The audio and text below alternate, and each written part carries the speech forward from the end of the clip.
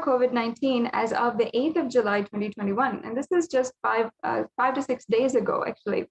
So here we're seeing some of the top 5 worst affected countries, and totally worldwide, how 185 million cases have been confirmed, and out of that, 4 million deaths have happened. The most affected countries are United States, India, Brazil, France, and Russia. And again, we're seeing 170 million recoveries, 170,000 million recoveries, but that still leaves us with 10 million people who are facing this disease around the world and still suffering from it. Now, let us watch this video on the Parashakti Akashic readings from the 18th of June, 2021.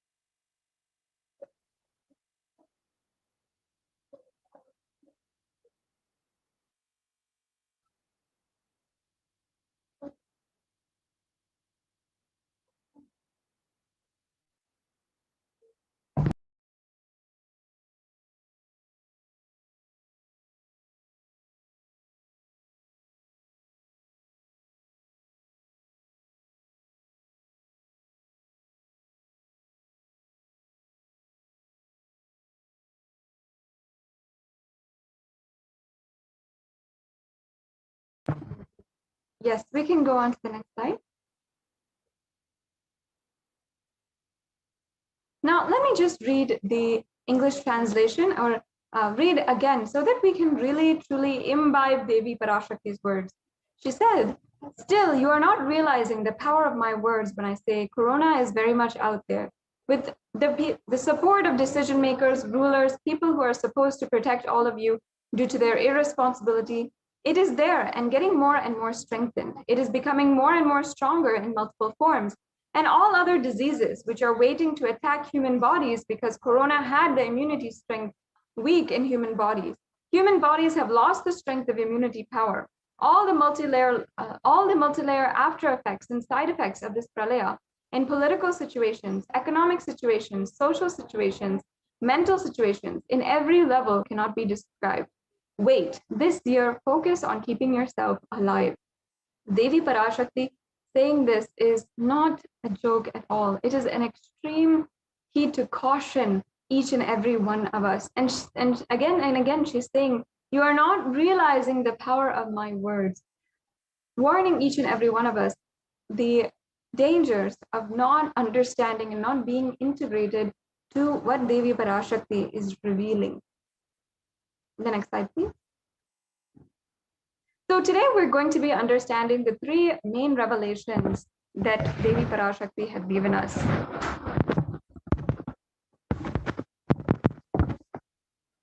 So the first is how Corona had made the immunity strength weak in human bodies. The next slide, please.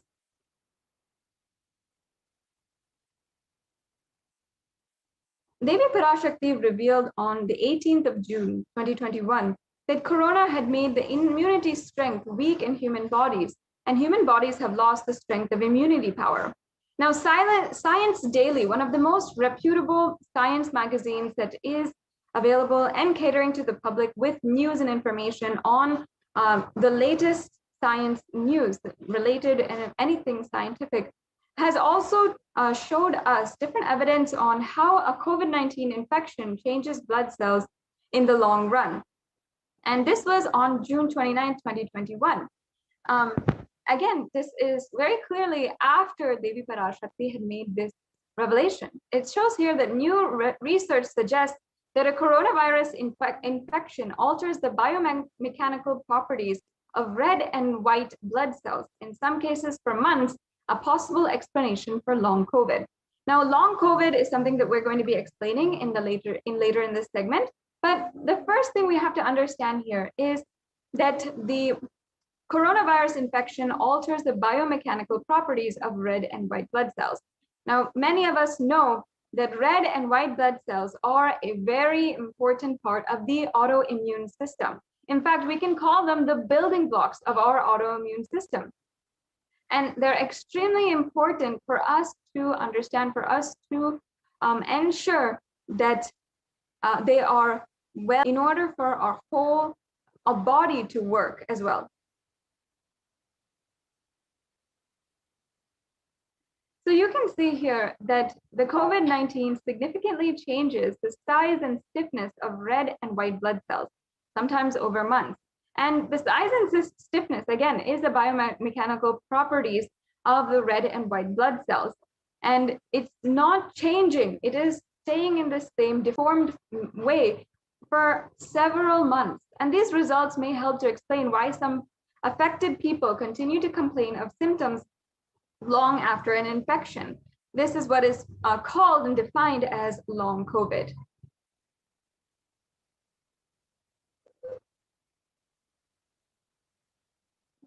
Now, let us see what other magazines and other research institutions are saying about how corona affects the body.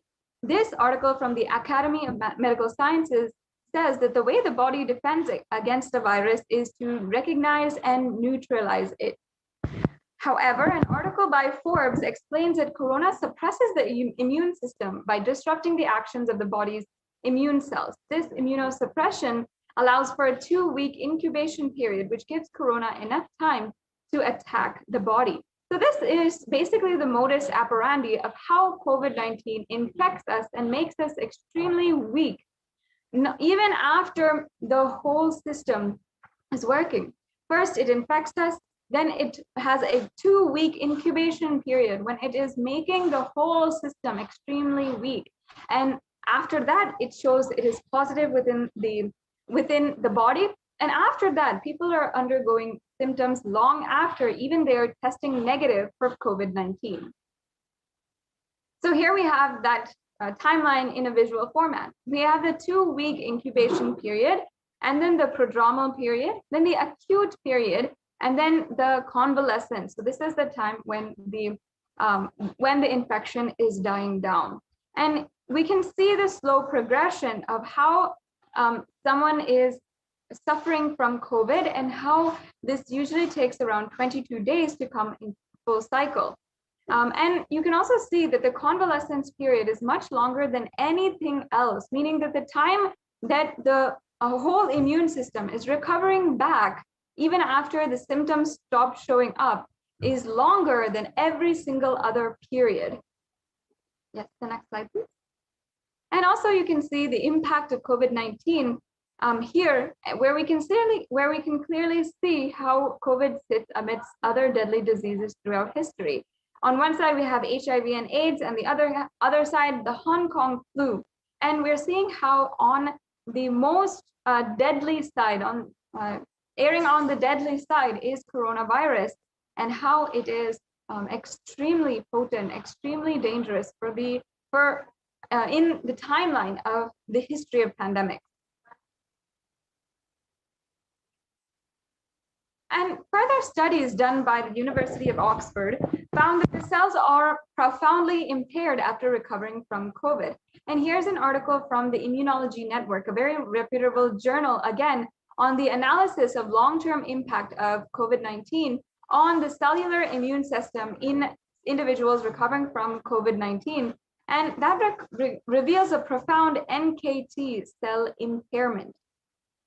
And another article from another immunology journal saying COVID-19 immunology briefing notice, where what we know about long-term health consequences and priorities for research. So actually we can see that many of the immunologists and the top researchers in the field are focusing especially on how COVID-19 is affecting the immunity, and what are the side effects of COVID-19, and why COVID is affecting the body long after even the symptoms are gone, and affecting the daily function of a person. And also the British Society for Immunology, that is the right-hand side article, has also claimed that the effects of COVID are far beyond respiratory health. It also affects the cardiovascular and renal systems. So especially when the COVID is defined as a autoimmune immunosuppressor, it can affect all systems of the body, because ultimately when under attack, all systems of the body are becoming vulnerable. The next slide, please. Yes. And here we can see an excerpt from the research briefing on how the human body is affected after COVID. And the name given to those suffering from COVID-like symptoms after the infection has passed is called long COVID. And long COVID can affect the lungs, the cardiovascular system, the circulatory system, and it can also cause fatigue and inflammation. And one of the quotes from the previous articles from immunology journals are saying this exact thing. And again, we can see the exact example of how the lungs can be affected in someone who has corona. So on the left-hand side, we are seeing a pair of healthy lungs with extremely viable tissue. And on the right-hand side, you're seeing COVID-scarred lungs. And obviously, it really looks as though the right-hand side is extremely malfunctioning. You can see that there are more black parts. The parts are not as healthy looking as the right-hand side. And again, we have the subtitle here that says, in the scarred lungs on the right, there are much larger areas of darkness representing parts of the lungs that are having difficulty transporting oxygen into bloodstream. So obviously, if we're looking at this and how the lungs are after COVID, we can understand how all the systems of our body will start to see the effects of not having enough oxygen in the body.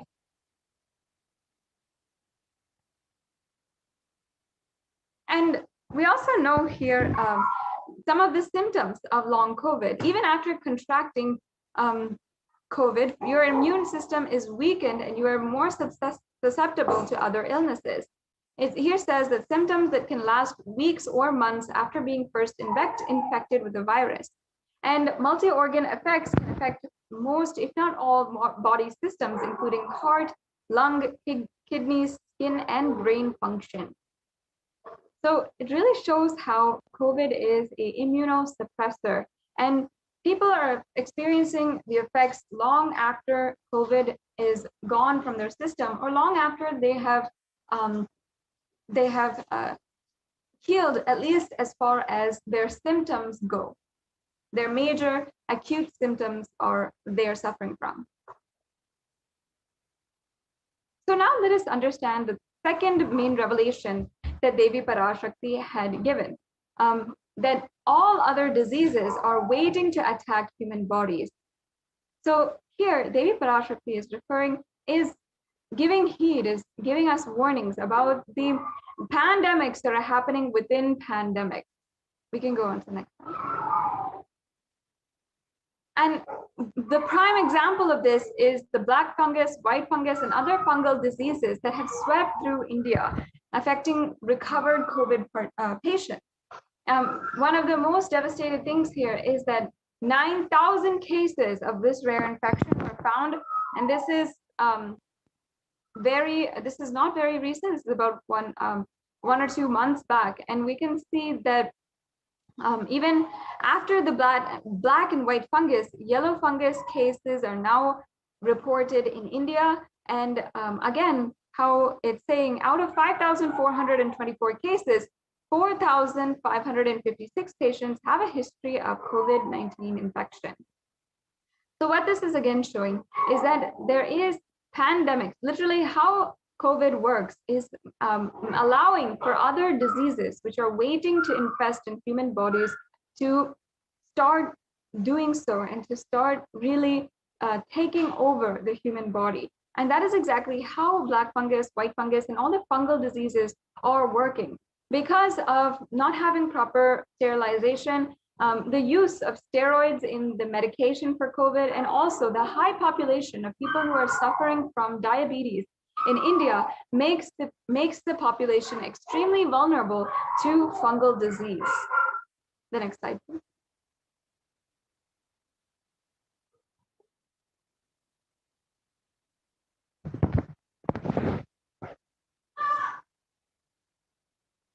And here we're seeing some really devastating visuals of people who are undergoing the fungus diseases as well as COVID-19.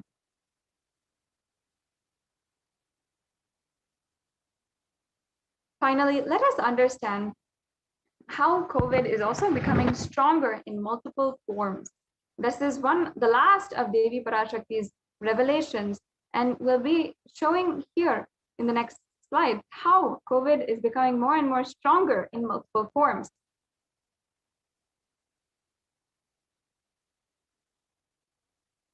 So other variants of coronavirus have also recently been discovered, and we have seen the articles, we have seen the news and the research by various different institutions showing how different countries have found different variants, and those variants have gone and infected others in other countries, whether it is India, Brazil, South Africa, or United Kingdom. As you can see the examples here, all of these variants are highly potent and being shown in numerous different countries around the world. And viruses generally mutate, but in the case of COVID, we have seen them become more dominant, meaning they're more powerful and likely to affect more and more millions of people.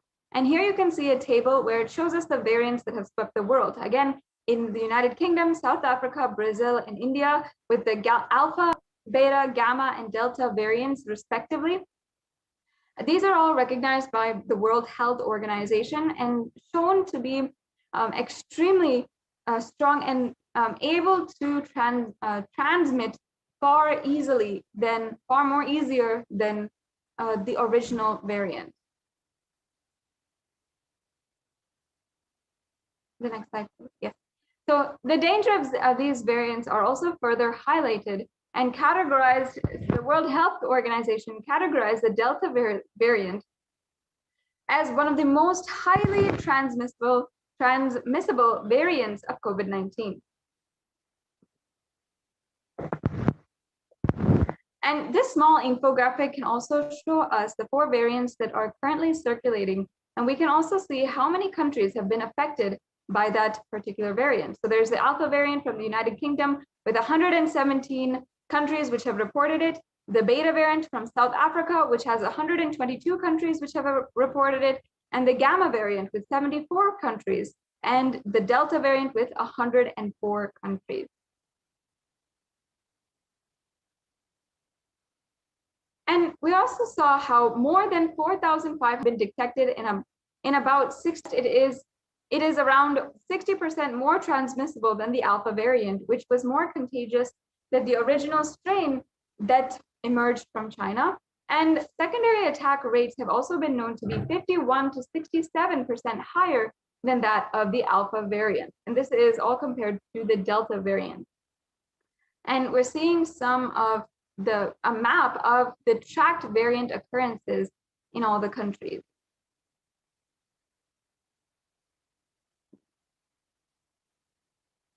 Yes, the next slide, please.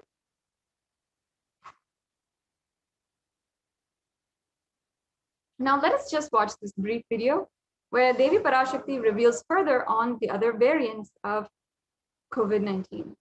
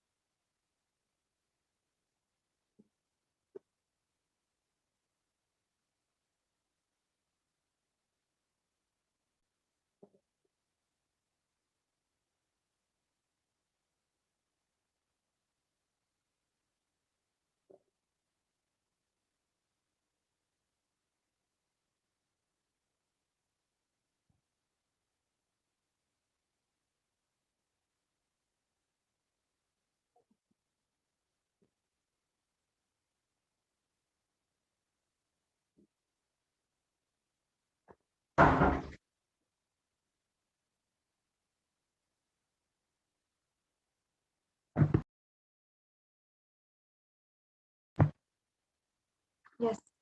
Now, what Devi Parashakti said, the translation is as follows. Corona is destroyed, but it will take 4 years for the political conspiracies done by humans to end. I will protect my devotees, disciples, and Kailasavasis, but no suffering will come for my devotees. But it will take 4 years for the conspiracy of Corona to end. It will come to end only in 2025. It is a conspiracy, a human conspiracy.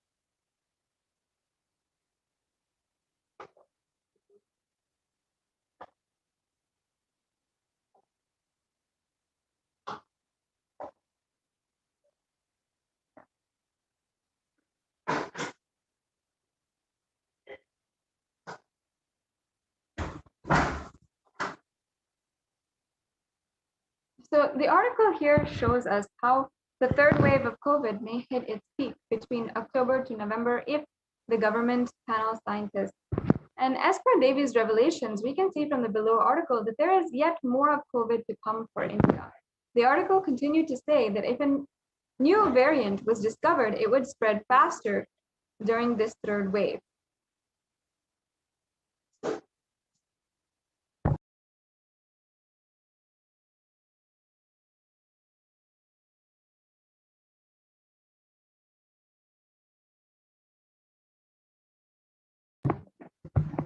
With more waves of COVID coming up, what is the best way to protect ourselves? And we have to ask ourselves, does anyone have the solution?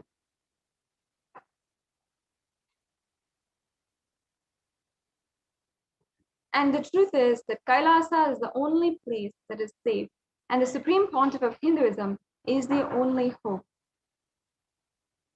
You can sign up today if you are seeking protection from the rampaging COVID pandemic in India at kailasa.org/Kailasa Care. So please visit this website for more information or to register for the multi-layer quarantine residence inside of Kailasas in India. So there'll be all the information necessary for you there. Now, we'll be moving on to the next segment of today's program. In the next segment, we'll be understanding each and every one of the offerings that are available for everyone to do today. So with this, we'll now be taking a short break and we'll be... Spiritual sciences unique to Hinduism.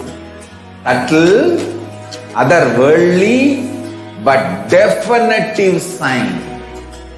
Manifesting the cosmic beings in Archavatara, deities in Nijavatara, living incarnations is possible. Understand?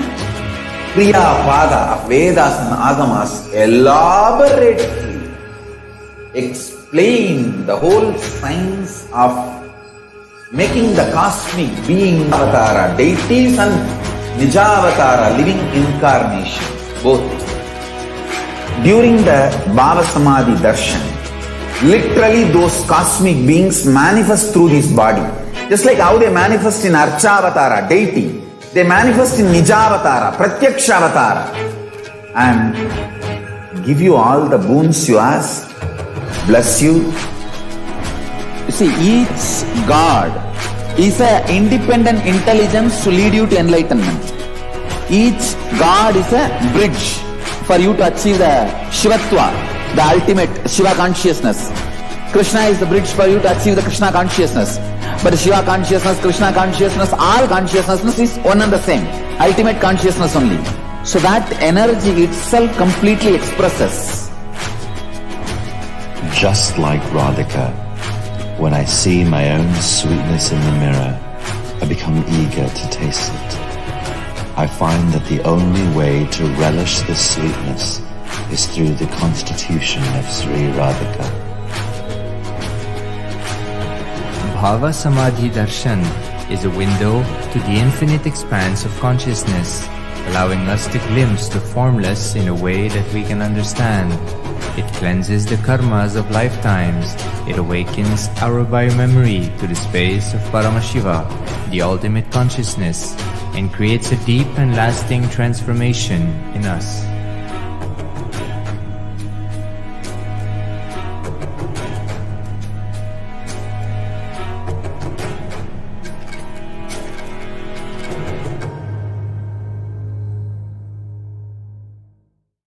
Just be alive for next 3 years. Don't die within next 3 years.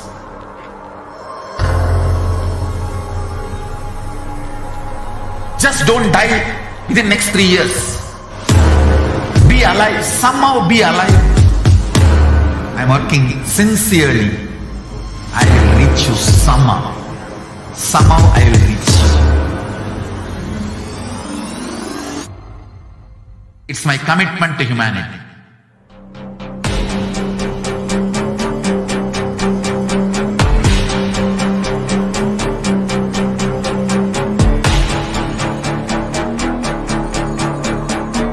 Just don't die within next 3 years.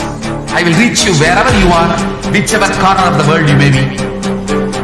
I will reach you with enlightenment. You manifesting the space, state, powers, being Paramashivam.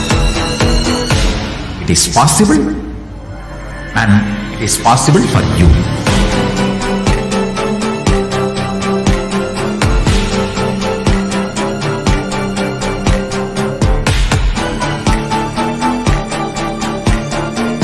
Paramashiva will reach you with enlightenment science. I know he is going to do the job.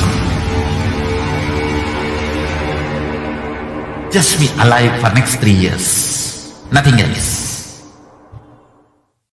What I mean by the word e-Kailasa? Listen intensely. Enlightenment ecosystem, literally enlightenment itself, in your own home, wherever you are. If you cannot come to Kailasa, it's okay. Kailasa can come to you. Kailasa coming to you is e-Kailasa.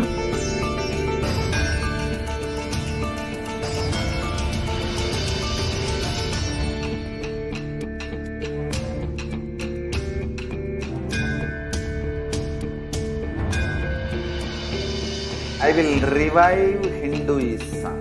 I am a Hindu revivalist, not by any revolution, but by evolution.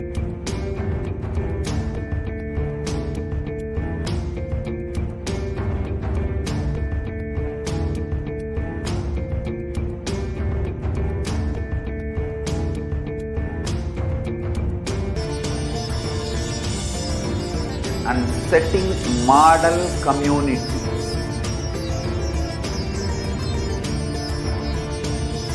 Kailasas, enlightenment ecosystems, Sarvanya Peethas all over the world.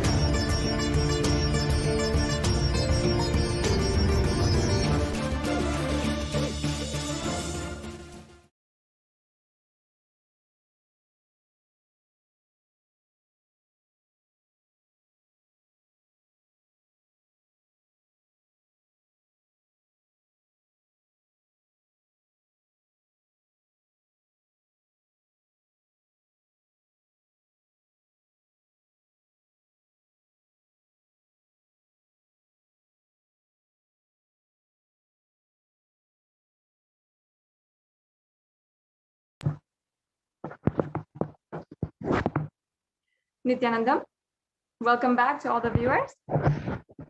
Now let us begin the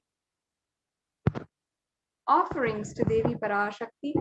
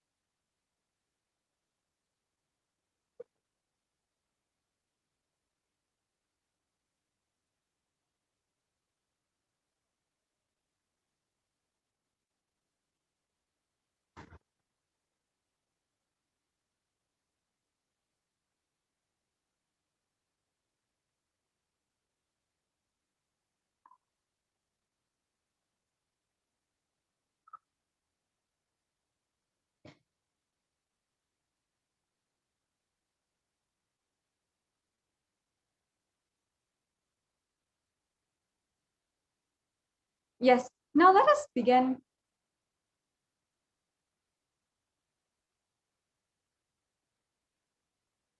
Yes, now we'll be entering into the next segment in today's program on the offerings that you can do, you can manifest at the feet of Devi Parashakti.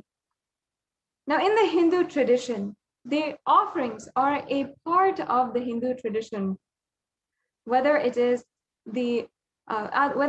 for our birthdays or for our anniversaries, for every new year or any celebration in our lives. We often have the habit of inviting God, inviting the divine cosmic beings to be with us and to guide us, thank them for guiding us thus far, and request their blessings and guidance further in our lives. And whatever it is, we always seek the blessings of the divine, and we have such deep personal sentiments for the divine. And that is where this tradition of offerings comes from. It is a deep, sacred sentiment and a way to feel the deep feeling of oneness with the divine cosmic beings.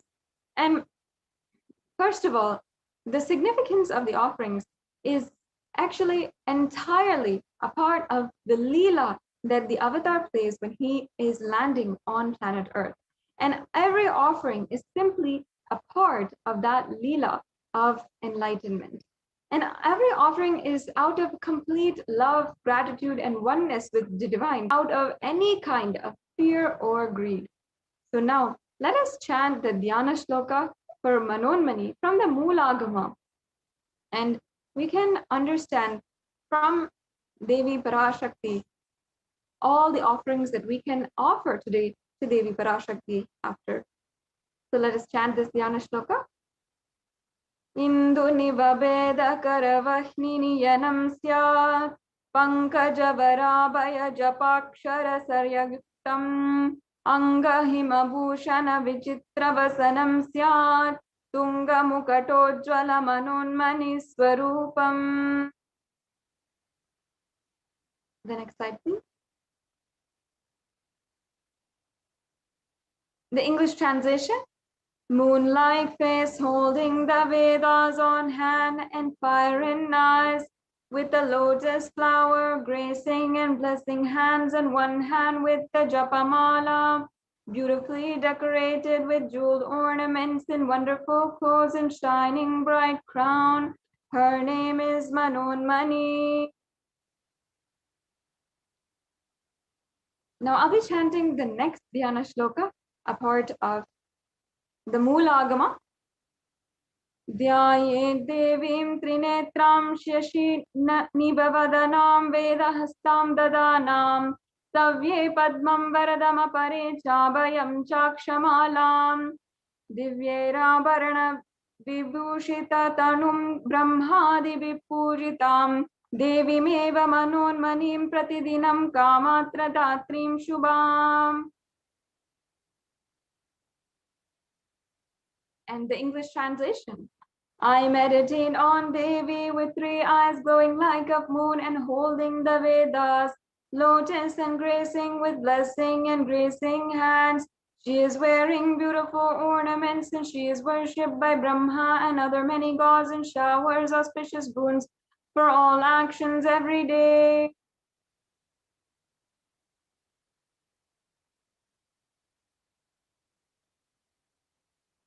Now, the significance of the divine element gold. This is something that we must first understand before we are explaining to each and every one of you the vast array of exquisite offerings that you can make to Devi Parashakti. Now, in the Atharva Veda, chapter 5, verse 28, there is the verse reference for the significance of the divine element gold. And I'll just be chanting the translation. Triply born by birth is this gold, from atoms of the Agni is one. It becomes dearest to from Soma when it was heard. One they call the seed of virtuous and powerful Apaha. Let that triple gold be for your long life. Understand that gold is a divine element. It purifies anything that it touches, and it is an element of spiritual significance and great spiritual power of healing and enlightening. The vibration of gold has the power to infuse sattva energy and positive thought currents in anyone who wears and anyone who sees or operates in its vicinity.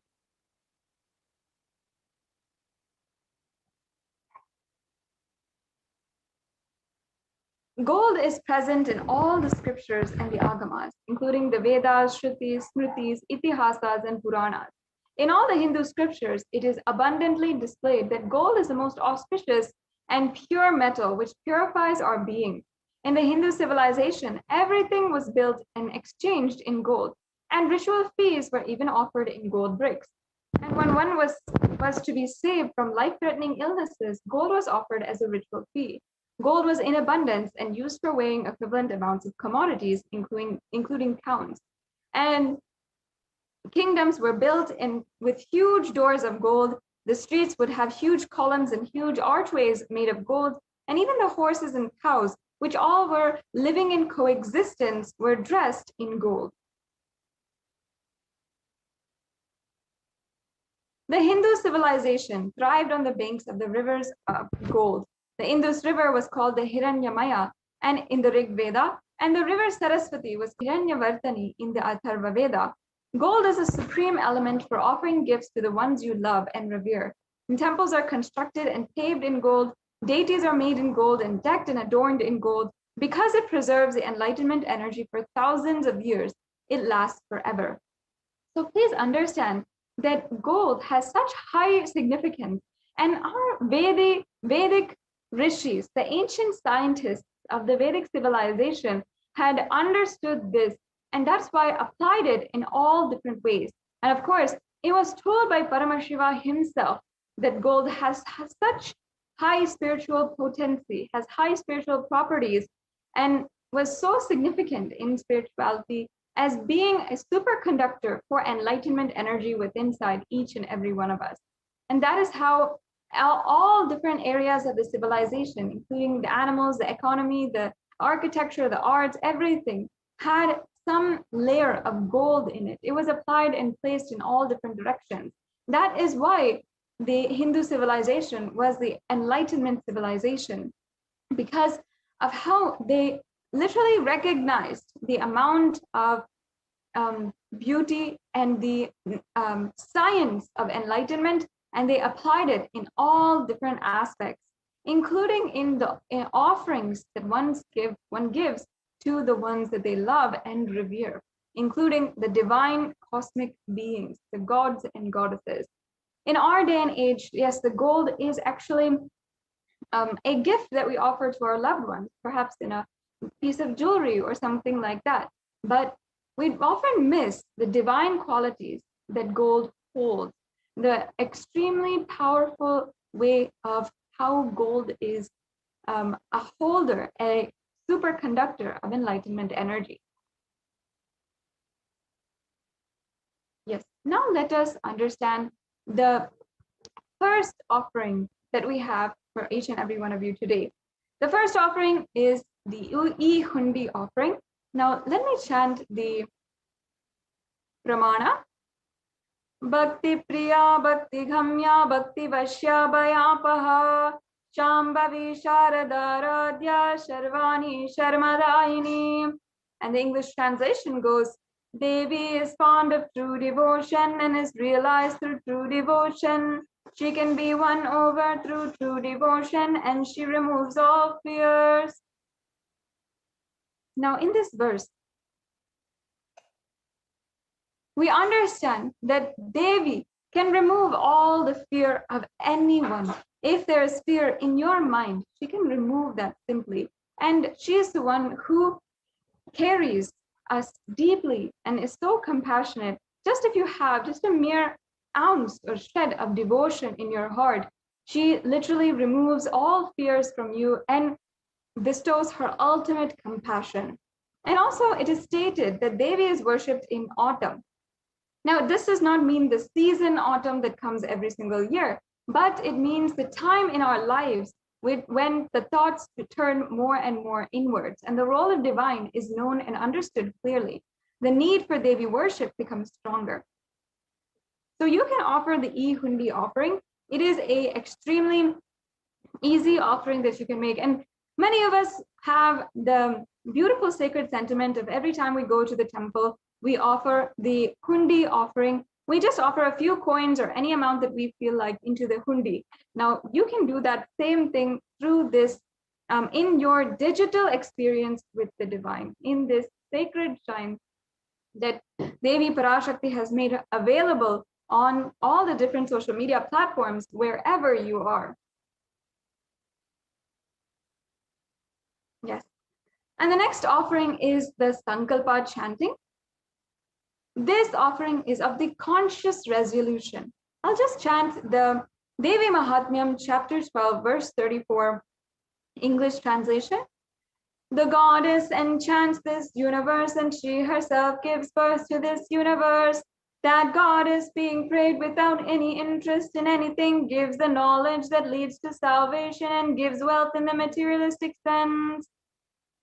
The offering of the Sankalpa, the conscious the person with all the fruition of their desires and wishes which they are yearning for. So this offering is such a conscious resolution that you want to declare. You can just offer this conscious resolution. Make sure that you, if you have any interest, go to tiny.cc/Devi offerings, and you can continue the next steps with this offering right away. And a conscious declaration can be anything. It can be that what you want to manifest. For example, you want to manifest Devi's blessings, or you want to manifest a certain job or a certain amount of wealth or a certain relationship to flower.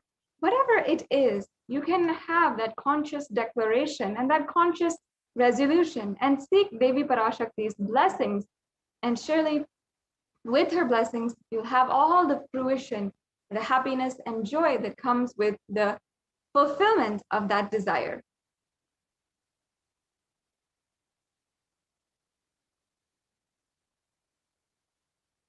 The next offering is a very unique, very special offering, the Sahasranama Swarna Kasu. Now, in the Lalita Sahasranamam, Devi Parashakti is referred as Nama Parayana Prita, meaning the one who loves the repetition of her various names. So this offering is a ode to that beautiful sentiment about Devi Parashakti, and it is the gold coin which is inscribed with each and every one of Devi Parashakti's 1008 names from the Sahasranamam. So all of the names of Devi Parashakti will be chanted during this offering, and it will be offered directly to the Mahameru of Devi Parashakti, and you will receive the blessings to have the Ananta Kalyana Gunas. And actually the 1008 different offerings are actually the offerings of Devi Parashakti, and all the divine qualities of Devi Parashakti. So that is what is the Sahasranama. And when we chant that, we understand the sacred significance of how the chant invokes that certain energy inside of us. And thus it invokes that energy, that quality inside of us. So in these offerings, it is a very beautiful science which the ancient Vedic rishis had revived, had consolidated from the teachings of Paramashiva himself, and thus we practice it as a ritual today. So this is a very beautiful offering that you can do. Once again, if you'd like to offer any of these offerings, you can go directly to tiny.cc/Devi-offerings. If you'd like a few brief steps of how you need to do this, don't worry, we'll go through all the steps at the end of this segment, and you can just stay tuned until the end of the segment. The next offering is the Mukta Anguti, a very beautiful offering, which is the pearl finger ring. Now, if you are a devotee of Devi Meenakshi, the queen, the sovereign queen ruler of the oldest ancient indigenous kingdom of Madurai, then you know that Devi Parashakti, manifesting in the form of Devi Meenakshi, who was the queen of Madurai in her time, as she was the living incarnation. At that time, she was adored the pearls, and all of her jewelry had pearls. In fact, in the verse, the Meenakshi Pancharatnam, which I'll be chanting now, she is referred as the one of the pearls. I'll just be chanting that verse. Muktahara nalasat kirita ruchiram purnendu vaktra prabha chinjannu purakinkini manidaram padma prabhabasuram sarvabita pradam girisutam vani rama sevitam Meenakshi pranatosmi santatamaham karunyavaram nidhim. And the English translation goes, I bow down to the goddess Meenakshi, whose crown has garlands of pearls and face shining like the full moon, who wears anklets that are studded with gemstones and has small bells, and who is shining like the splendor of a lotus, who grants all the wishes, the daughter of the mountain, who is worshipped by the goddess Vani and Rama. I remain ever bowing to the goddess Meenakshi, the ocean of compassion. So this was a beautiful invocation of Devi Meenakshi. And if you'd like the blessings of Devi Meenakshi, Parashakti herself in the human form, for all of your business endeavors, for success in your career, and in the ambition that you want to fulfill in your life, this Mukta Anguti, and have the blessings of Devi Parashakti in your hand at all times. You will be showered with all of the compassion and the pure love from Devi Meenakshi. The next slide, please.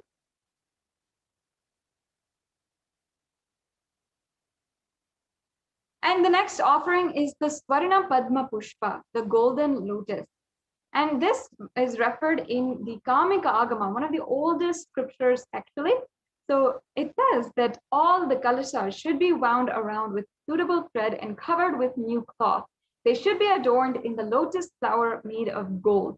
So this is the reference, perhaps the earliest references, which signifies the lotus flower which is made of gold and how that is used during worship.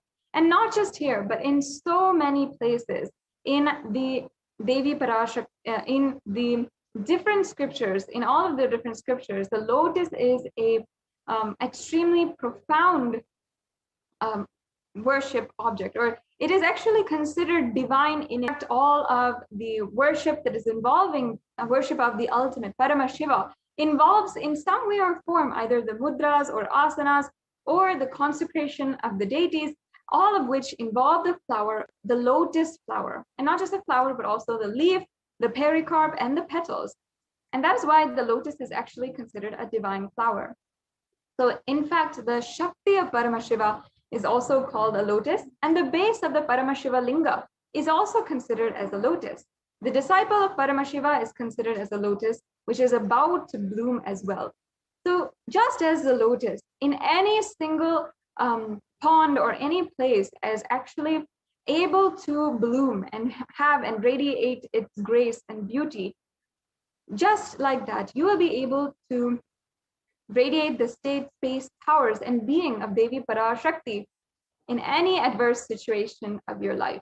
That is what the beautiful golden lotus actually represents, and what you will be bestowed if you offer this Swarna Padma Pushpa, the golden lotus.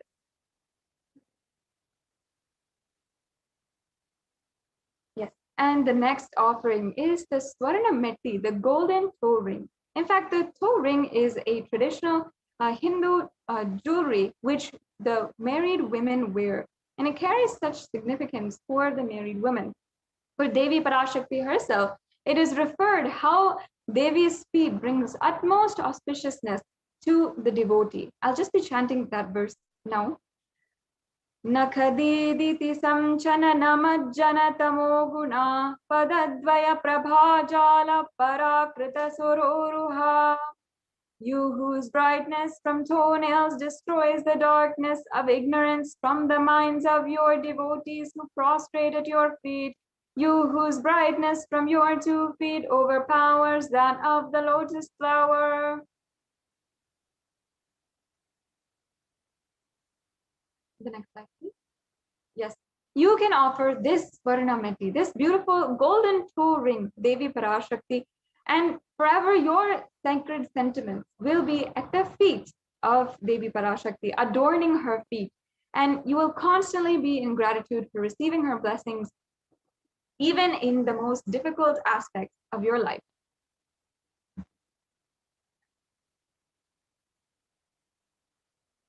Now, finally, the last of these beautiful, unique golden offerings is the Swarna Mangtika, one of the most unique offerings. And again, the Mangtika is the offering of a sacred piece of jewelry, which has a very deep spiritual significance. The Mangtika actually represents the nectar, which is overflowing from the Sahasrara Chakra. For those of you who don't know, the Sahasrara Chakra is the 1,000-petaled lotus at the crown of the head. And when it is open, the nectar which is flowing from that is represented by the Mangtika. There's such a beautiful significance that is brought out in the Hindu arts and the Hindu scriptures. In fact, in the Devi Mahatmyam and different Devi scriptures, she is referred and described as Shuddha Sarabhi Varshani, meaning that she who makes the nectar flow in all of our nerves from the Sahasrara, she who gives a very pleasant experience of the ultimate. And you can offer this Mangtika today by and simply achieve that space of overflowing gratitude and the space of complete completion. It's such a beautiful offering with so much of sacred sentiment, and each and every one of you can have the blessing of really feeling that true sentiment, that connection to Devi Parashakti. Once again, if you'd like to go ahead and start making the steps towards the payment for any of these offerings, you can go to tiny.cc/Devi offering.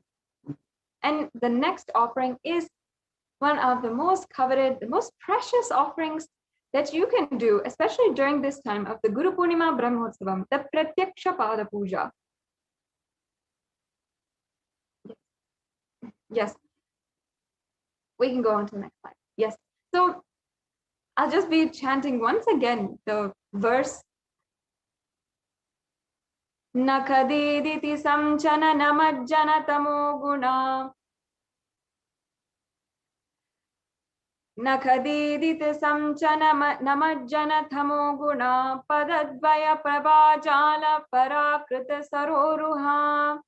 The illuminizing splendor of Devi's toenails dispels the darkness of ignorance in devotees prostrating at her feet, and her feet defeat the lotus in beauty. So in Shlokam number 83 of the Saundarya Lahari, it states that the nails have been sharpened by constantly being touched by the crowns of celestial beings who always prostrate before Devi. And that is this is a description of the very feet and the very toenails which are bestowing the ultimate liberation, salvation, and supreme knowledge, and liberating us from that tamo guna, the darkness and ignorance. So Devi is the very embodiment of the remover of all of the darkness and attaining the ultimate knowledge. And as well as the Sarva Deva Devi Swarupa, the form of all of the gods and goddesses, the supreme pontiff of Hinduism is accepting the Pratyakshapada Puja during the Guru Purnima day. I invite each and everyone to participate in some way during this very celebrative festival that is celebrating all sampradayas of Hindus. The last offering that is available for each and every one of you today is the Vastra Seva, the offering of the sacred cloth which will adorn Devi Parashakti, embodied in the form of a supreme pontiff of Hinduism, and will decorate his very body. So you will be able to receive all of the auspicious blessings with this offering. As you can see here, we have a table full of all of the offerings available for you today. The E-Hundi offering, the foremost offering, which you can offer for any amount, and you can offer at any time as well. You have the Sankalpa chanting, the Devi's Hastranam Kasu, the Mukta Anguti, the Swarna Padma Pushpa, the Swarna Metti, the Swarna Mangtika, and the Pratyakshapada Puja, as well as the Vastra Seva. Now, you might fall into two categories as we proceed for the next steps in making these offerings. One, you might be ready today to make these offerings. If you are in that category, then that's awesome, that's great. You can go and proceed to tiny.cc/Devi offerings and start taking the steps to make the payment and register yourself for the offering today. Now, perhaps you're in the category where you'd like help in manifesting these offerings. We can go on to the next slide, please.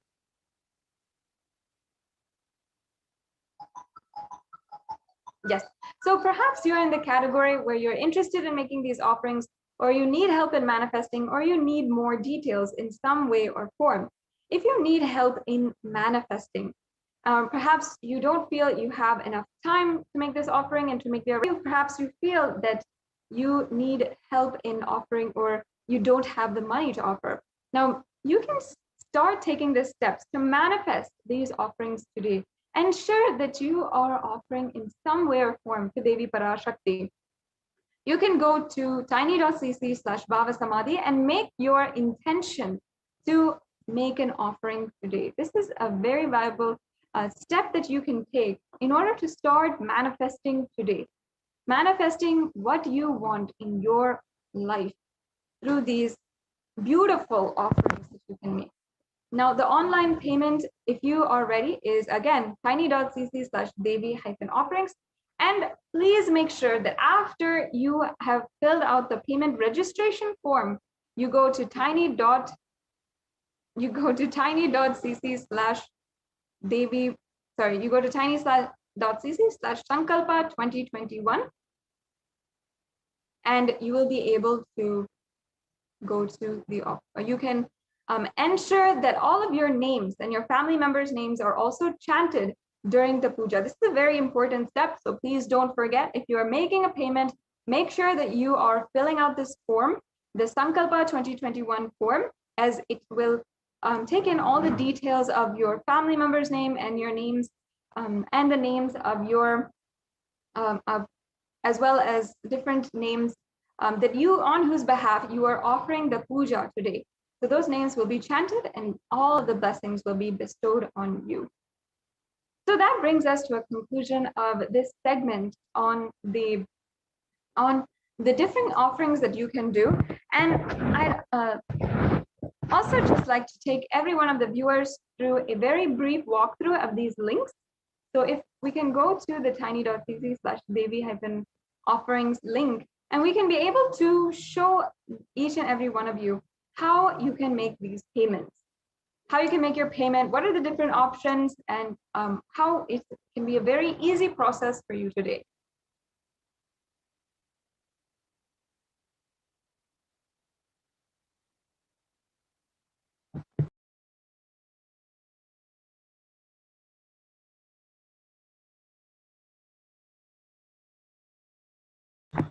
Yes. So we can just briefly show each and every one of you how to make the payment today, how you can go step by step. Yes, as you can see here, we have the donation link. So any payment that you'd like to make is right here. You can see that there's a drop-down menu where you can select the offering that you'd like to make today. And then once you select that, you can go to add to cart. Once you go to the cart, you will be able to review all the items, that different offerings that you'd like to offer. Then you can proceed to checkout, and you'll be asked for your payment details as well as your billing details, and the different information which is required. And then you can conclude the payment. After that, you make sure to go to the Sankalpa 2021 form. This form is very important.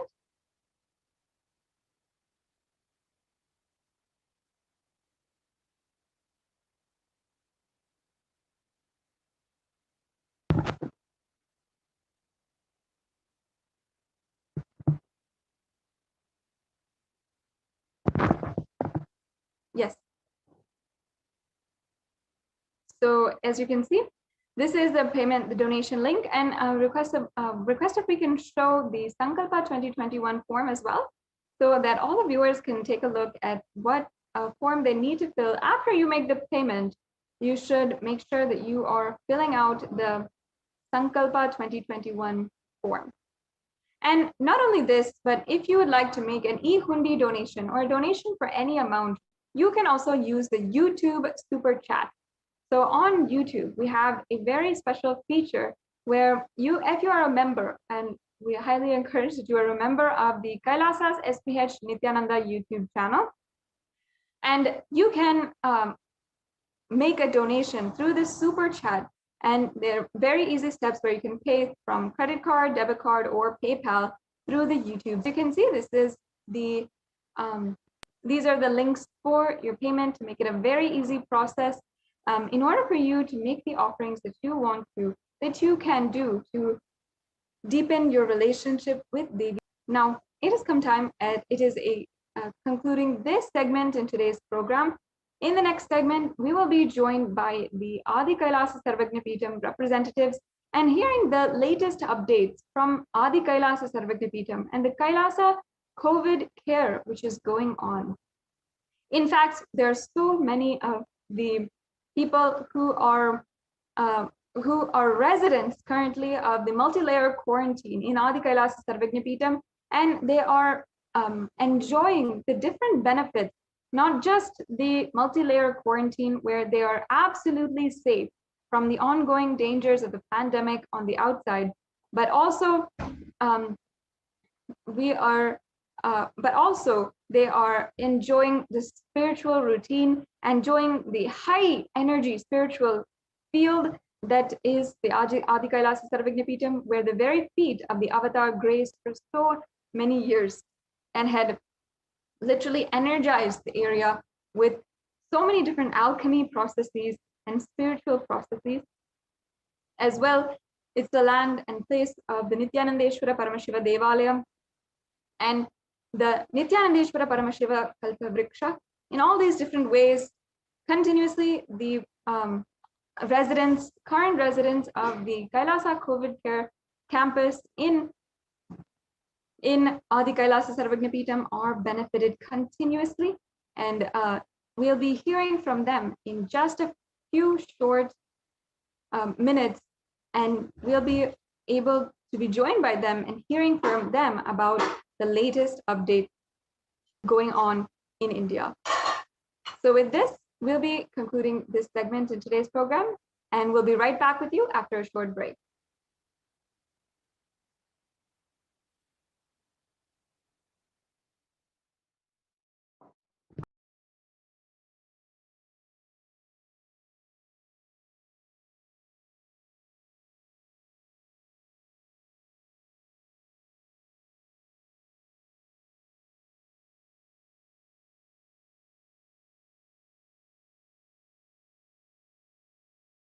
Spiritual sciences unique to Hinduism. Subtle, otherworldly, but definitive sign. Manifesting the cosmic beings in Archavatara, deities in Nijavatara, living incarnations is possible. Understand? Kriya Pada of Vedas and Agamas elaborately explain the whole science of making the cosmic beings manifest in Archavatara, deities and Nijavatara, living incarnations, both. During the Bhava Samadhi Darshan, literally those cosmic beings manifest through this body. Just like how they manifest in Archavatara, deity, they manifest in Nijavatara, Pratyakshavatara, and give you all the boons you ask, bless you. You see, each God is an independent intelligence to lead you to enlightenment. Each God is a bridge for you to achieve the Shivatva, the ultimate Shiva consciousness. Krishna is the bridge for you to achieve the Krishna consciousness. But the Shiva consciousness, Krishna consciousness, all consciousness is one and the same. Ultimate consciousness only. So that energy itself completely expresses. Just like Radhika, when I see my own sweetness in the mirror, I become eager to taste it. I find that the only way to relish this sweetness is through the constitution of Sri Radhika. Bhava Samadhi Darshan is a window to the infinite expanse of consciousness, allowing us to glimpse the formless in a way that we can understand. It cleanses the karmas of lifetimes. It awakens our biomemory to the space of Paramashiva, the ultimate consciousness, and creates a deep and lasting transformation in us.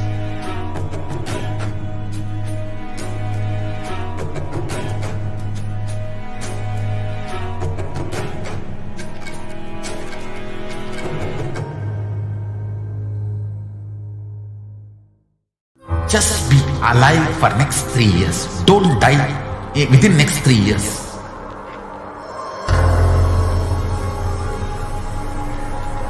Just don't die within next 3 years.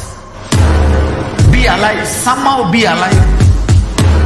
I'm working sincerely. I will reach you somehow. Somehow I will reach you. It's my commitment to humanity.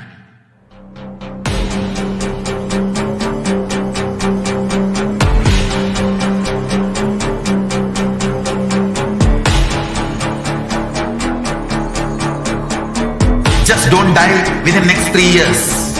I will reach you wherever you are, whichever corner of the world you may be. I will reach you with enlightenment. You manifesting the space, state, powers, being Paramashivoham.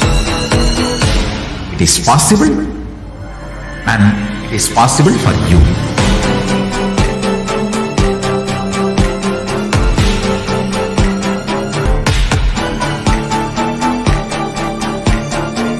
Paramashiva will reach you with enlightenment science.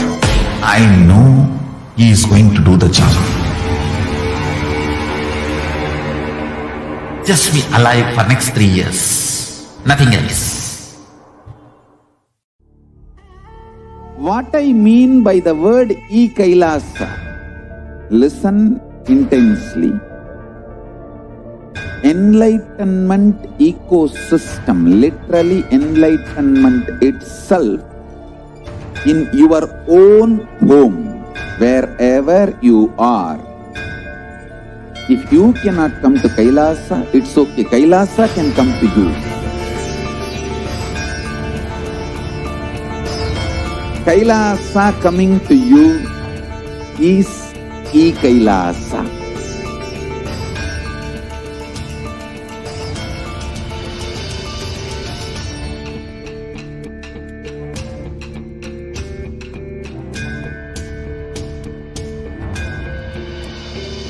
I will revive Hinduism. I am a Hindu revivalist, not by any revolution, but by evolution.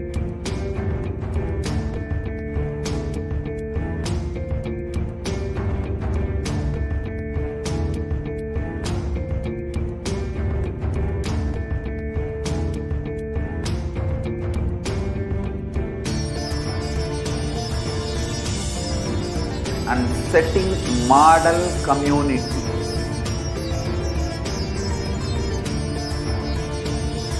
Kailasa, enlightenment ecosystems, Sarvanya Pitas all over the world.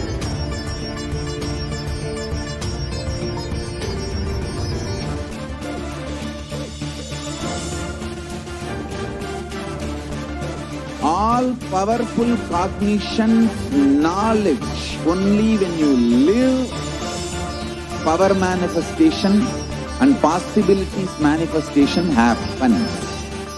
It's a fundamental truth.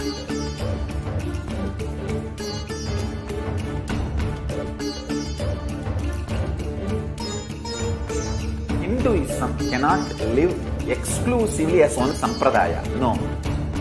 All sampradayas of Hinduism is an ecosystem.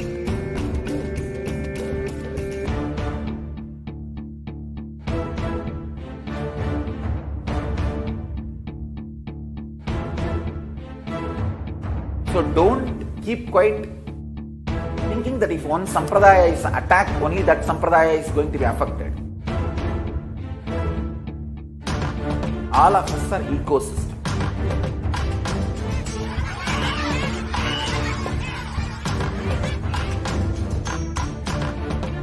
I invite all of you to get involved and enjoy Hinduism by the principle of Dharmo Rakshati Rakshitaha. When you protect Dharma, Dharma protects you. We will make the whole planet flourish spiritually. The spiritual prosperity will happen to the whole planet. We all have to coexist together.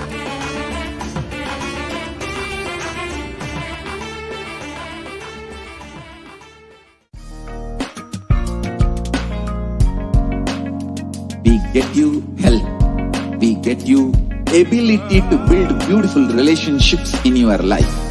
We get you direct spiritual support, and we make sure you become wealthy.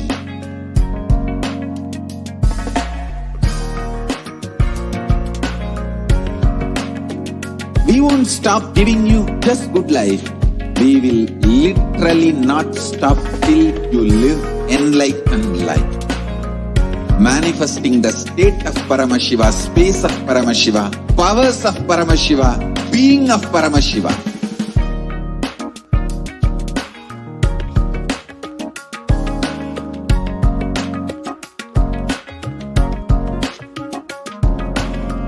Whole world should become e-Kailasians. I want the whole world to know Hindus have something great to contribute to the world.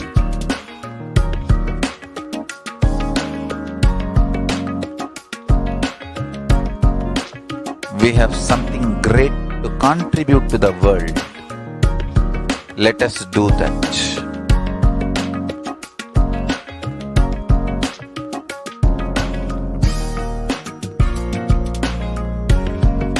E is proper proper customized spiritual service helping you to identify your root patterns of suffering. We have perfected the science of helping every individual from every cultural, religious, nationality background.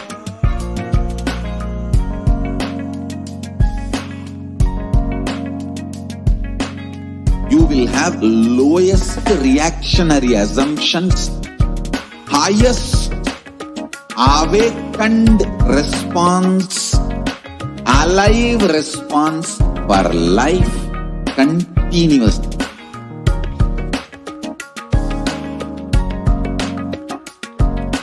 E-Kailasa is enlightenment ecosystem, literally enlightenment itself in your own home, wherever you are.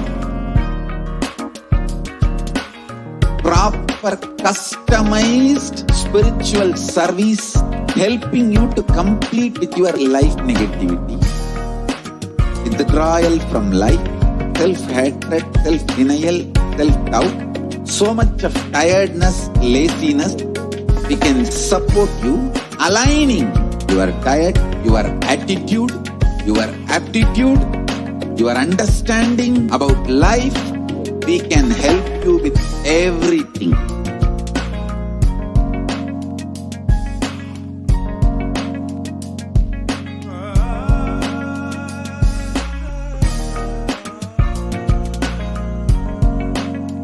If you are interested in enlightenment, we will immediately bring this to you.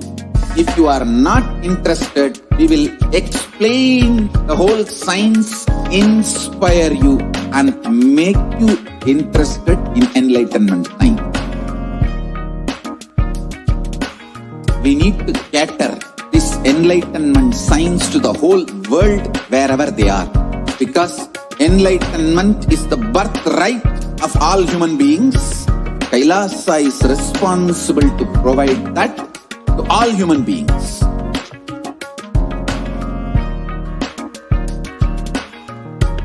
Kailasa is the totality of the knowledge I received from my gurus and practice manifested in my life, perfected by teaching millions of people from all cultures, time zones.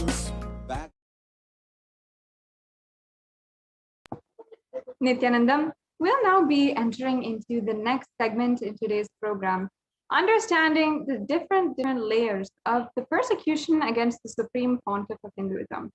Over the last couple of weeks, in the month of July, we have actually each and every one, Kailasas across the world, been observing the Hindu Persecution Awareness Month and bringing awareness to the genocide against Hindus, which is ongoing. Now, on one side, each and every one of us, Kailasians, at least, we know the immense amount of good the Supreme Pontiff of Hinduism has brought to the world, and his mission to uplift the world with the super conscious breakthrough. We know that the Supreme Pontiff of Hinduism is perhaps the only last hope for Hinduism to even survive to the next generation. However, the Supreme Pontiff of Hinduism has undergone so much of persecution and attacks against himself, and his character due to just the sole factor that he is the last lamp for Hinduism. Now, today we'll be understanding the different ways that the Supreme Pontiff of Hinduism has always been contributing through Kailasa's Nithyananda Hindu Library, which began all the way back with the beginning of the advent of the Avatar, the world's largest Hindu collection on Hinduism.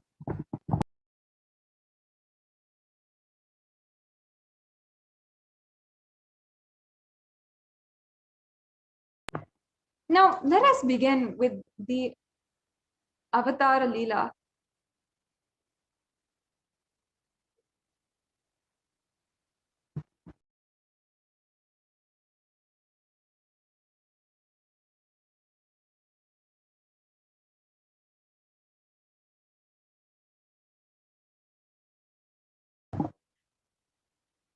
Now, before we move on into the next segments, we'll be hearing from the Adi Kailasa Sarvagnapeetham administrators on the updates from the Adi Kailasa Sarvagnapeetham and the Kailasa COVID care campuses.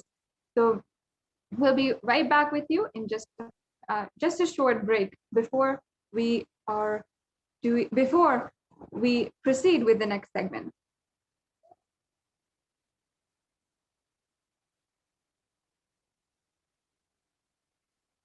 There are some great spiritual sciences unique to Hinduism.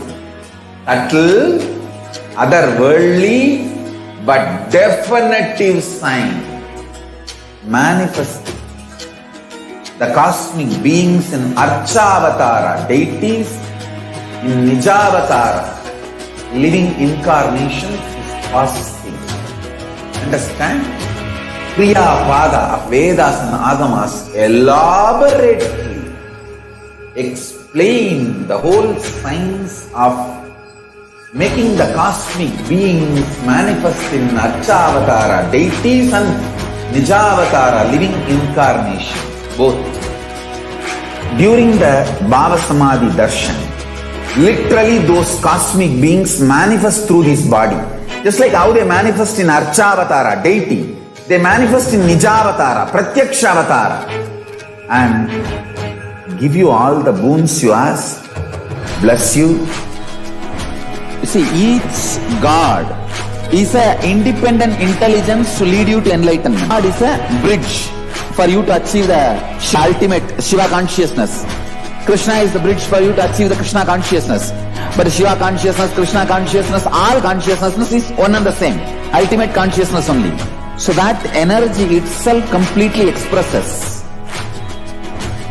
Just like Radhika, when I see my own sweetness in the mirror, I become eager to taste it. I find that the only way to relish the sweetness is through the constitution of Sri Radhika. Bhava Samadhi Darshan is a window to the infinite expanse of consciousness, allowing us to glimpse the formless in a way that we can understand. It cleanses the karmas of lifetimes.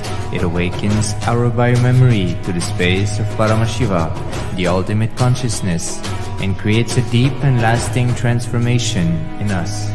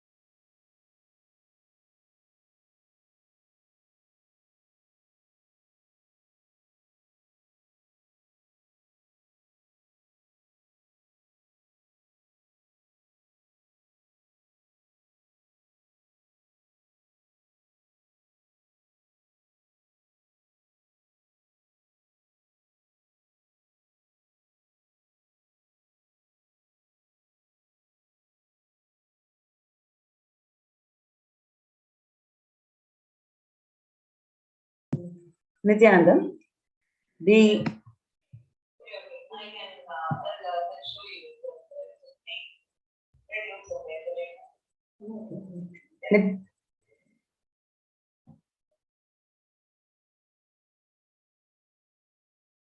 Yes, Nithyananda, the next segment is about the environment and the world and the animals, the impact of COVID-19 pandemic on the environment and animals today.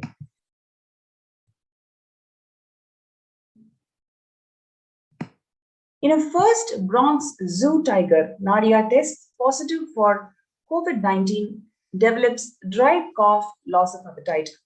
A tiger at New York's Bronx Zoo has tested positive for COVID-19. The institution said that Sunday it is believed to have contracted the virus from a caretaker who was asymptomatic at the time. Two tigers at Virginia Zoo tested positive for coronavirus. Two tigers have tested positive for coronavirus, and the third tiger has mild respiratory symptoms at the Virginia Zoo in Norfolk, officials at the facility said. In a new release, officials at the zoo said that Wednesday that two Malayan tigers named Ocelio and Stubbly went through initial testing that showed that they were virus positive.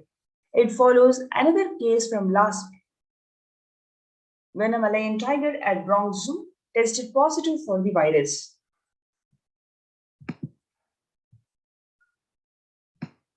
The lioness dies of suspected coronavirus infection in Chennai's Vandalur Zoo. 9 lions test positive. A 9-year-old lioness died of suspected coronavirus infection in Chennai's Vandalur Zoo, while 9 other lions have tested positive. An official communication from the zoo said that the lioness Neela died on Thursday evening. The animal showed some nasal discharge on Wednesday, after which it was given treatment immediately. However, it died. Samples collected from 9 lions and tested at the National Institute of High Security Animal Disease at Bhopal in Madhya Pradesh confirmed the infection.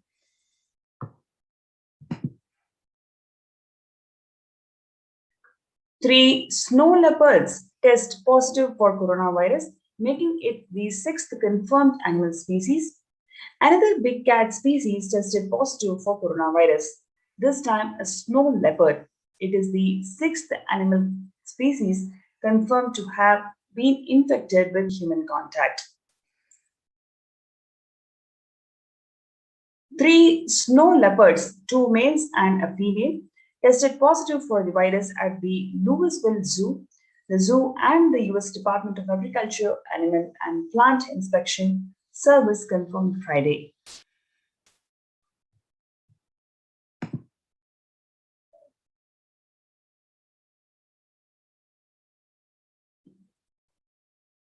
Second lion in Indian Zoo dies of COVID-19 and 10 more still being treated for the infection. A second lion at Indian's Vandalur Zoo dies after a COVID infection. The zoo authorities announced that 10 other lions continue to be treated for the disease, suggesting that big cats in zoological facilities may be more vulnerable to the coronavirus than the previously thought.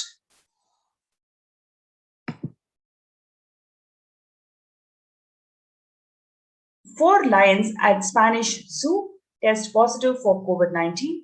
Barcelona. 4 lions at Barcelona Zoo have tested positive for COVID-19. Veterinary authorities said on Tuesday in one of a just handful of documented cases globally in which large felinas have contracted coronavirus.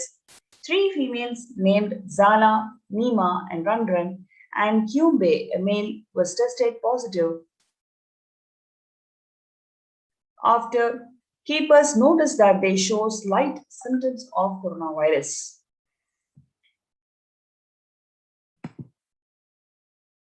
Gorillas at Santiago Park test positive for coronavirus. Several gorillas at the Santiago Park Safari Park have tested positive for the coronavirus, in which it is believed to be first known case among such primates in USA, and possibly the entire world.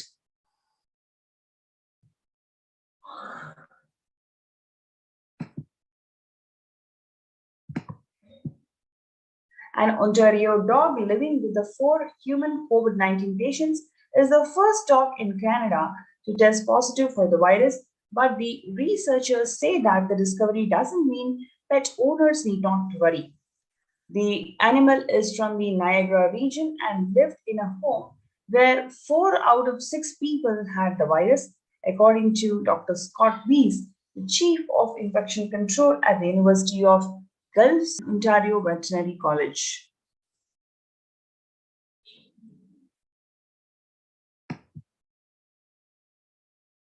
"23 dogs in Washington test positive for COVID-19 antibodies.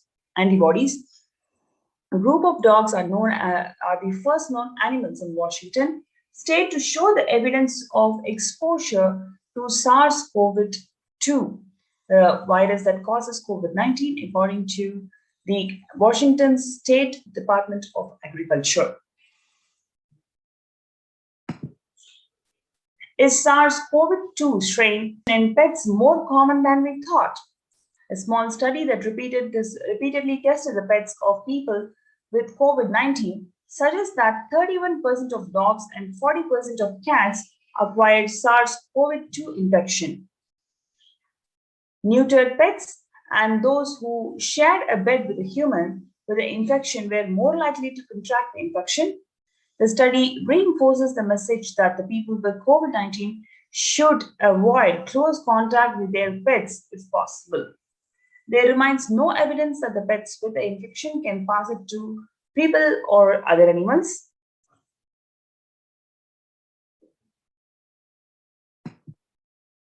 Now, let us see the contributions from the Supreme Pontiff of Hinduism in this Department of Environment and the Agriculture.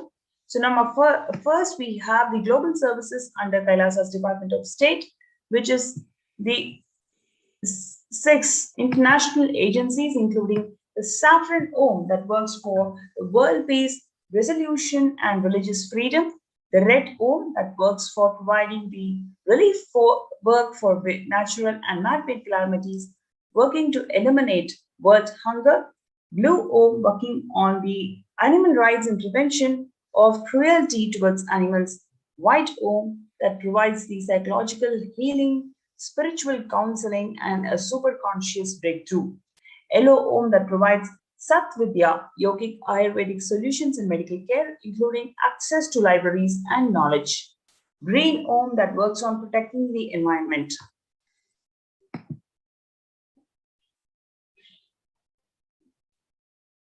Number 1 is the global services under Kailasa's Department of State, Saffron Om, that works for world peace, conflict resolution, and religious freedom. The picture, what you see, millions of peacekeepers of Kailasa. This picture is typically from Tiruvannamalai in India. The Red Om that provides relief work for natural and man-made calamities, working on the eliminating the world hunger.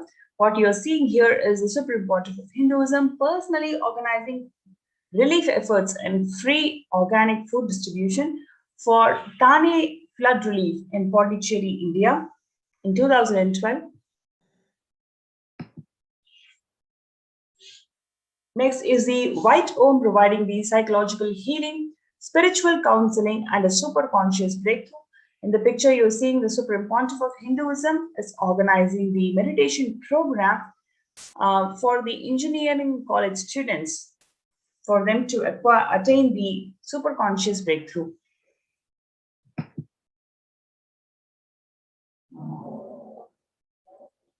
What you're seeing is the Yellow Om providing Sat Vidya, yogic Ayurvedic solutions and medical care, including the access to libraries and knowledge. One of the Kailasa's many medical camps set up during the relief efforts of Thane flood in Pondicherry. And what you're seeing below is the free yoga class that is held in the world, organized by Yellow Om for people from all ages.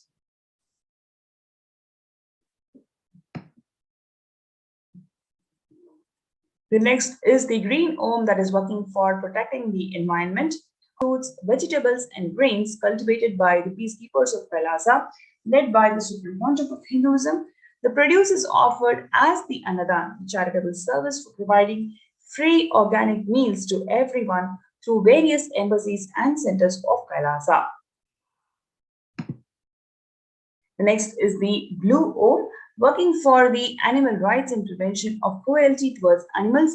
In Hinduism, cows are worshipped and endeared as Gomata, who embodies 330 million deities and is a form of cosmic mother. The picture shows that the Gaumata with her calf spending time with the adolescents of the Nithyananda Gurukul.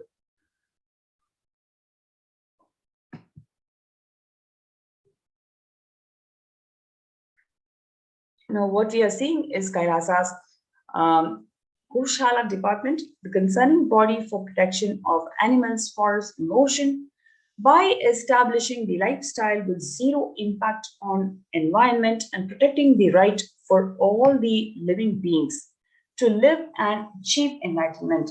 The department seeks to ensure that Sri Kailasa contributes towards growing the more healthy planet Earth.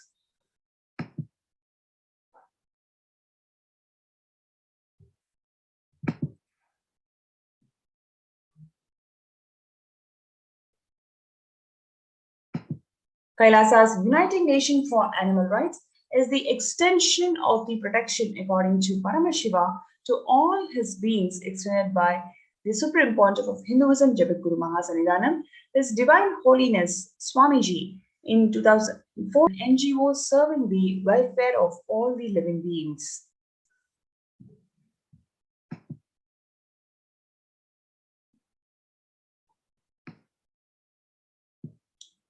The Kaila on protecting the animal rights. Through Kailasa's Gau Mandir project, there is ambition to restore, revere, and revive the cultural importance of cows as Gau Mata. It is from there and addressed it as Nithyananda Gau Mandir. The Nithyananda Gau Mandir is established to bring back the glory of Desi breeds of cows of Bharat breed and developed by our great rishis of Vedic era to nourish and serve the ritual needs. The Supreme Pontiff of Hinduism, His Divine Holiness Swamiji, has stressed about the importance of cows, their smell, the power of cows as the Gomata, mother next to biological mother, who gave birth and deserves all the respect.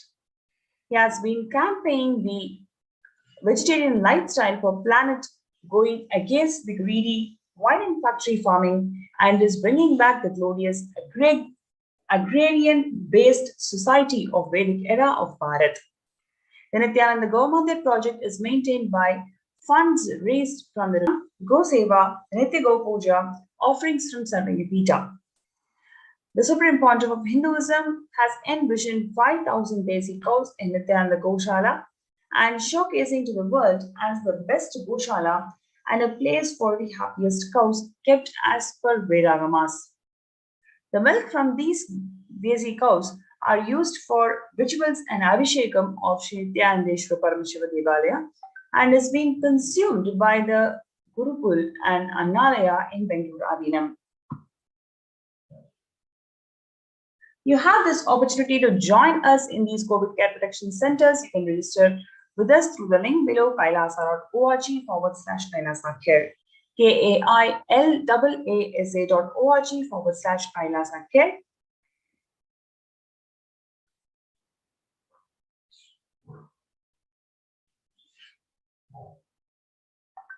Let us take a few minutes to join and register yourselves in this link below kailasa.org/kailasacare. kailasa.org/kailasacare.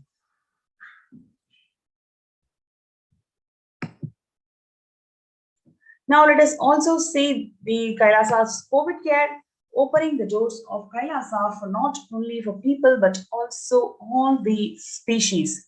It's such a beautiful pictures, and what you're going to see is very interesting segmented, where you can see all these pictures are part of Kailasa's COVID Care Protection Center.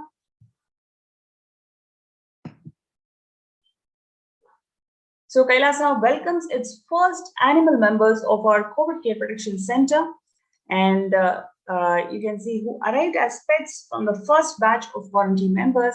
The Supreme Pontiff of Hinduism has welcomed all the beings. It is not just the human beings, but every single being at our campuses, and ensured provision of sanctuary facilities for pets and animals who will be cared for a non-violent vegetarian lifestyle.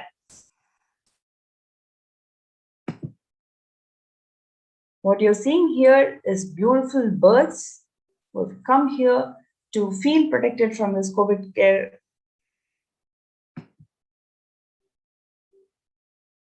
And more pictures from Nithyananda Goshala. Glimpses from Adi Kailasa's protective, preventive, multi-led quarantine facility, where you can see the cows are blissfully being milked.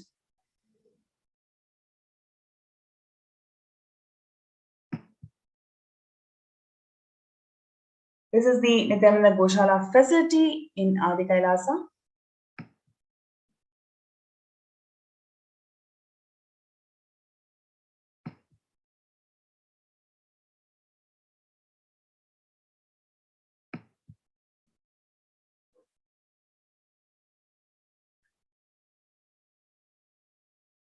This is from Kailasa in Tiruvannamalai, Arunachala Sarvanya Peetham in India, where the agriculture has been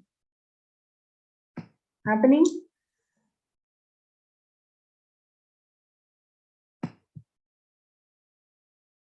Large-scale agriculture has been happening in Kailasa in Tiruvannamalai. So you can register through this link below, kailasa.org/Kailasa Care. Let's take a few minutes to register in this link. It is not just for you, but your family members and also any living beings. You are welcome to be part of this COVID Care Protection Center. Let's take a few minutes to register yourselves in this link.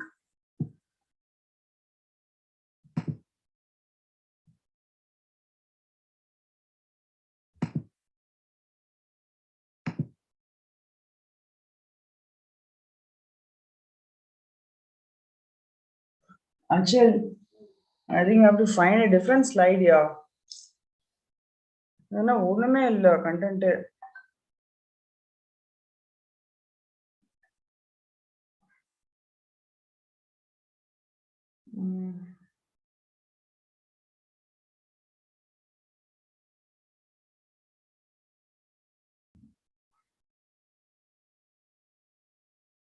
அன்னதான் பண்ணலாமா?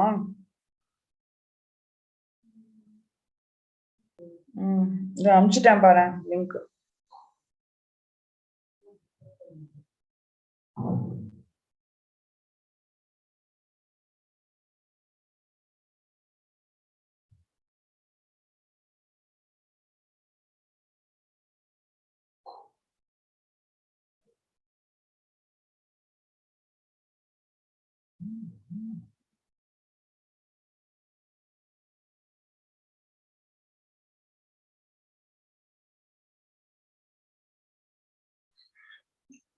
Start early on it, no? Okay, my thing is going to finish charge.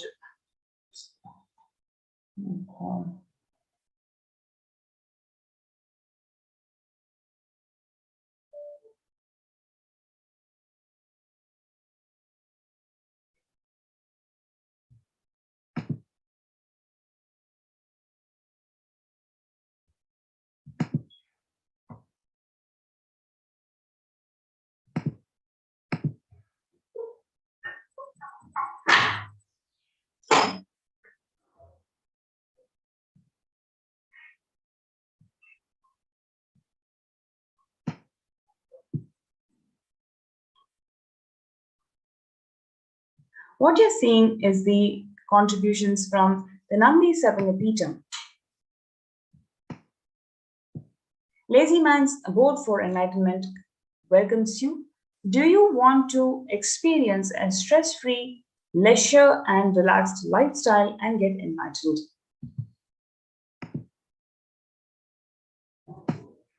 The Supreme Pontiff of Hinduism is establishing the Nandi Sarvapidam and reviving the entire tradition of Gaumata worship and Go Seva as per the Vedagamic traditions. Gaumata is ascribed in scriptures of Sanatana Hindu Dharma as the representation of 33 crores of gods and goddesses and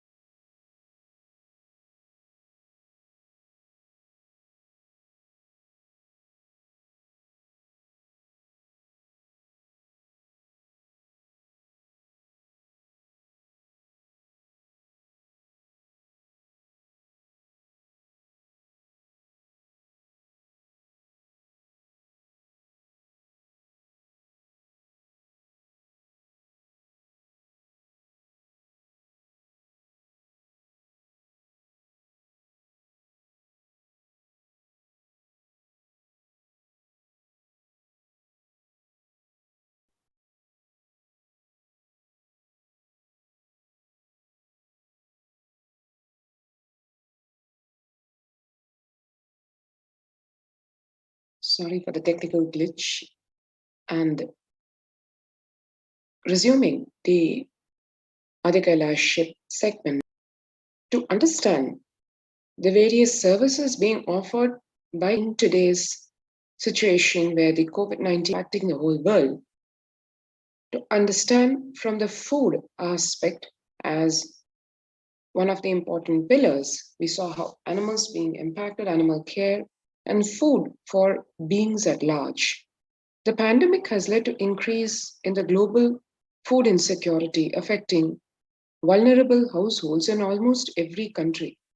It has exacerbated the existing inequalities, pushing millions of people into the vicious cycles of economic stagnation, loss of livelihood, and worsening food insecurity.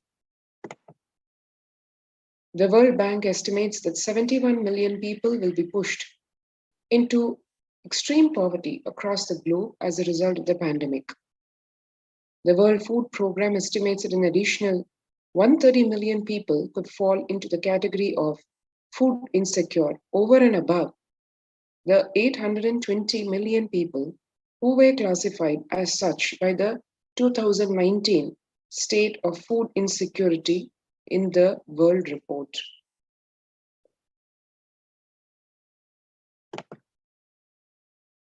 Hunger in plain sight, COVID-19 worsens the plight of food insecurity. More than 50 million people have experienced food insecurity during the pandemic, up from 35 million in 2019, according to the Feeding America nonprofit, the nation's largest domestic hunger relief organization. That's 15 million people added to what existed in 2019. Child malnutrition and hunger skyrocket in Haiti as COVID-19 infections spike. At least 86,000 children are at risk of developing severe acute child malnutrition this year in Haiti, according to sources connected to the United Nations Children's Fund. The number of children projected to suffer from starvation has doubled as the impoverished nation continues to grapple with extraordinary political and social crises which have been exacerbated by the pandemic. And refugees paying the highest price in this pandemic because vulnerable groups like refugees are seeing alarming trends that show many refugees around the world unable to pay for food or rent and are struggling to access healthcare and education. Price hikes in local markets and further displacement caused by campfires have pushed many families further into food insecurity. During April and May, around 30,000 refugees in the Cox's Bazar camps raised questions and concerns, with 63% seeking services, including urgent food relief and shelter. And just over one-third, that is 37%, requested health or medical care. Famine risk spikes amid conflict, COVID-19. The number of people teetering on the brink of famine has risen from 34 million projected at the beginning of the year to 41 million projected as of June mid-year. Without immediate emergency food assistance, they too face starvation as the slightest shock will push them over the cliff into famine conditions. And one can see the World Bank releases the report on the growing food insecurity. The World Bank released an analysis of the rising food insecurity rates in response to the COVID-19 pandemic. The report, which was released in May of 2021, stated that COVID-19 impacts have led to severe and widespread increases in global food insecurity, affecting vulnerable households in almost every country, with impacts expected to continue through 2001 and into 2022. It also states that global food prices increased significantly by 38% since January of 2020. And the World Economic Forum shares these stark statistics where 155 million people are caught up in food crisis of varying severity. 133,000 people in Faso, South Sudan, and Yemen are most at risk. 10 countries account for 2/3 of those facing acute hunger, and the resilience of agri-food systems is being eroded by conflict, insecurity, and environmental trends. And in the face of this very concerning food dimension, food aspect, food insecurity in the COVID-19 pandemic, this is one of the major aspects addressed in the Kailasa's COVID care protection centers across various de facto spiritual embassies of Kailasa. One can register for this COVID care protection center facilities through the link http://kailasa.org/Kailasa care. Let's take a few seconds now to register ourselves if we've not already registered for the COVID care protection center.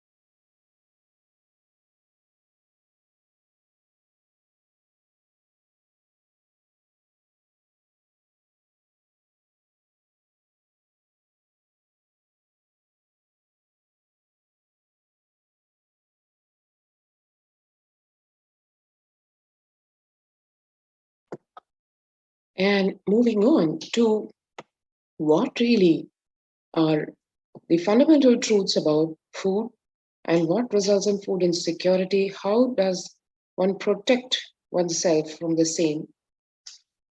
These are some of the fundamental truths about food. We become what we eat. What you eat contributes to what you think. What you think contributes to what you cognize. What you cognize contributes to who you are. So what you eat directly affects who you are, and the Supreme Pontiff of Hinduism, Bhagavan Nithyananda Paramashivam, hence makes the statement, you become what you eat. What is in your plate matters because that is going to become you. Violence-based food derived from killing animals and life-negative, chemical-based toxic food both harm the system equally. Organic vegetarian food is not just for health. It gives one an inner space, physical system, and physiological flow to develop the highest psychology. To develop the highest psychology, not only your physical system, even your physiological flow needs to cooperate.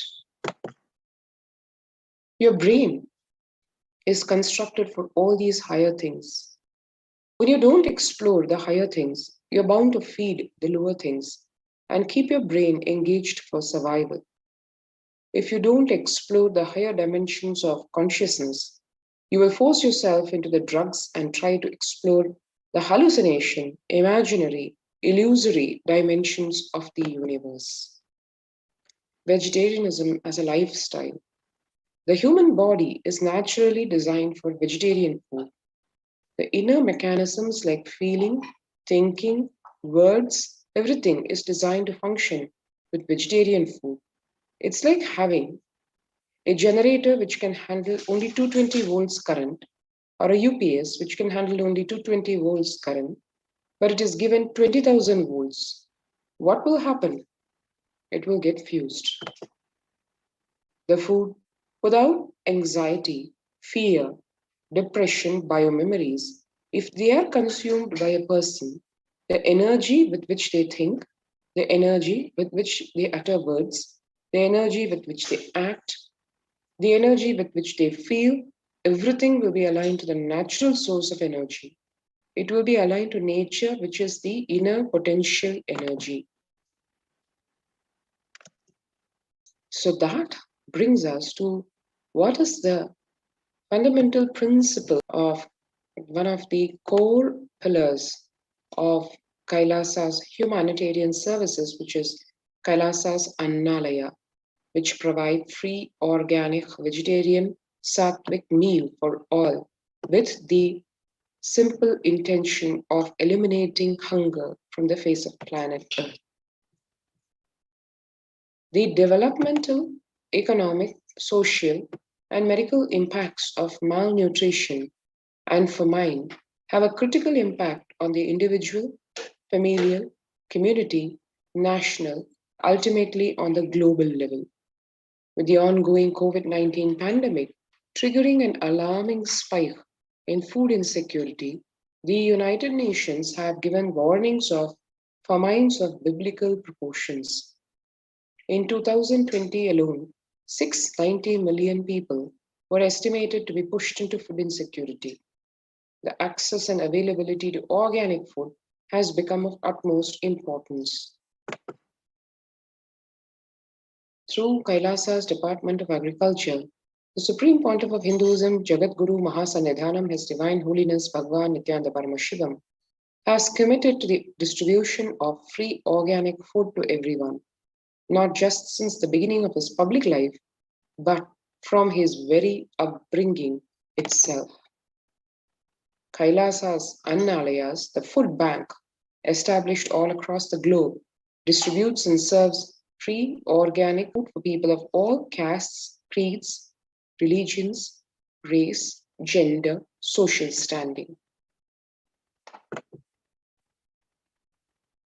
And the various 6 Ohms of Kailasa, which provide the humanitarian service of food, with the principle of we will revive the food supply system of Kailasa. Before you get hungry, food will be ready.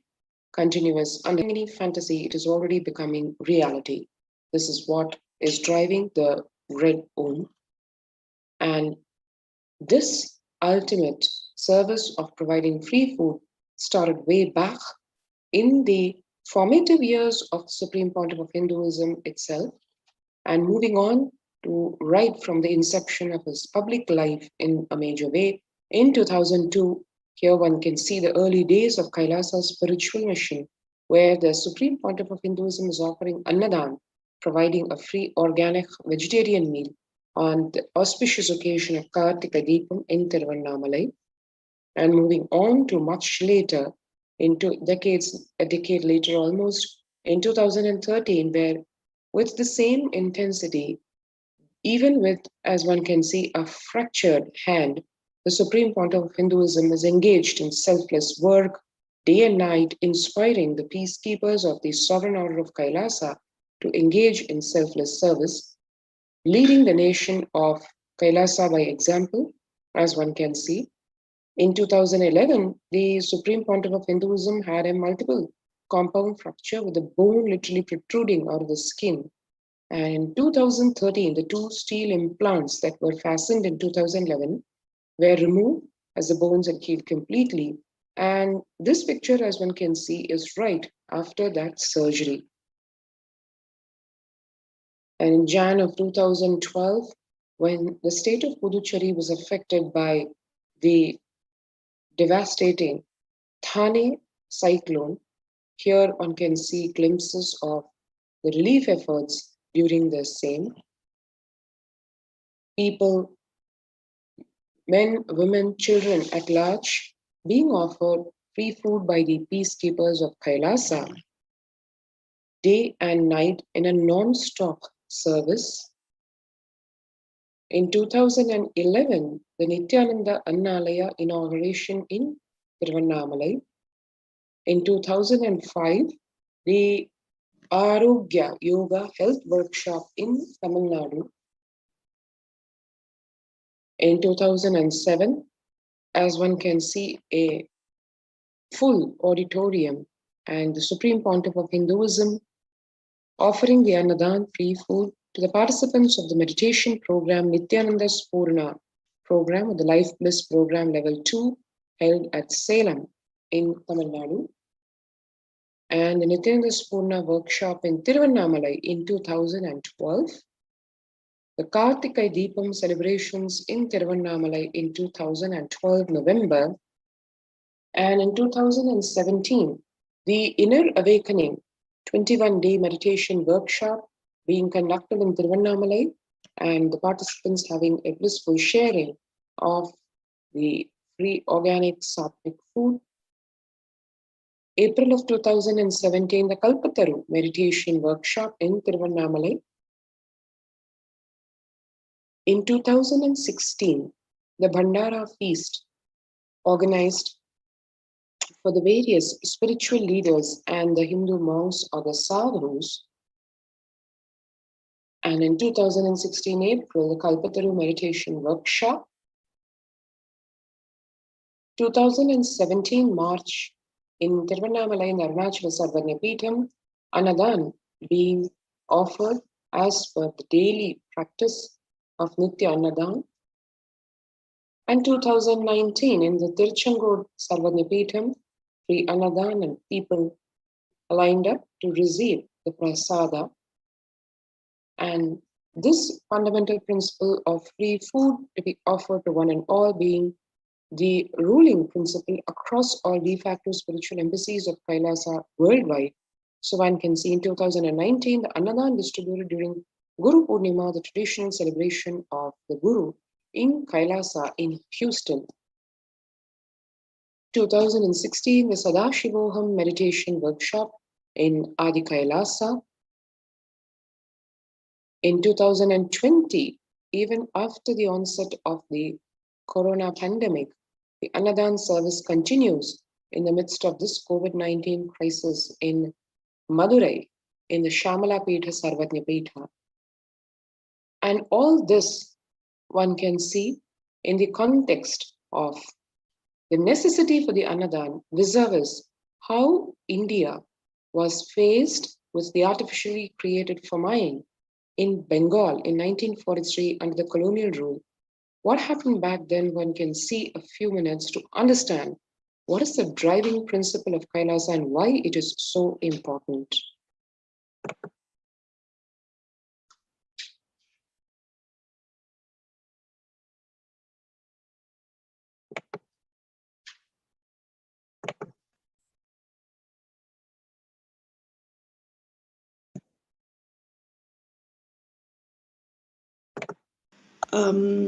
Churchill did several things that elevated the death toll. India was the war effort. Indian resources, Indian soldiers, and Churchill repeatedly refused to acknowledge the fact that the extent to which India was used could lead to famine. Viceroy to India, Archibald Wavell, called the Bengal famine one of the greatest disasters to have befallen people under British rule, and said the reputational damage was incalculable. During one government discussion about famine relief, Secretary of State for India Leopold Amery recorded Mr. Churchill saying that any aid sent would be insufficient because Indians bred like rabbits. What I found in So one saw there the literally inhuman understanding of humanity and its needs during the colonial rule, where in 1943 to 44, as some of these very ghastly pictures show, in the man-made famine of Bengal, as per existing records, over 3 million people were murdered literally. The then Prime Minister of the world's biggest empire, controlling 1/3 of the mankind, claimed they could not do anything about the people dying of hunger because supposedly Hindus bred like rabbits and the famine was their fault. Contrast this with 2016 Ujjain in the Kumbh Mela, the largest gathering of spirituality that happens across the world, the largest spiritual gathering in the world. The peacekeepers of Kailasa served organic food to over 3 million people, the very same number being starved to death versus the number being fed free organic sattvic food.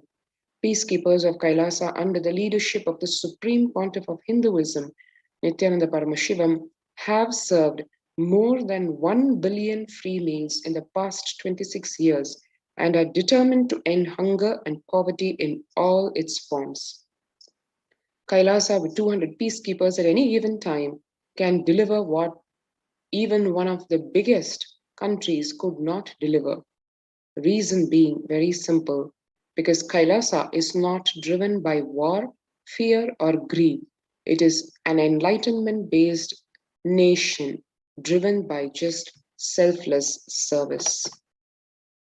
The Veda Agamas, the source of the Hindu scriptures, declare Annam Bahupurvita, which means let us produce food in large quantities. Through the widespread distribution and promotion of free, healthy, organic food, Kailasa's global peacekeepers, led by the Supreme Pontiff of Hinduism, serve such that we may achieve food security, improve nutrition, and promote sustainable agriculture globally. Annadan is the vision to end poverty and hunger in all its forms.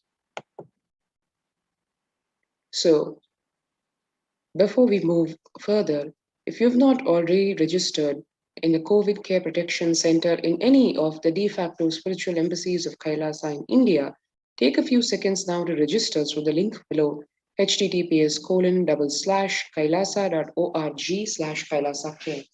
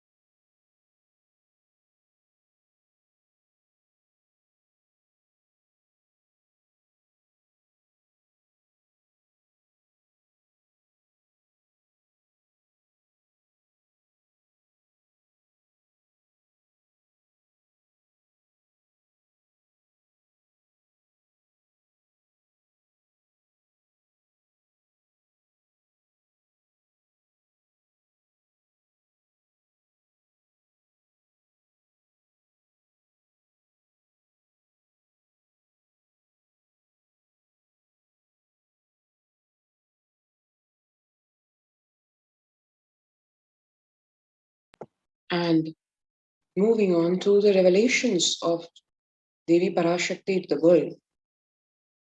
I came as Nijavatara. I am blessing you. Listen. People, listen. To do good to all of you, I have taken the form of Nithyananda and came down as Nijavatara. People of India, listen. Carefully listen.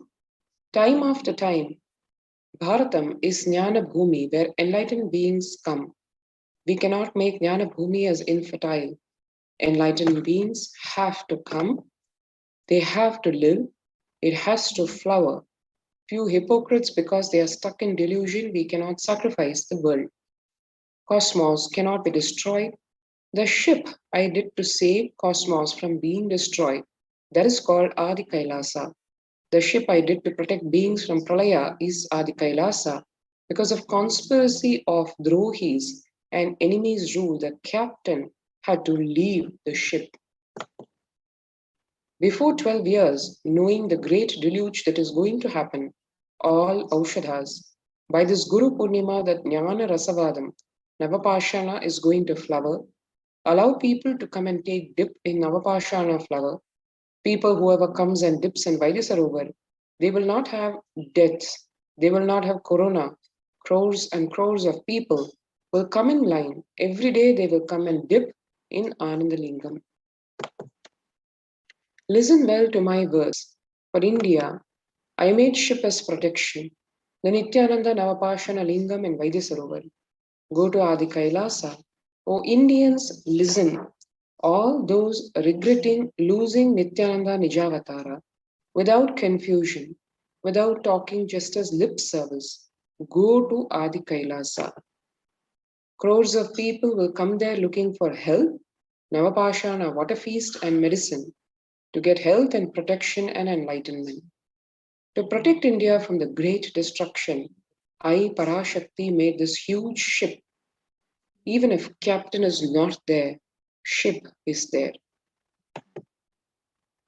So one can see when the first world countries closed their borders, including during a massive global emergency, including for food, Kailasa has opened its doors to all without exception. And that includes literally the various de facto spiritual embassies of Kailasa, Adi Kailasa in Bididi, Bangalore, Salem Adinam in Tamil Nadu, Tiruvannamalai Adinam in Tamil Nadu, Rajapalayam Adinam in Tamil Nadu, Puduvai Adinam in Puducherry, Pattanam Adinam in Tamil Nadu, Siragapadi Adinam in Tamil Nadu, Sripuram Adinam in Hyderabad, Madurai Adinam in Tamil Nadu, Avatipalayam Adinam in Tamil Nadu, Hosur Adinam in Tamil Nadu, Baroda Adinam in Gujarat. And as Kailasa rushes to aid India, as India finds itself on the verge of the COVID-19 third wave, multiple free COVID care centers opened across India. Various humanitarian services offered during the pandemic and Kailasa's de facto spiritual embassies across India. Spiritual services offered during the pandemic and the cosmic revelations on the global pandemic to support one and all to come through this COVID-19 pandemic.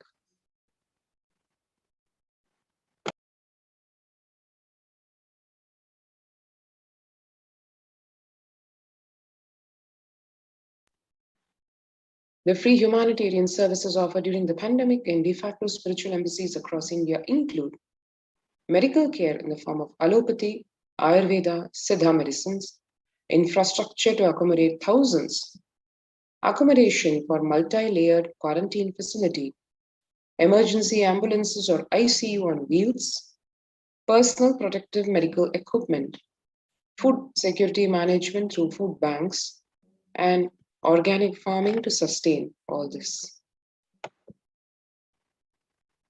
And once again, if you've not already registered for the COVID Care Protection Centers, do register now through the link below kailasa.org/kailasa.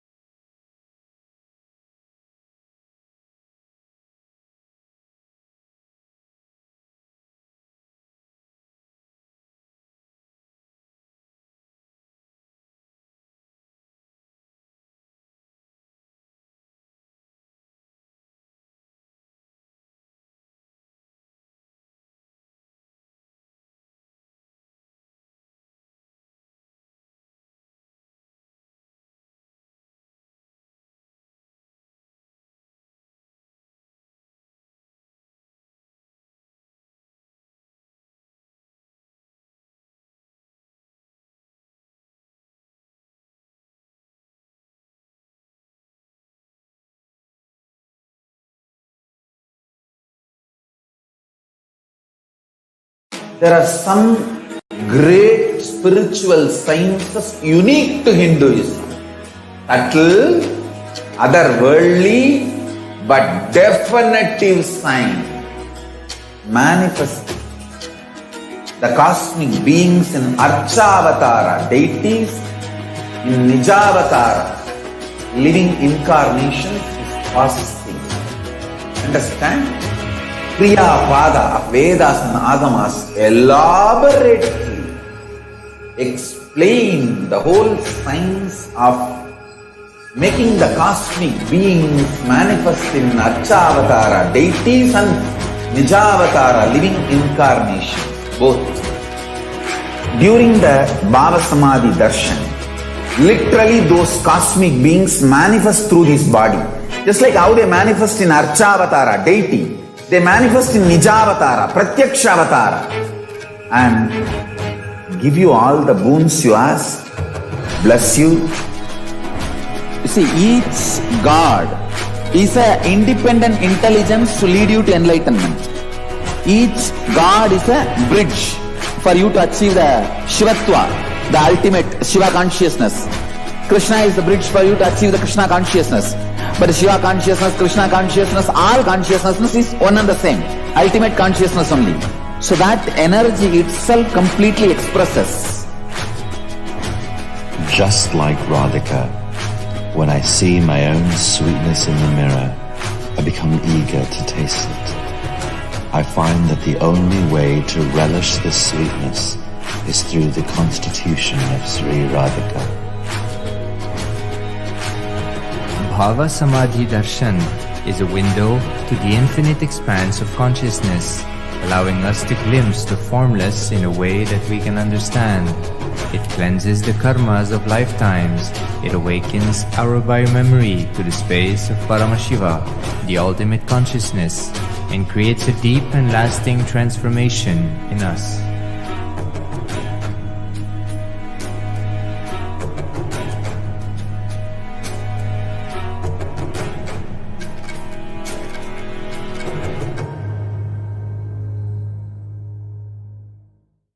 Just be alive for next 3 years. Don't die 3 years.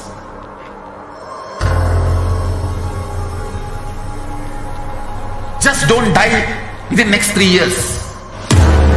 Be alive. Somehow be alive. I'm working sincerely. I will reach you somehow. Somehow I will reach you. It's my commitment to humanity.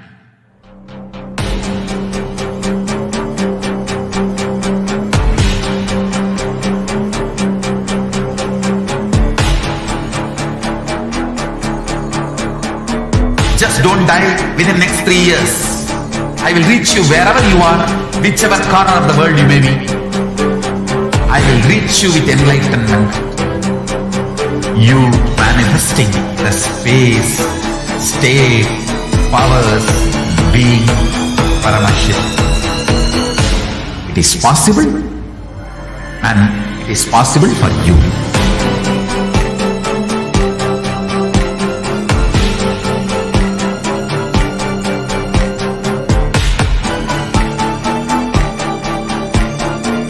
Paramashiva will reach you with enlightenment science. I know he is going to do the job. Just be alive for next 3 years. Nothing else.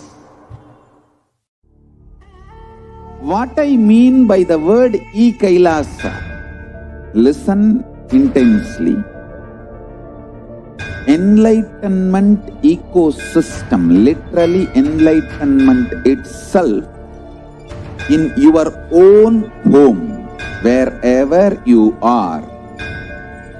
If you cannot come to Kailasa, it's okay. Kailasa can come to you. Kailasa coming to you is E-Kailasa.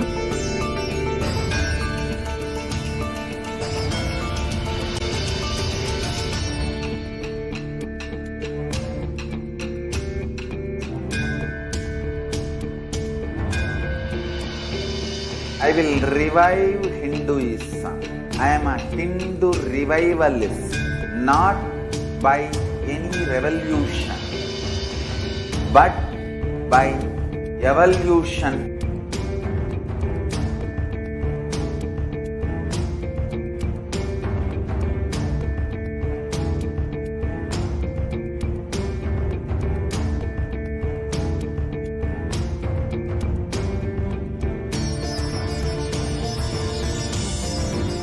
And setting unity.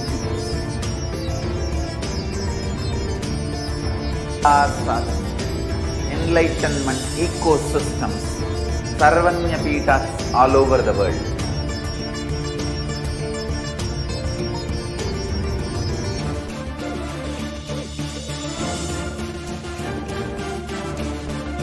All powerful cognition, knowledge, only when you live power manifestation and possibilities manifestation happen.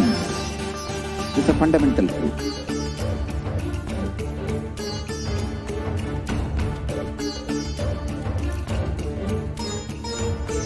Hinduism cannot live exclusively as one sampradaya. No.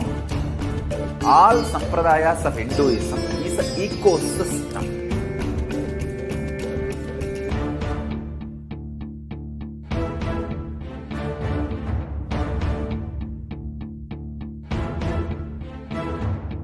So don't keep quiet thinking that if one sampradaya is attacked, only that sampradaya is going to be affected. All of us are ecosystem.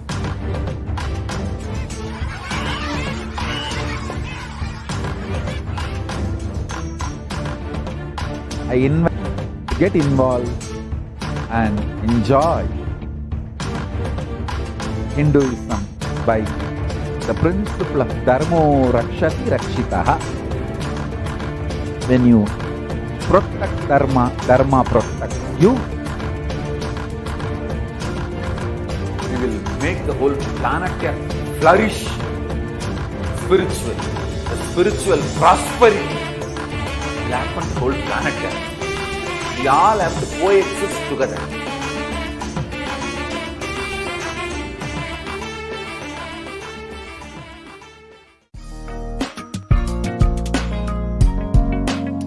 We get you health.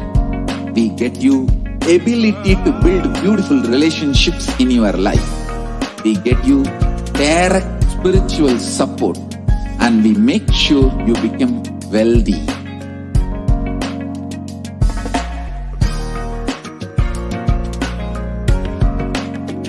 We won't stop giving you just good life. We will literally not stop till you live enlightened life. Manifesting the state of Paramashiva, space of Paramashiva, powers of Paramashiva, being of Paramashiva.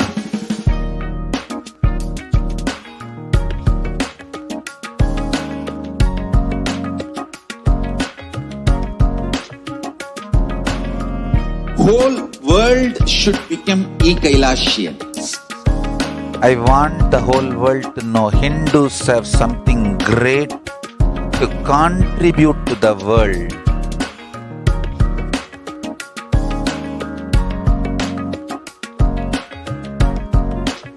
We have something great to contribute to the world. Let us do that.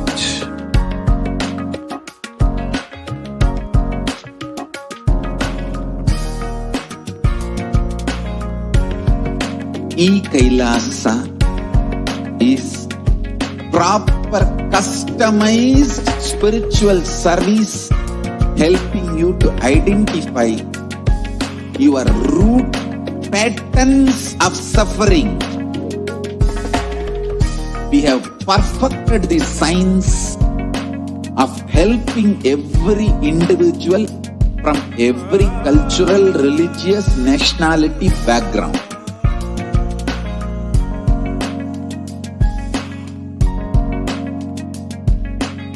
You will have lowest reactionary assumptions, highest awakened response, alive response, for life continuously.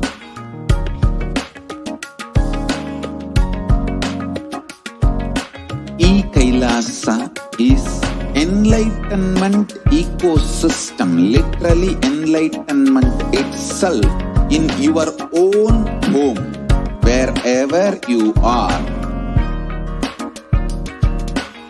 Proper customized spiritual service helping you to complete with your life negativity. Withdrawal from life, self-hatred, self-denial, self-doubt, so much of tiredness, laziness, we can support you, aligning your diet, your attitude, your aptitude, your understanding. We can help you with everything.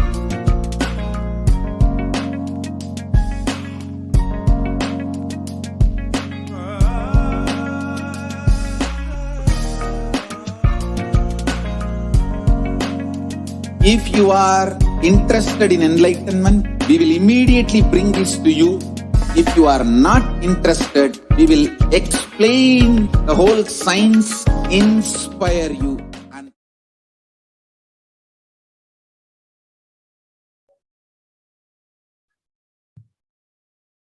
Nithyanandam. So next segment is going to be about the experiences to be shared by the participants of the COVID Care Protection Center in Adi Kailasa Nithyananda Paramashivam. Joining with us is Srinithya Digambarananda Ayya from Mumbai. So Nithyananda Ayya, I welcome you to the show today. Thank you so much for joining us. And would you like to share your experiences on what made you to come and join us in this COVID Care Protection Center, and how has been your stay so far?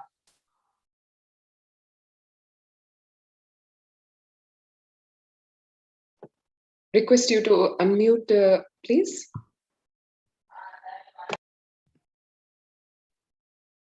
Nithyanandamma, thank you. I am very fortunate to be here in the sacred land of Adi Kailash, the land itself blessed by Paramashiva.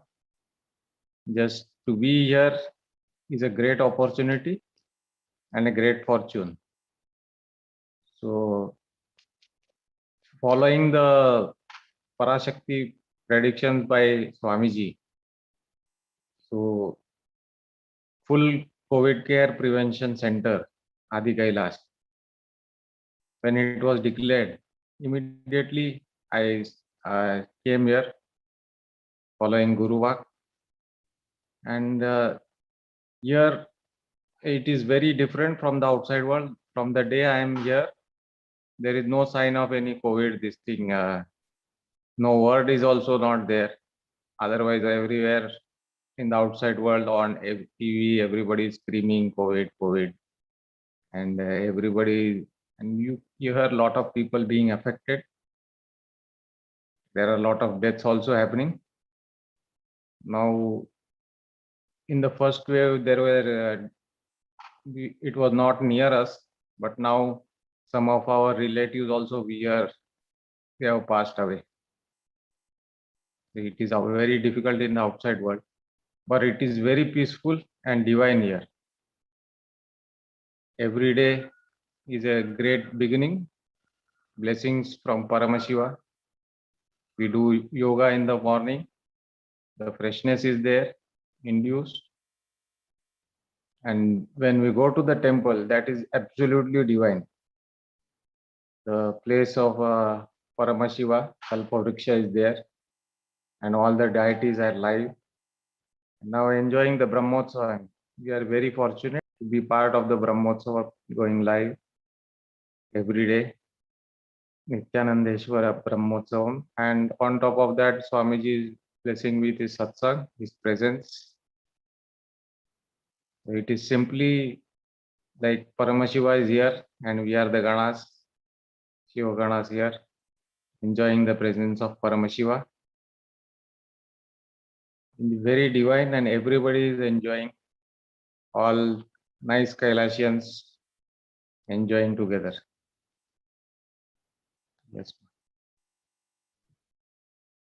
Well, Wonderful, Aya. What are the activities that you guys do as part of the COVID Care Protection Center? Like, do you want to share your experiences of being in the temple, and what are the things that you're experiencing as part of your COVID Care Protection Center routine?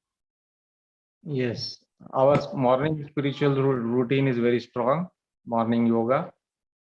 Then after that we have neem juice, and then the detox specified castor oil we are taking, and at night haritaki.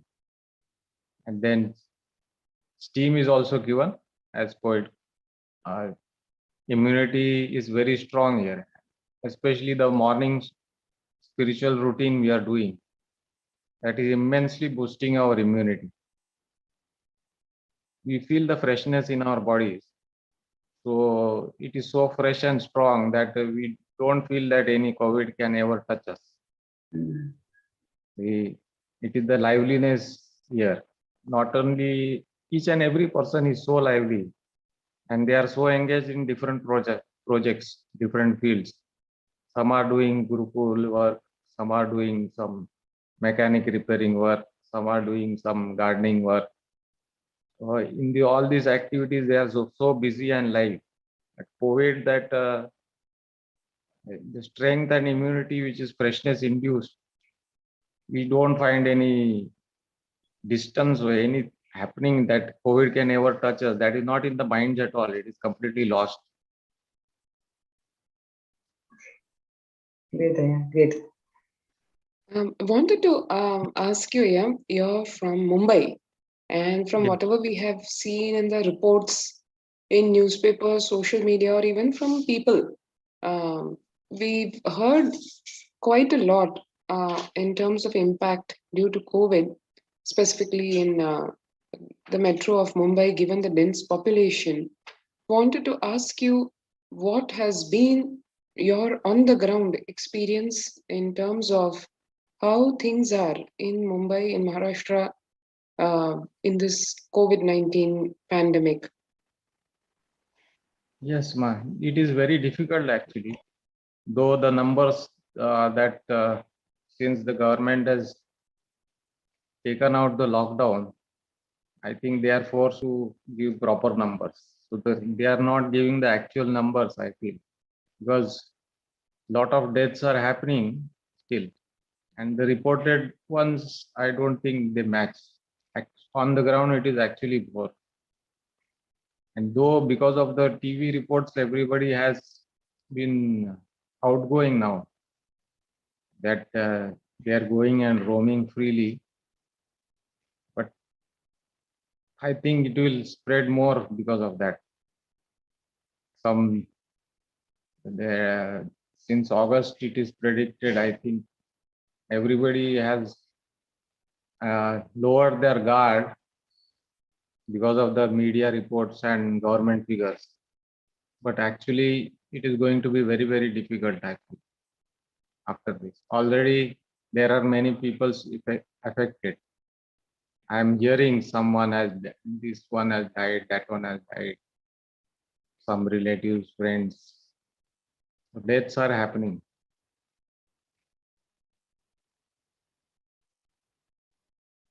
So though it is pictured that nothing is there, now it has relaxed. I feel on the ground, there is still there, it is still there, it is still preparing. And because of this lowering of guard and mixing and of lot of people, I think it will spread very fast again. Yeah, actually, I don't know how many, there must be an elderly generation of people who would have witnessed this kind of massive, practically destruction, where every family practically seems to have been impacted in one way or the other. Like you said, even if not immediate family, then the extended family, like you mentioned about your relatives being impacted and passing away. In the recent past, for most of us, even if diseases have taken over a toll where, say, a whole state is impacted or a whole community is impacted, don't think we have heard anything where across a whole state, a whole nation, the whole world, everybody is impacted in one way or the other, either in terms of themselves or their immediate families or their extended families, or as a blanket, the stress and the anxiety and the depression that came along with this COVID-19 pandemic. I'm sure, just like New York City, Mumbai, one of the most throbbing living cities, and that city being faced with a lockdown, and as you said, fudged figures by the government because they're not able to reveal the true statistics. That itself seems to be something very concerning.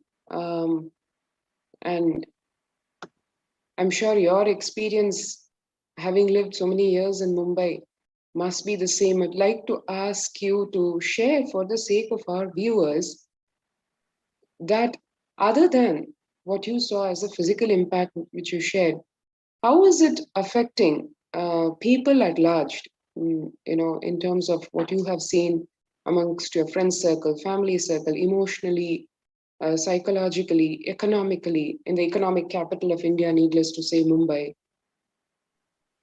Yes, yes, Ma. See, actually, the pandemic fatigue is it is happening now. Though everybody they were during the initial period sitting economically also, because Mumbai is the financial capital of the world, of India. Sorry. So it is everybody is used to being involved economically, basically. That, and when they are sitting at home during the initial period, they are so now depressed by the pandemic fatigue. So even though they want to go out and they want to start their activities, so even though, because this has affected a lot, economy is paralyzed. A lot of standstill has happened in the activities, factories, industries, line.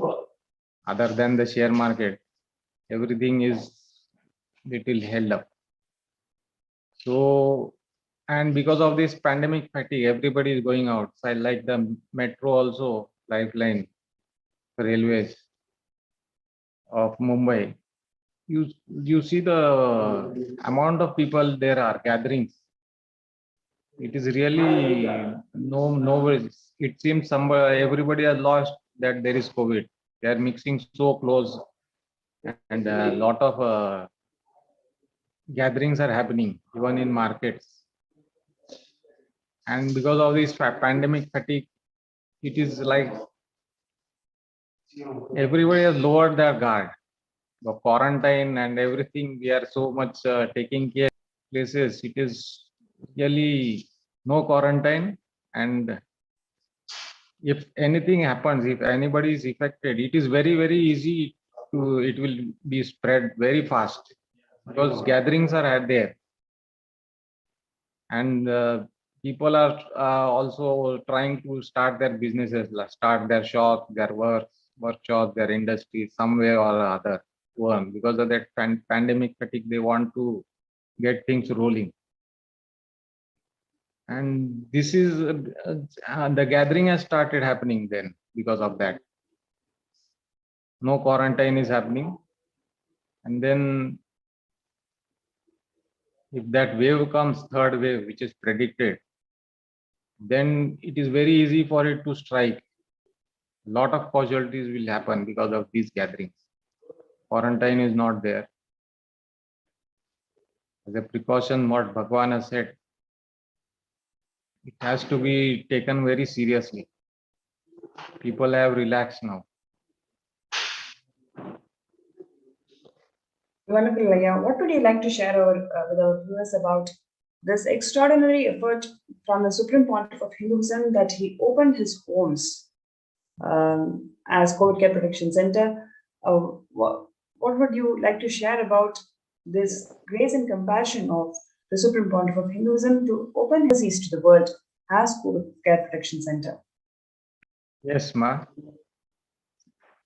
The great compassion of our Bhagwan. He has opened this COVID care centers. See, outside everybody is mixing, there is no quarantine, and at home it is simply not possible. There are multiple quarantine we are having here.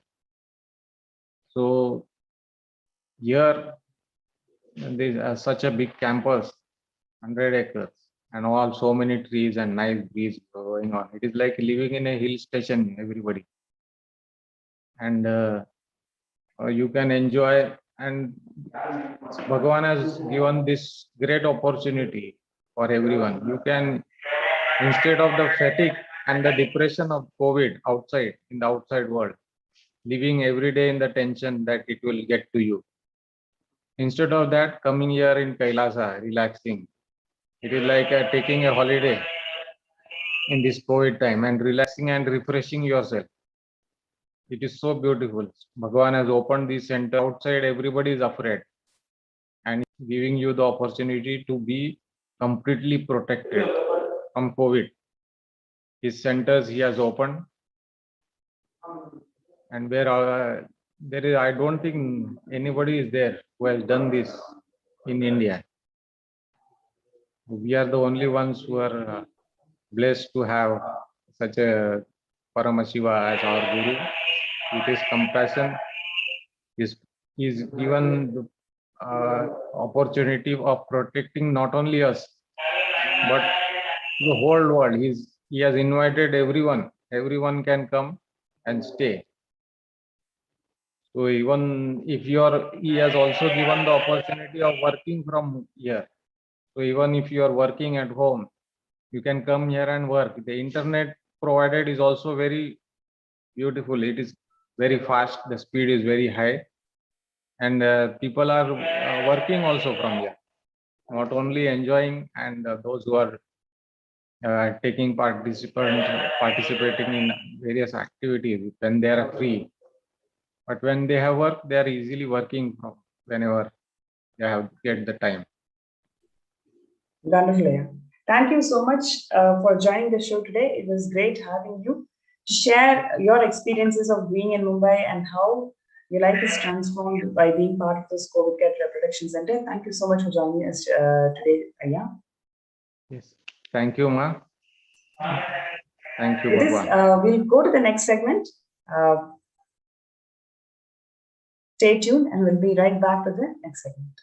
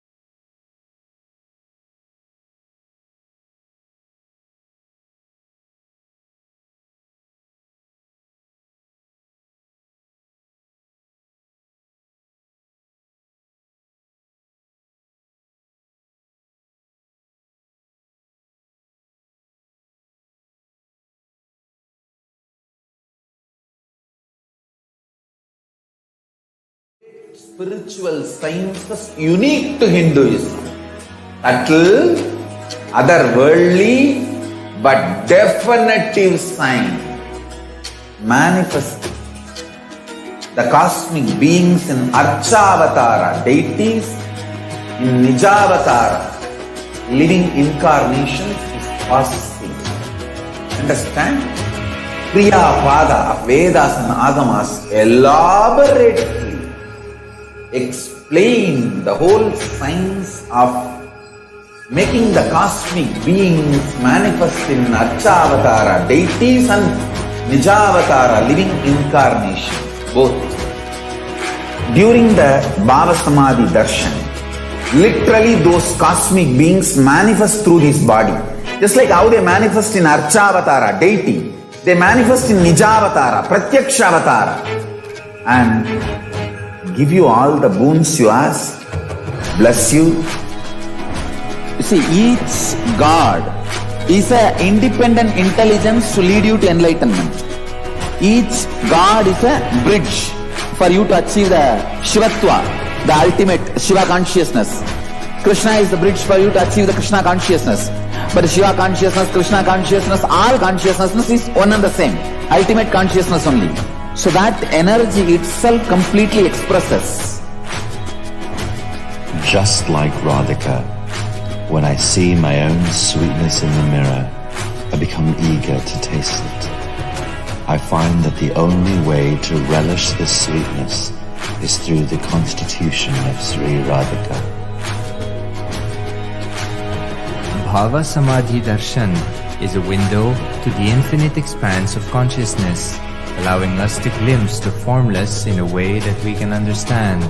It cleanses the karmas of lifetimes. It awakens our biomemory to the space of Paramashivoham and creates a deep and lasting transformation in us.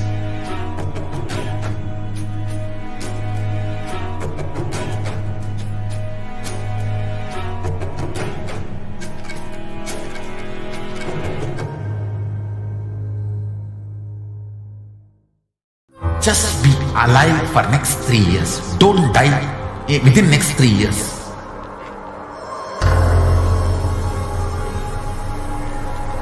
Just don't die within next 3 years. Be alive. Somehow be alive. I'm working sincerely. I will reach you somehow. Somehow I will reach you. It's my commitment to humanity.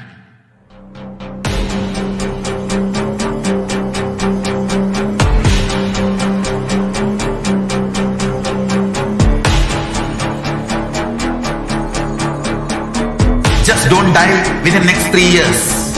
I will reach you wherever you are, whichever corner of the world you may be. I will reach you with enlightenment.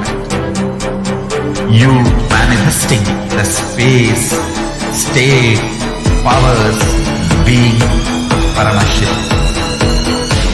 It is possible, and it is possible for you.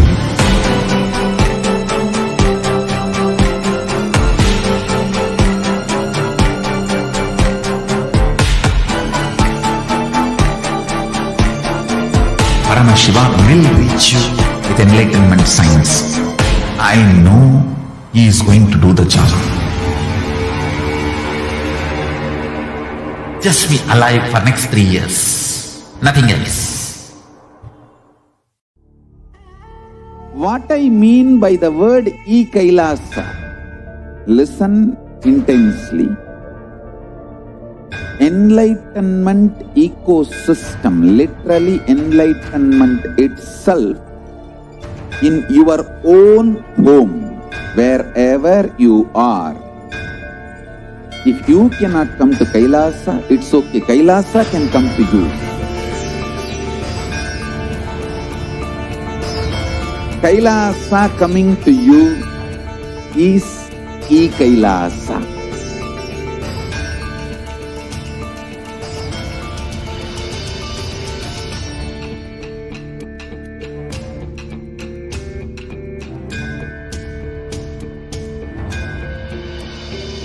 I will revive Hinduism. I am a Hindu revivalist, not by any revolution, but by evolution.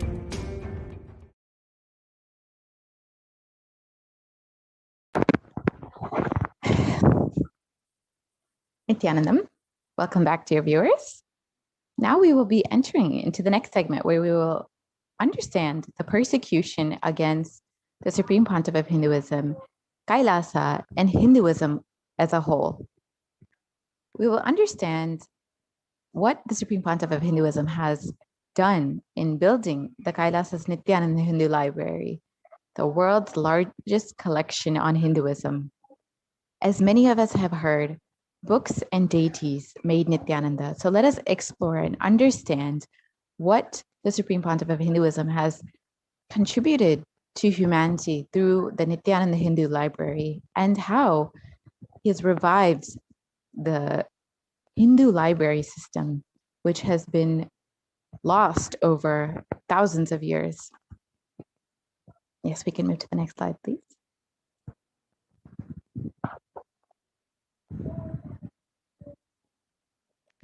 So here's the Shastra Pramana for the Avatar Leela Amrita from Srimad Bhagavatam.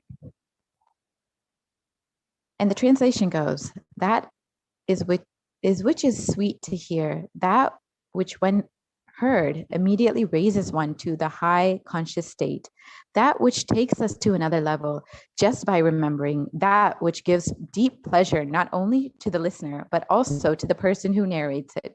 Oh Lord, may I narrate your story.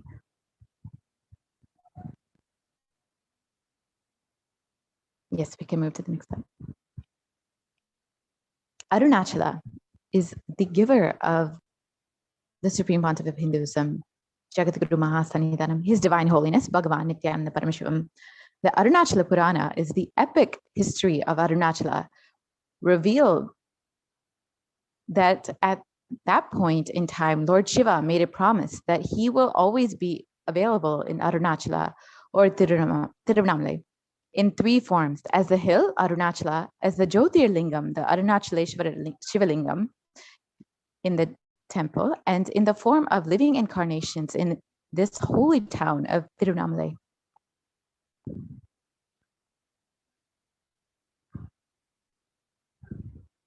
And true to his promise, Sadashiva retained his form as the Arunachala mountain, assumed the form of the Shivalinga called Arunachaleshwara at the temple in Tiruvannamalai, and is incarnating continuously, keeping the unbroken lineage of enlightened beings in Tiruvannamalai till date.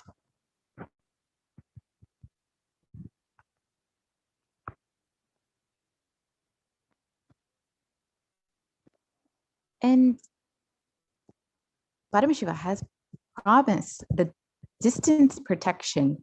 And in this Pramana, it translates, O Brahma and Vishnu, since I have graced both of you and given boons to both of you in this sacred energy field, let the land for a radius of 3 yojanas around the sacred energy field be pure and sacred. Let this hill of red fire turn into a small form of a hill. This sacred energy field that bestows the liberation with supreme bliss without any hindrance will be called Arunapuri.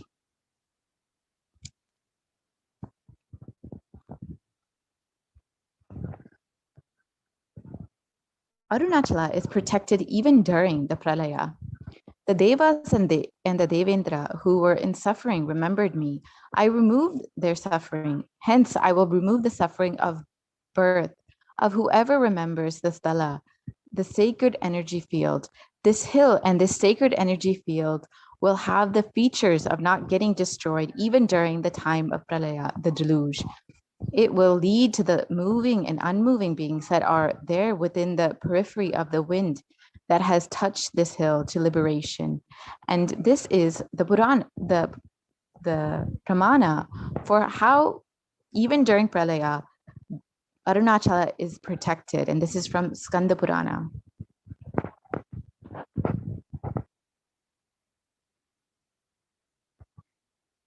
Yes, we can move to the next slide, please.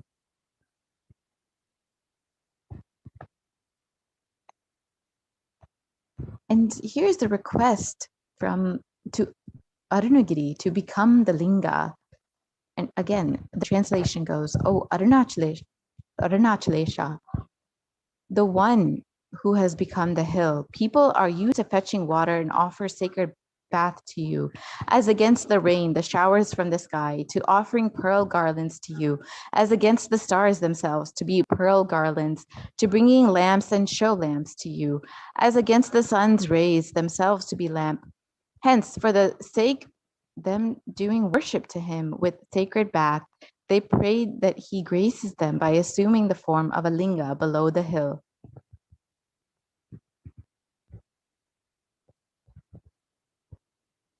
Since this hill is the medicine to remove birth and death, this hill is called medicine. This hill is red in color. This hill is called Arunagiri. When Shiva, to those who utter his name once in this planet Earth, to them it is equal to uttering the Panchakshara 30 million times.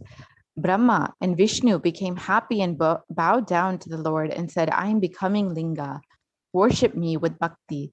Saying so, he disappeared into the hill. There appeared a linga that is adorable by the whole world. They saw that linga and worshipped it, sang in praise of it, and showered flowers on it, became ecstatic, happy, and danced in bliss, and called the divine sculpture called Mayan, and made him construct the temple tower, halls, and beautiful compound walls that cannot be compared with anything. And this is, again, another reference for Arunachala in Arunagiri. And this is the Supreme Pontiff of Hinduism's vision. As he says, my vision is my integrity to you. Making Advaita the root cognition in every field on planet Earth is my mission, for which I landed in this body, for which I assumed the human body. I will do this mission. This is the purpose of my birth.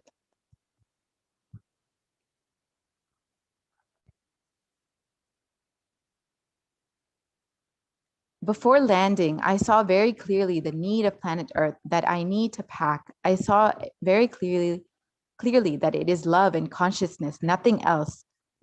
Planet Earth does not need intelligence to create infrastructure. It needs a little bit more consciousness and love in the hearts of the decision makers. When I landed, I saw very clearly now humanity needs only one thing, inner awakening.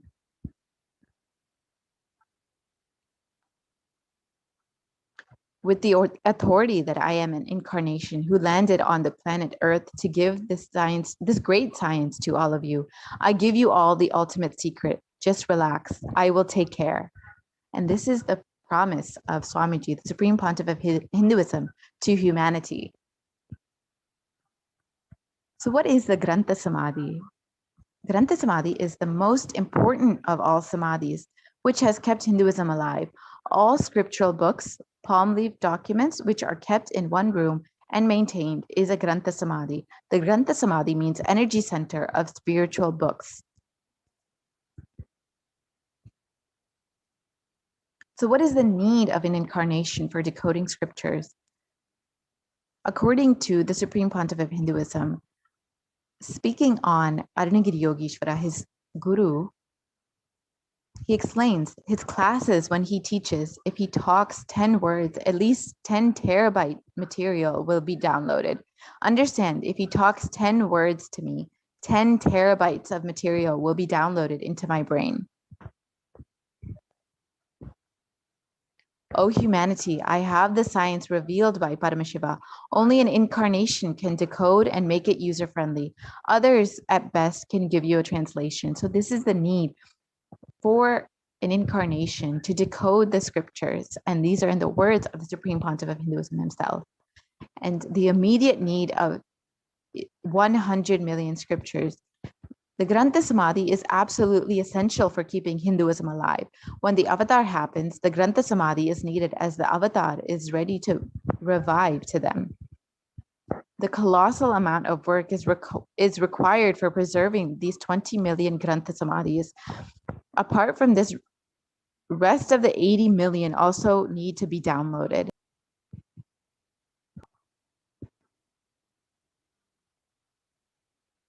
This downloading is possible only when already available 20 million are obtained, and the studied, which will awaken seeking inside the practitioner and their bodies, will become a suitable medium to download the 80 million remaining scriptures. This revival needs to be done on an emergency basis, while the Supreme Pontiff of Hinduism, Nithyananda Paramashivam, is still in the physical body.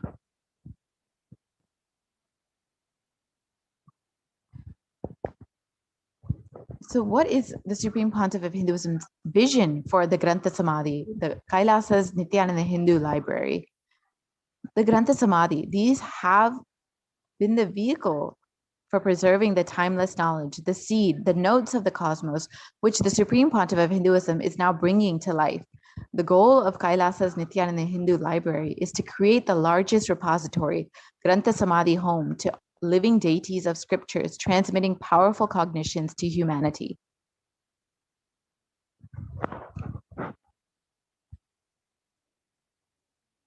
So let us look at what has happened over the last 3,000 years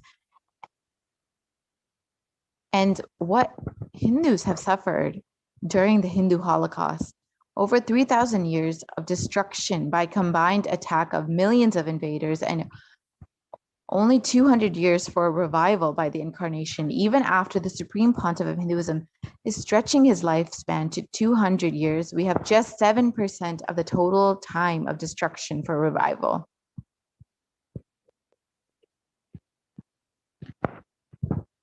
At one point in time, every Hindu temple had a library. And here's the translation of the verse from the Kamikagama, which describes this. The Center for the Scriptural Studies, the Vedagama, should be constructed in all the four main directions of the temple, in the corner directions of the temple, in its inner closure, or in the locations recommended for the installation of the images of the Shaiva devotees. So,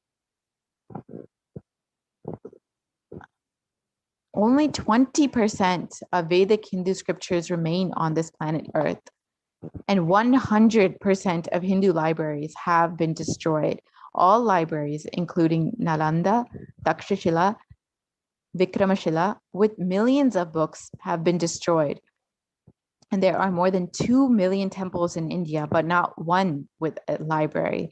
And more than 10,000 of Mutt libraries have been destroyed, and major collections of manuscripts in the hands of Oriental institutes or institutes funded by foreign countries, with millions of scriptures stolen by invaders. What is the importance of Vedic scriptures for the revival of yoga? Today, with more than 300 million yoga practitioners, yoga is the most practiced religion in the world. The size of the industry around yoga is valued at $84 billion US. This shows us that people are sincerely seeking solutions to health and well-being, and they are finding solutions in yoga. It is working for them, because of which there is a large following. The authority of the Shastra is everything. So even though there's such a huge demand for yoga, to get the real desired benefit of the practice instead of the side effect, aligning with the original context and the technique is required. This is only possible through the study and implementation of the Shastras, the scriptures. For instance, although compared to the past 1,000 years, the number of yoga practitioners in the world is at an all-time high. But how many actually realize enlightenment by doing yoga? This shows that in practice of yoga, people are fundamentally lacking somewhere. This can only be addressed by aligning with the source.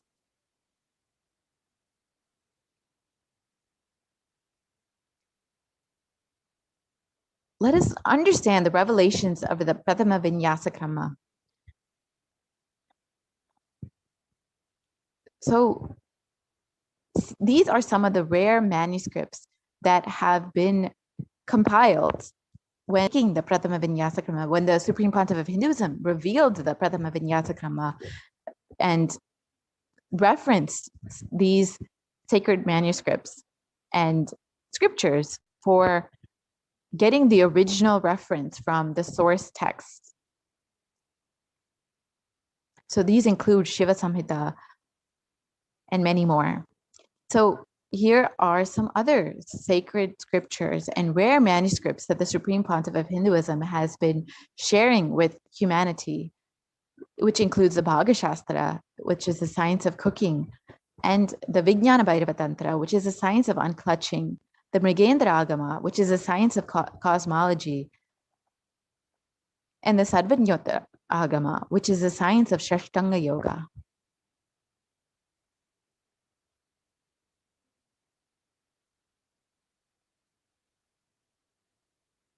So now let us listen to the Supreme Pontiff of Hinduism himself on his vision for a library and what the Supreme Pontiff of Hinduism is doing to revive the Hindu library system.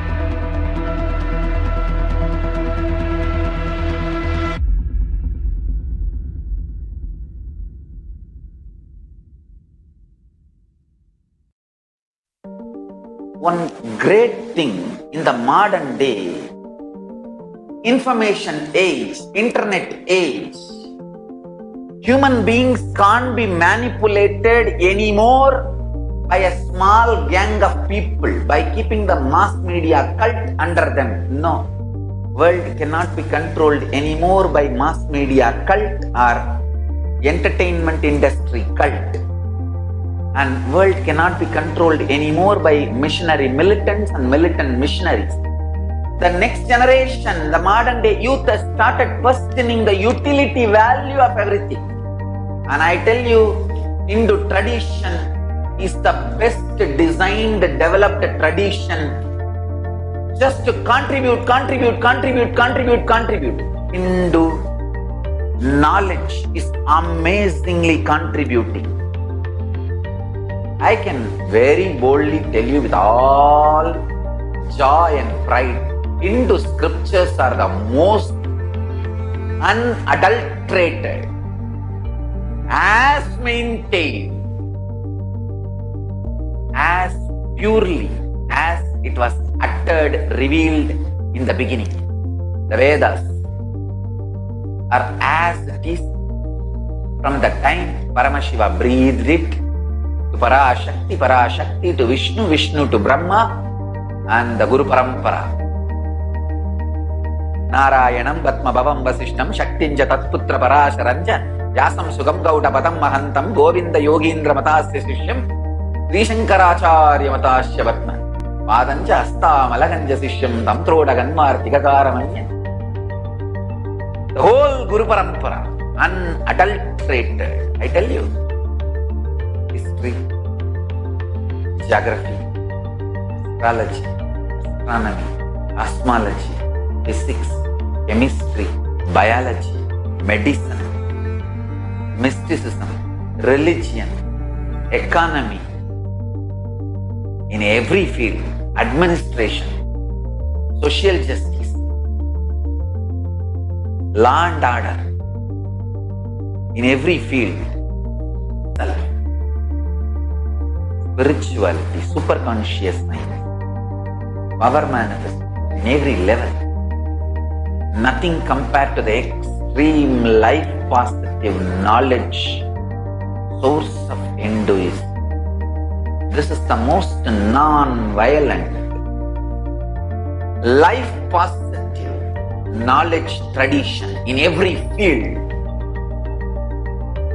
Unimaginable knowledge source is lying in that 2,20 million source books of Hinduism. Around 10,000 traditions are still alive. I am not talking about what we lost, what we still have, kept it alive, at least in the museums, which I can revive. I can add flesh and bones to this whole scriptures and make it living, alive lifestyle. I want all Hindus to start becoming real Hindus, non-violent, extremely life positive and contributing. This is what is the core of Hinduism. Let's start core identity, core narrative of Hinduism. That's the best strategy to stop the Hindu Holocaust. I tell you, Hindus have a great future. I want all the Hindus who are interested and listening to me, all of you, please wake up and start contributing more and more and build contributing lifestyle. That's the best way to stop the Hindu Holocaust. At least 10% of the Hindus should become Brahmana by Varna. Only then we can collect all these books and store it properly, make digital and physical libraries and practice those knowledge, build laboratories and teach this knowledge to the whole world. This is what is my life's mission. Of course, translation, making it searchable, making it user-friendly, indexing, all this work put together. That is the purpose for which I started this Nithyananda Hindu Library. I will establish the most authentic, world's largest physical and virtual library and Hindu university. Hindu literatures are made illegitimate, stolen. Many concepts and principles and ideas are stolen. And Hindus are made to feel that literatures are all just mythology and faltu and just somebody's fantasy. I will make sure enough scientific researches are done, proper documentations are done, analysis are done. Not only I will collect, compile, organize the world's largest Hindu knowledge resource library, I will make all of it user-friendly for the whole world by making virtual Hindu library available for the world. I am very clear. I am going to collect everything related to Hinduism. The source scriptures, various commentaries and translations, good or bad. Some translations are true to the original, some are 80% true, some are 70% true, some are absolutely distorted. But I am going to collect everything, organize, index. My initial level plan is 10,000 students will be able to reside and study. 2 crore means 20 million Hindu scriptures and largest virtual library, organized and made user friendly.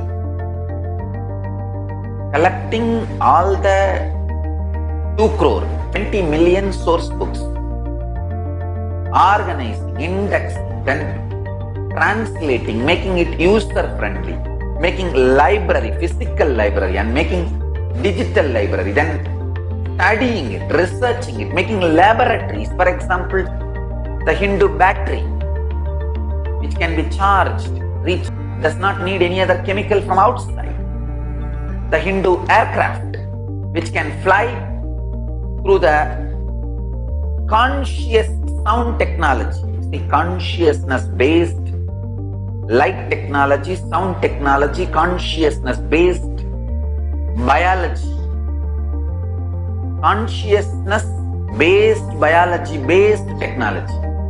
When consciousness starts growing in your biology becomes totally different, and that biology can be used to fly, empower, energize multiple machines.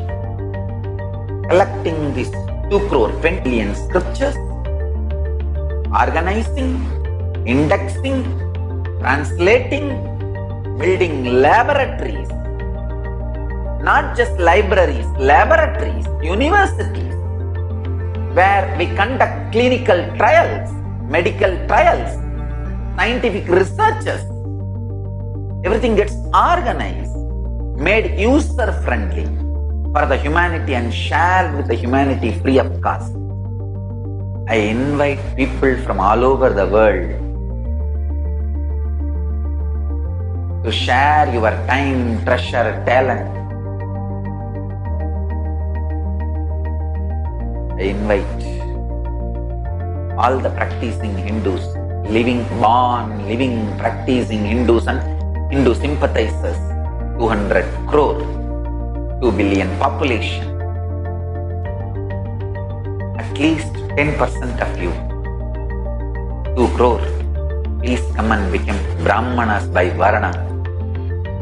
Let's take up this project of reviving Hindu knowledge, contributing Hindu knowledge. Jatis belongs to Brahmana or Vaishya or Kshatriya or Shudra does not matter. An Acharya incarnation, Avatara Purusha, has a right to declare which Varna you belong to. Whether you are Shudra by Jati, Vaishya by Jati, Brahmana by Jati, or Kshatriya by Jati, don't worry. Decide to change your Varna to Brahmana Varna by taking up this responsibility of Nithyananda Hindu Library. I already started the work. Last 20 years I am doing work in this line. It is time. In next few years, you will see the fruit. This revival of Kailasa, Nithyananda Hindu Library, it starts. It can never end.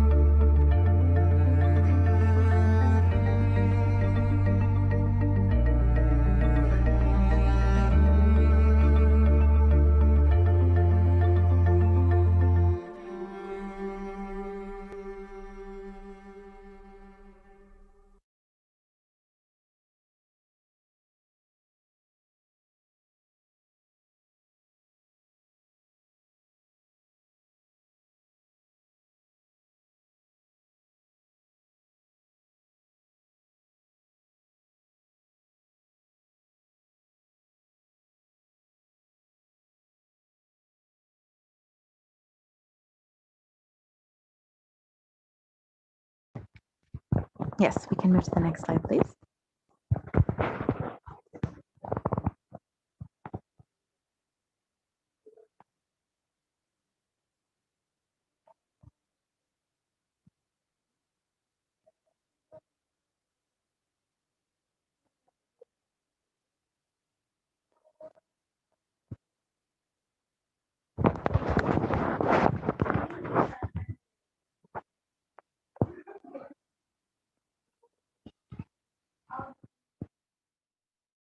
Spiritual sciences unique to Hinduism. Subtle, otherworldly, but definitive sign. Manifesting the cosmic beings in Archavatara, deities in Nijavatara, living incarnations is possible. Understand? Kriya Pada of Vedas and Agamas elaborately explain the whole science of making the cosmic beings manifest in the deities and Nijavatara, living incarnations, both. During the Bhava Samadhi Darshan, literally those cosmic beings manifest through this body. Just like how they manifest in Archavatara, deity, they manifest in Nijavatara, Pratyakshavatara, and give you all the boons you ask, bless you. You see, each God is an independent intelligence to lead you to enlightenment. Each God is a bridge for you to achieve the Shivatva, the ultimate Shiva consciousness. Krishna is the bridge for you to achieve the Krishna consciousness. But the Shiva consciousness, Krishna consciousness, all consciousness is one and the same. Ultimate consciousness only. So that energy itself completely expresses. Just like Radhika, when I see my own sweetness in the mirror, I become eager to taste it.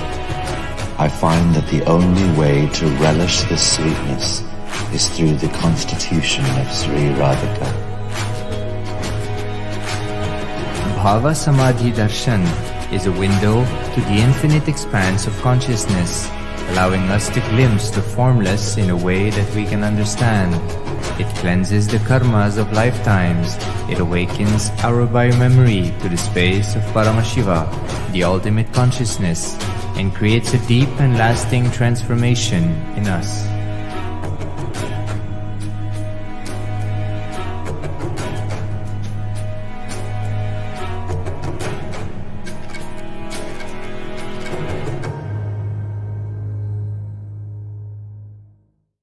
Just be alive for next 3 years. Don't die within next 3 years.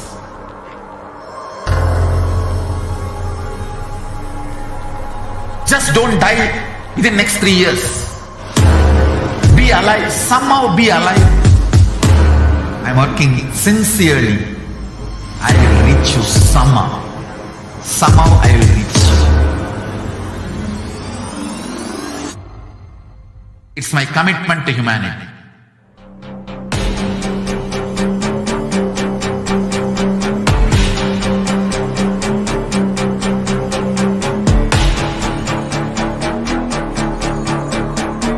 Just don't die within next 3 years. I will reach you wherever you are, whichever corner of the world you may be. I will reach you with enlightenment. You manifesting the space, state, powers, being Paramashivoham. It is possible, and it is possible for you.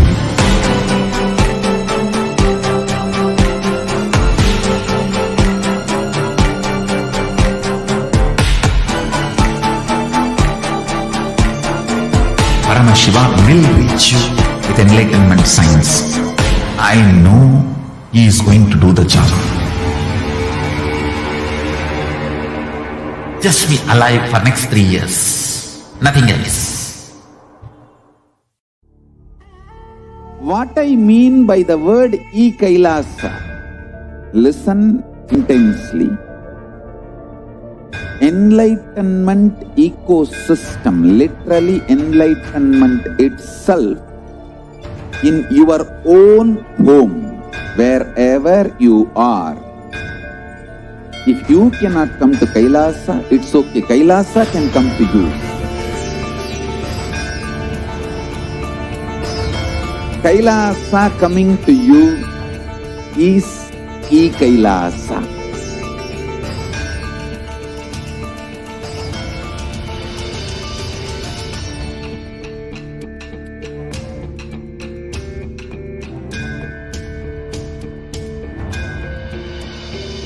I will revive Hinduism.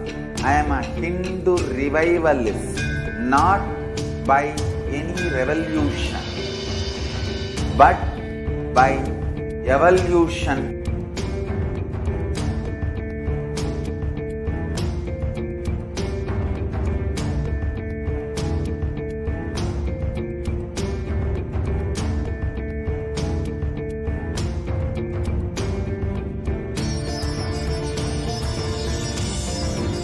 And setting model communities.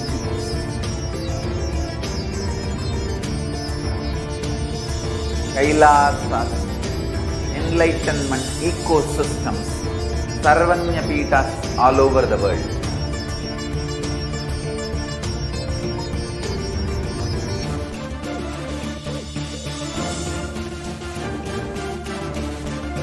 All powerful cognition, knowledge, only when you live, power manifestation and possibilities manifestation happens. It's a fundamental truth.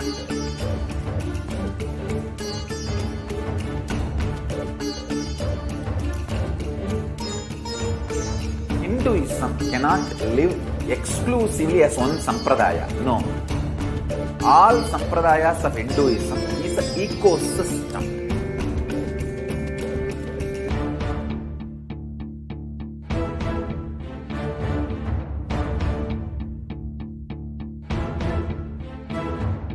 So don't keep quiet thinking that if one sampradaya is attacked, only that sampradaya is going to be affected. All of us are ecosystems.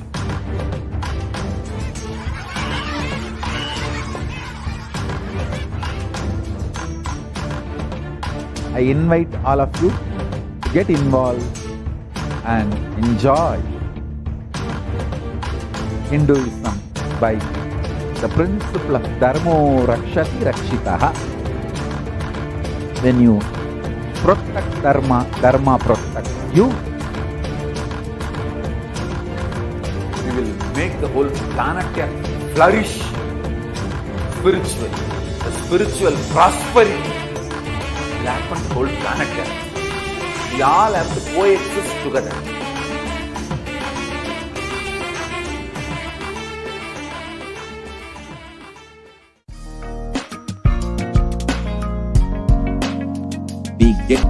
We get you ability to build beautiful relationships in your life. We get you direct spiritual support, and we make sure you become wealthy.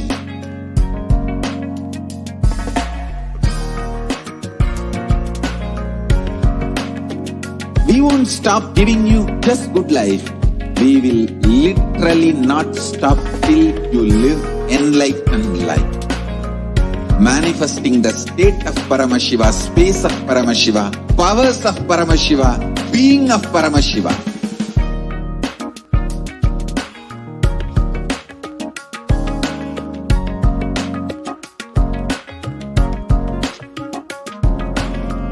Whole world should become E-Kailasians. I want the whole world to know Hindus have something great to contribute to the world.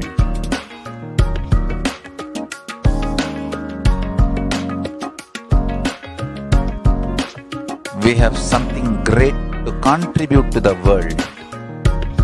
Let us do that.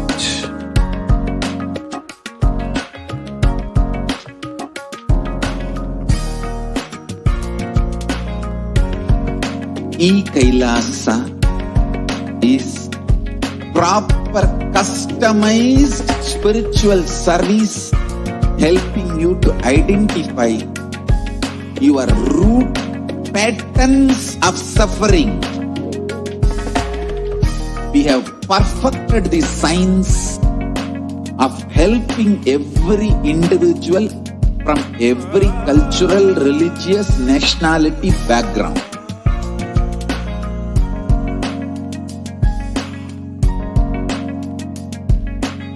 You will have lowest reactionary assumptions, highest awakened response, alive response for life continuously.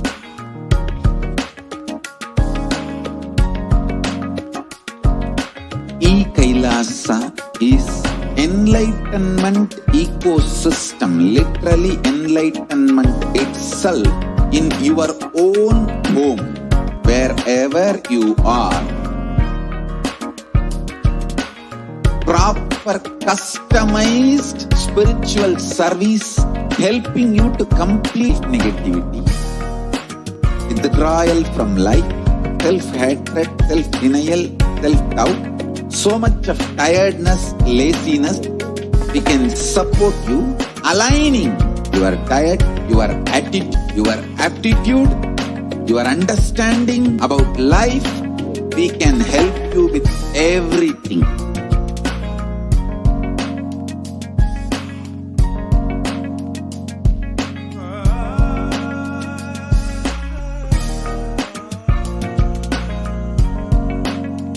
If you are interested in enlightenment, we will immediately bring this to you.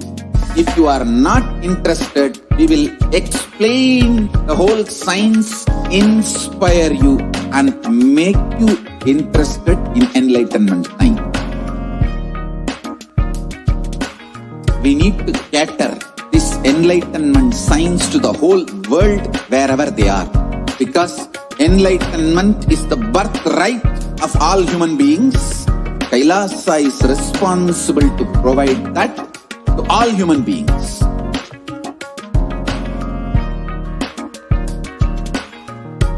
Kailasa is the totality of the knowledge I received from my gurus and practice manifested in my life, perfected by teaching millions of people from all cultures, time zones, backgrounds, genders, nationality, race, from every creed.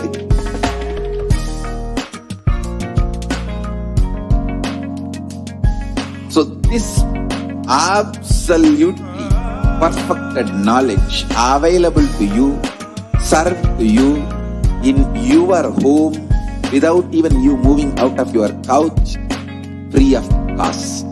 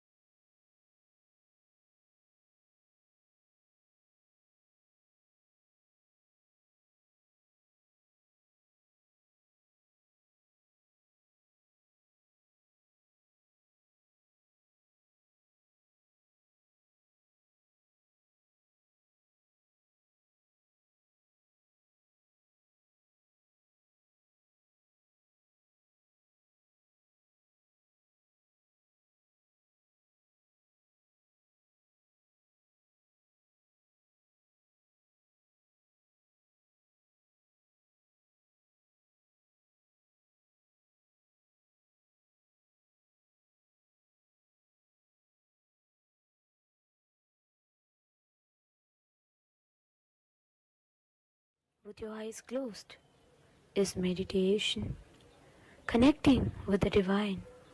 With your eyes open is darshan. Come, let us all now move from meditation to darshan.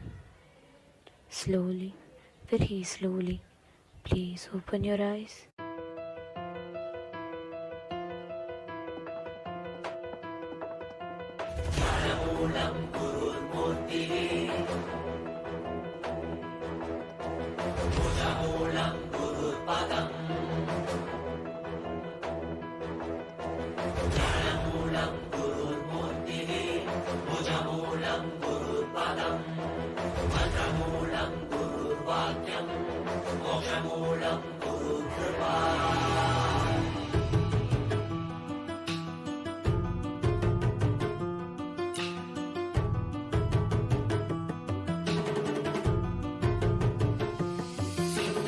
உலகை காத்தருளவே கையிலையும் தரும் நித்யனின் தரிசனம் தானறியவே இவை அசைவிடி தீட்சை தரும் தரிசனம் மறைப்பொருளாயிருந்து திரை விலகி திருவடி தொகும் தரிசனம் பிறை சூடிய சடை நாதனின் திருவுரு தரிசனமே மறைப்பொருளாயிருந்து திரை விலகி திருவடி தொகும் தரிசனம் சடை நாதனின் திருவுரு தரிசனமே அவள் வேண்டி வேண்டி திரளான கூச்சமுவை தேடி வரும் அல்லவா மறை நான்கின் பொருளுடத்த நாளும் கண்களுட கையிலை உதித்ததல்லவா பொருளெல்லாம் தேடி உலகெல்லாம் போடி உயர்ந்துள் உணர்ந்தல்லவா பொருளெல்லாம் தேடி உலகெல்லாம் போடி உயர்ந்துள் உணர்ந்தல்லவா உலகை காத்தருளவே கையிலையும் தரும் என் தரிசனம் கண்ணை தான் அறியவே இவை அசைவிடி தீட்சை தரும் தரிசனம்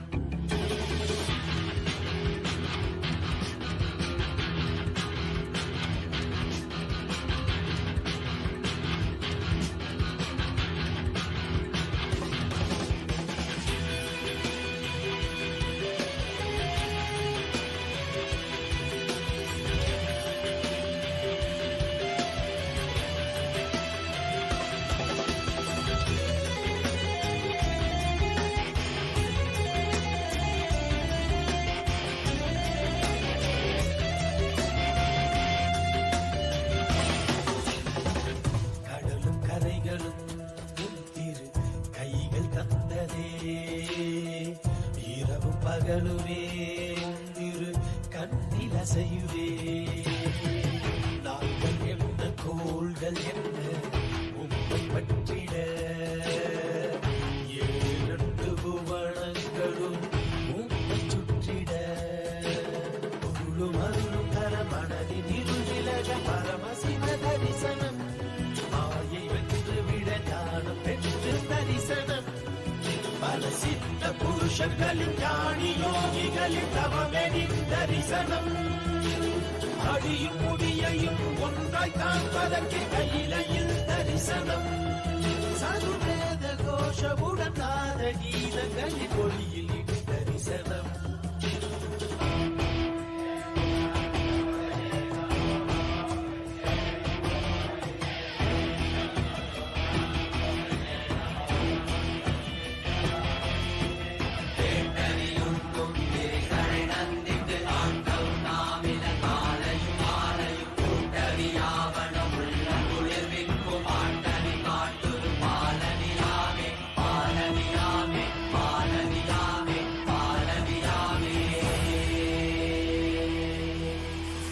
அண்டம் தொட்டு பிண்டம் வரையிலும் சாட்சியாகும் ஐயன் தரிசனம் சொல்ல வார்த்தை ஏதும் இல்லையே சொக்கநாதன் முந்தன் தரிசனம் நித்யானந்தா நித்யானந்தா நித்யானந்தா நித்யானந்தா ஸ்ரீ அருணகிரீஸ்வர ஈசா மூத்த தமிழ் குடி மக்களின் ஈசா குமரி கண்டமாளும் பரமேசா சங்க தமிழை காக்கும் கைலாசா முட்டி நிறைந்த சிவம் என்று கணம் கடந்து உயிரிருந்த கனவுளி தரிசனம் உலகை காத்தருளவே கையிலையும் தரும் என் தரிசனம் கண்ணை தான் அறியவே இவை அசைவிடு தீட்சை தரும் தரிசனம் உலகை காத்தருளவே கையிலையும் தரும் என் தரிசனம் கண்ணை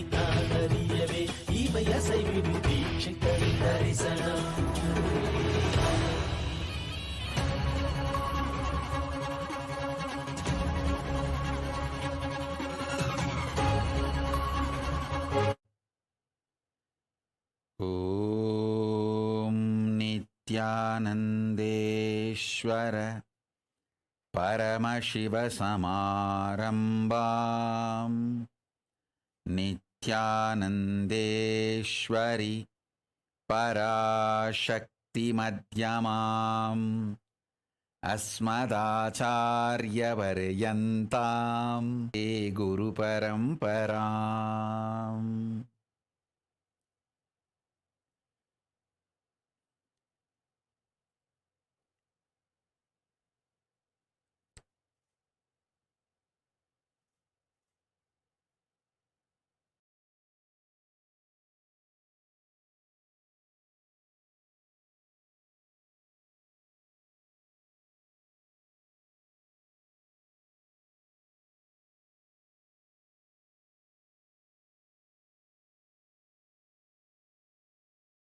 I welcome you all with my love and respects. I welcome all the devotees, disciples, Samajis, Satsangis, Srimahans, Mahans,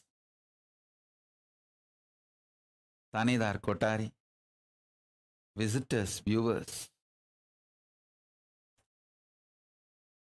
Sarvanyapita Yajamans, Kartas,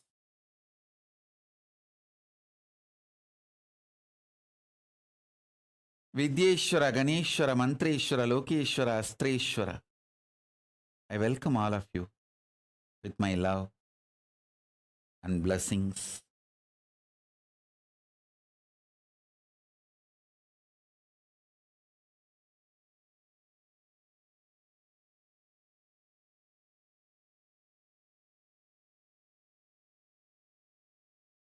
Paramashiva's message from Kailasa.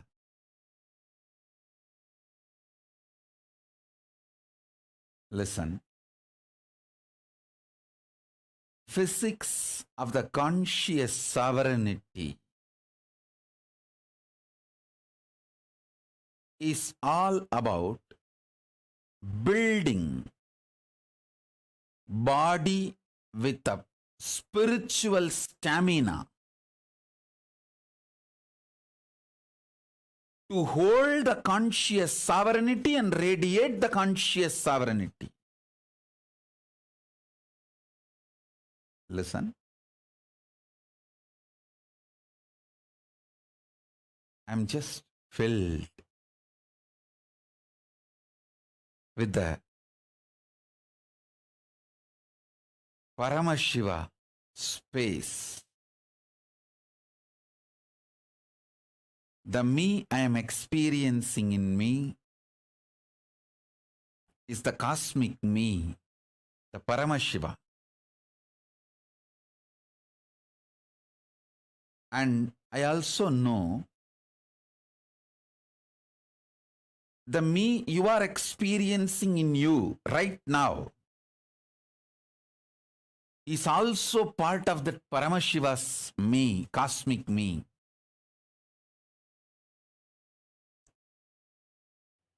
With this deep love of oneness, you are Paramashiva, I am Paramashiva. We both put together is part of Paramashiva.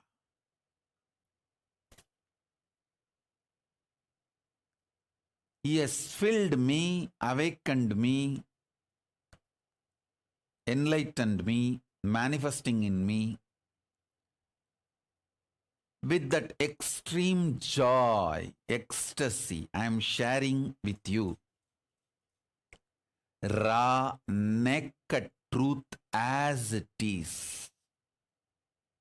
As it is.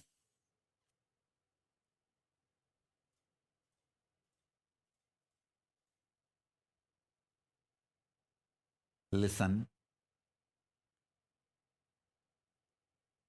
With extreme love and compassion, I am sharing it as it is. Listen.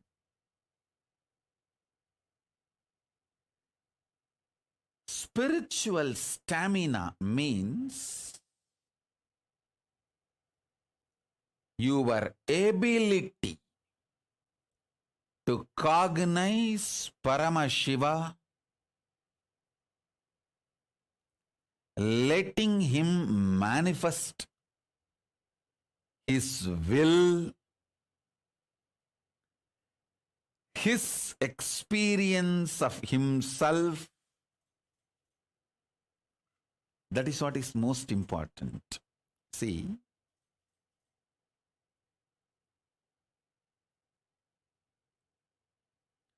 whoever decides to trust my introduction about me, I feel so overwhelmingly loved by them and loving them. Listen. Love means whoever trusts your introduction up by yourself, about yourself, you simply love that person and that person simply loves you. Listen. When you trust Krishna's introduction about himself, who he is, how he feels about himself. Adityanam Aham Vishnu. How Krishna declares among the Adityas. So, he opens himself.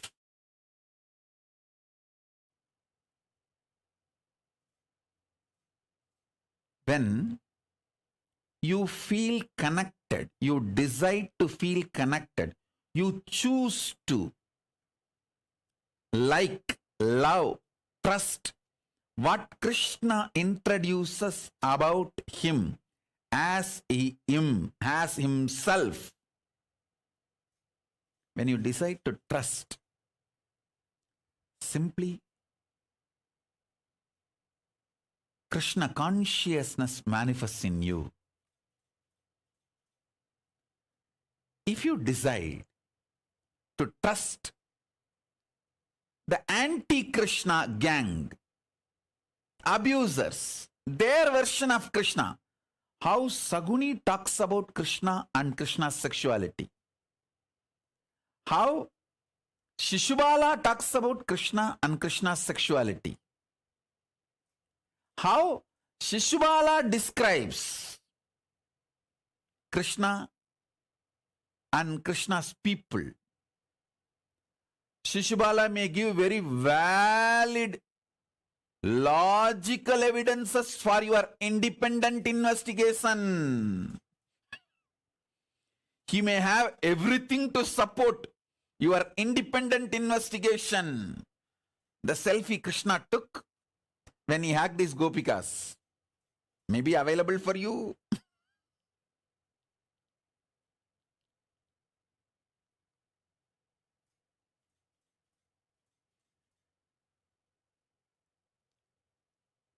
Whether the Shishubala and his culinary gang, the Shishubala gang is able to convince you or not able to convince you, the moment you decide to follow Shishubala's description about Krishna, you will reach the same space Shishubala is in. You will attract the same kind of people Shishubala like, and you will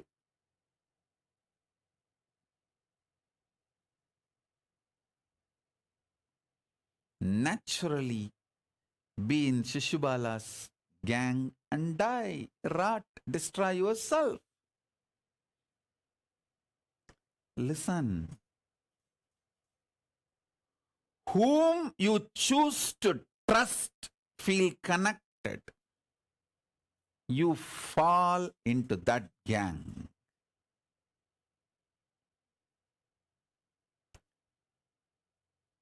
whenever you choose to decide, you decide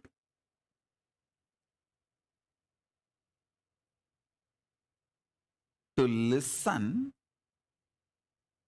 about my introduction about me, my definition about me. You enjoy the space given to me by Paramashiva. Now I am introducing me. The me in me is manifestation of cosmic me, Paramashiva Paramburul. It has realized the me in you is also part of Paramashiva. Listen. So sit sincerely with the decision, you, me, both are part of Paramashiva, and that Paramashiva is awakened in me, and now giving this satsang and Shaktipada, Shaktinipada to awaken Paramashiva in you. That's all.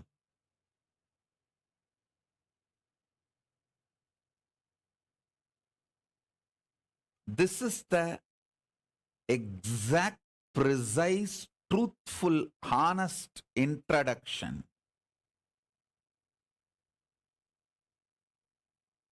of what is happening now as me, as you, as cosmic Paramashiva. So understand, sit with this cognition, whatever I am talking will become reality in you. Whatever I am revealing will become reality in you. So first thing, physics of conscious sovereignty. Conscious sovereignty is the ultimate of life. Conscious sovereignty is building a body with a spiritual stamina. Listen intensely. Listen carefully, deeply. Every word now I utter can become your realization, your experience. So listen.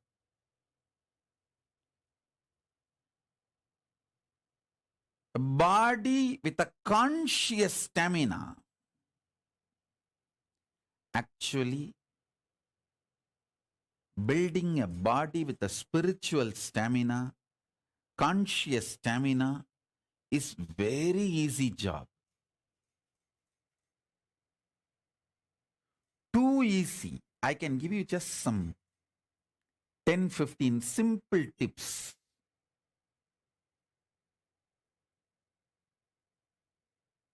If you start following for few days,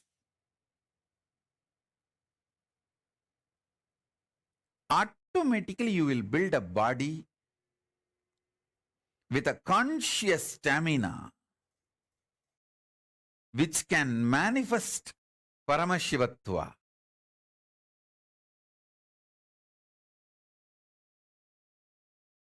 Because my gurus have done it for me.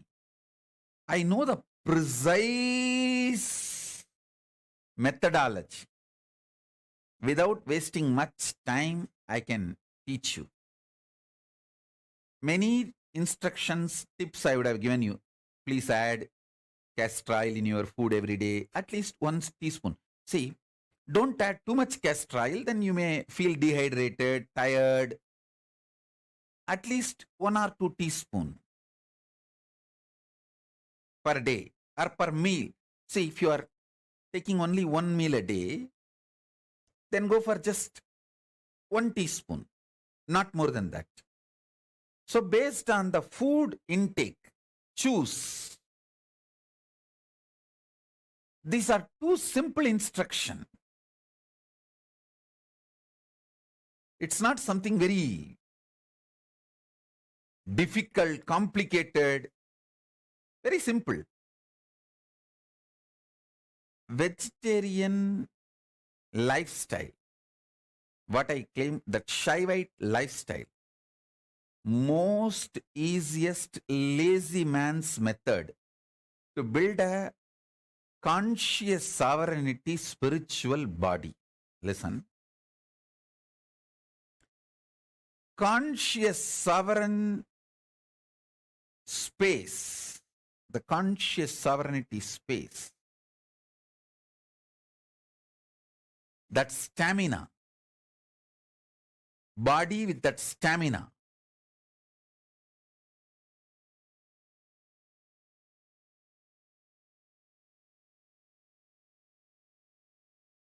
once you start manifesting, you will feel so happy to live inside your body.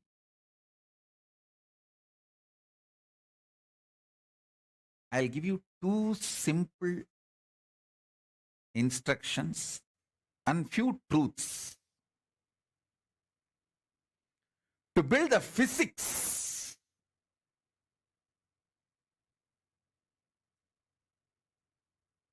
Listen.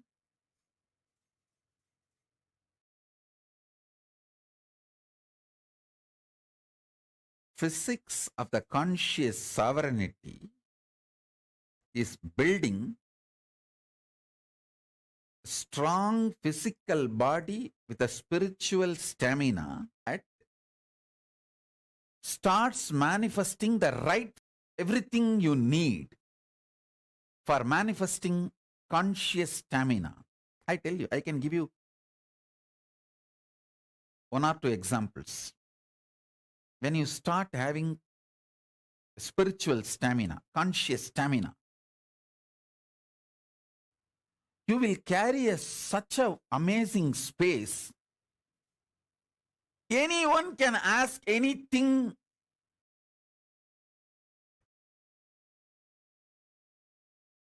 You will never feel irritated. You just know you are so happy they asked you. You will never feel demanded. You are so happy. The people come into your space.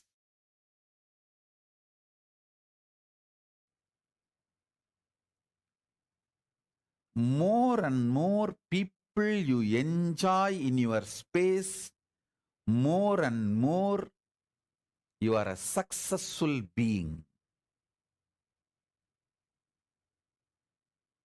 Because you know your pure space never gets trampled by even millions of people entering into your space.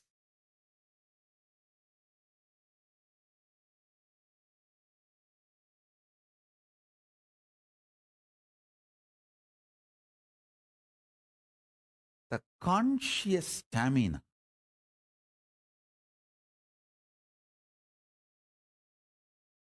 triggers, snowballs, initiates thousands of good things in your life. I tell you,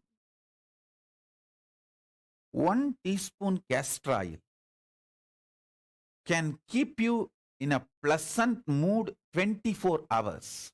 Don't take my words casually.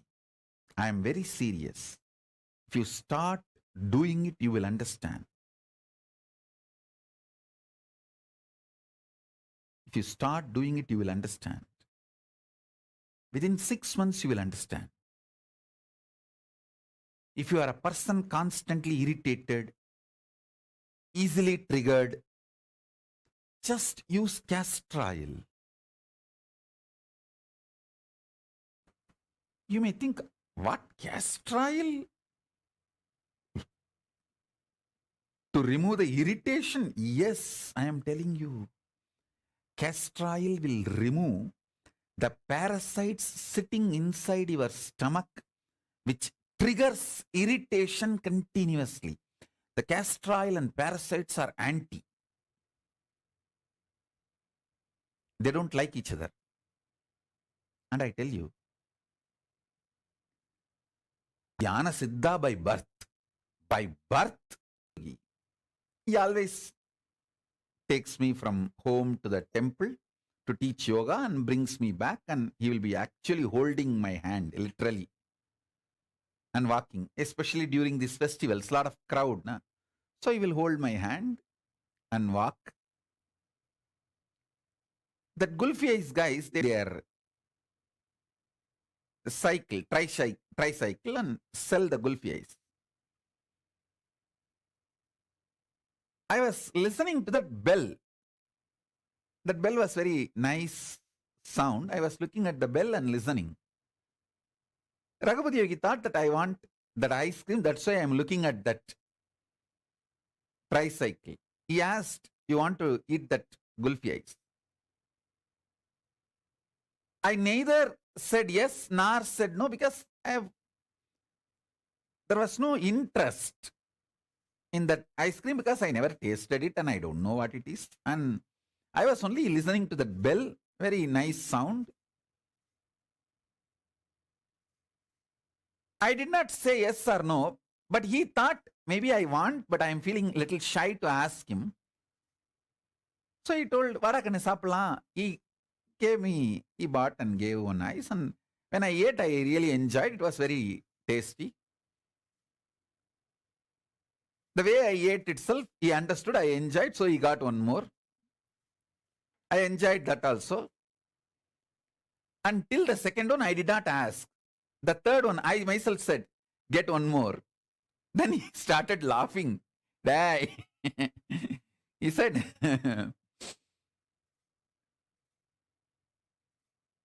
more than this, I don't know whether you will catch cold, because usually the Deepam festival comes in a cold season. That December, November, December is the time Deepam festival comes. So naturally weather was also cold. So he said, I don't know whether you will catch cold. But because I asked, he could not say, he didn't want to say no, he just got. Finally, I ate 5. And next day, he was making me do some process. The impact of the cold weather and the Gulfi ice cream, both had little kapha.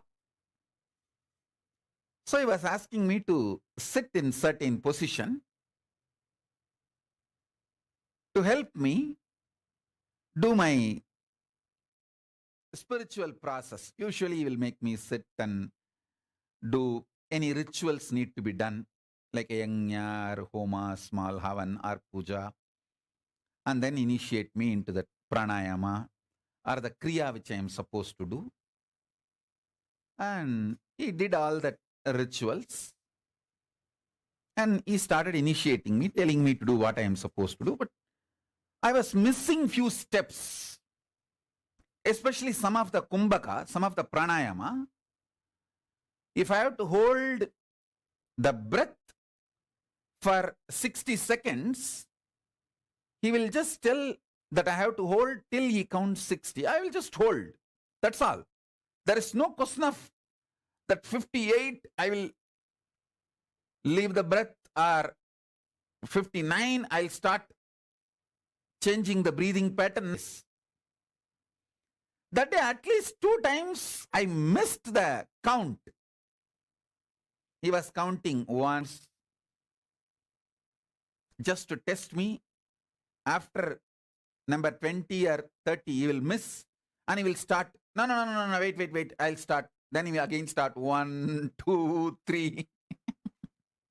He's an amazing, extremely loving, patient Guru.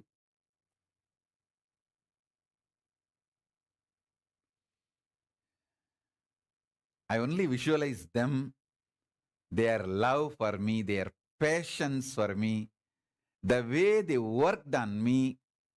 Whenever I need to work with my kids, this is what exactly I remember. I just hold them in my inner space. That is why I keep all their photographs. And I want all the ashrams to keep all their photographs just for the amount of tyaga they have done. And he was counting, but 2-3 times I missed that pranayama count. The coherence, the number of seconds I need to hold, I missed. Before he completed the number, I released the breath. I changed the flow of the breath. He understood that kapha is inside. 5 gulfi ice cream, that kapha is inside.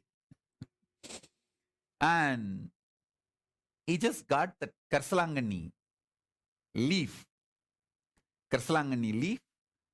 and a few leaves, and put it in his thumb and put it on my upper palate. Nicely started rubbing with his thumb. The whole pitta and kapha came out through all the 5 holes. 2 eyes, nose, mouth, and ears. Through the ears, it won't come like a liquid or solid. It will come like a sound, air. The whole pitta came out. Kapha came out. Then he made me sit. Not only I could perform the pranayama, I could simply see the visualization I am supposed to hold during the pranayama. I tell you, after that, throughout my life, during wandering any time, I never suffered, never took any allopathy medicine for cough or cold, kapha or pitta. Please understand. If you are Ayurvedic doctor, you will understand what I am saying. Pitta makes your mind feel the mental suffocation. Kapha makes your body feel the suffocation. Pitta binds you, chains you mentally. Kapha binds you, chains you physically. Physically means internal organs.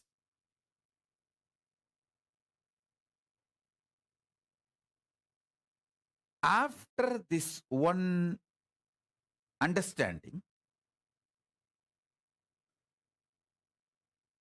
of course, even now I don't enjoy ice cream. Rarely, if the disciples want to eat, to give company, if needed, sometimes I take, but there is no liking for the ice cream or any food. That is different. But even due to weather change or any reason, never ever I suffered by pitta or kapha. I want to tell you all, so much of suffering you all go through in your life due to pitta and kapha, and not even know that it is because of pitta and kapha. See, when you feel the suffocation inside your internal organs due to kapha, you scream at everyone. When you suffer the pitta, even you are not sure about your future. Please understand. See, after that, many times I used to do the same. I'll make that karsalangani either as a paste or a powder or some form, just leaf or kalvathila vechi arachi. It means, kalvam is a stone small stone on that. If you keep the leaf and put little water and make it like a paste. In some form, I'll apply it on my thumb and put it on the palate, upper palate. So the whole pitta and kapha will come out. Listen carefully. It's very important. Because the pitta and kapha is cleansed again and again, not only I never suffered the cough, cold and its impact, I always felt very stable about myself and my future decision. Listen carefully. Your pitta is responsible for making you doubt about yourself and about your future. See, many times you feel insecure. Oh, if I take sannyas, will I be happy in Kailasa? If I take up this commitment, will I be happy in my life? Not being sure about yourself, you destroy your life so much.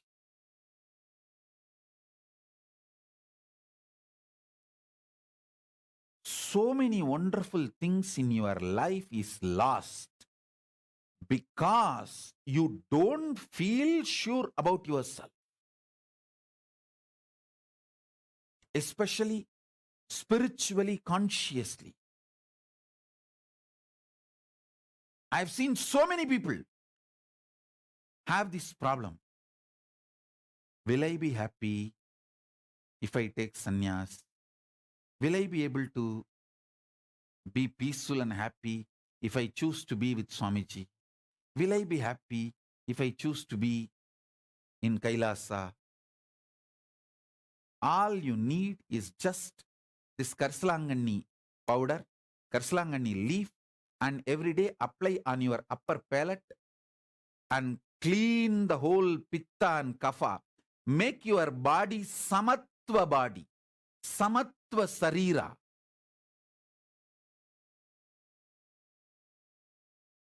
I tell you,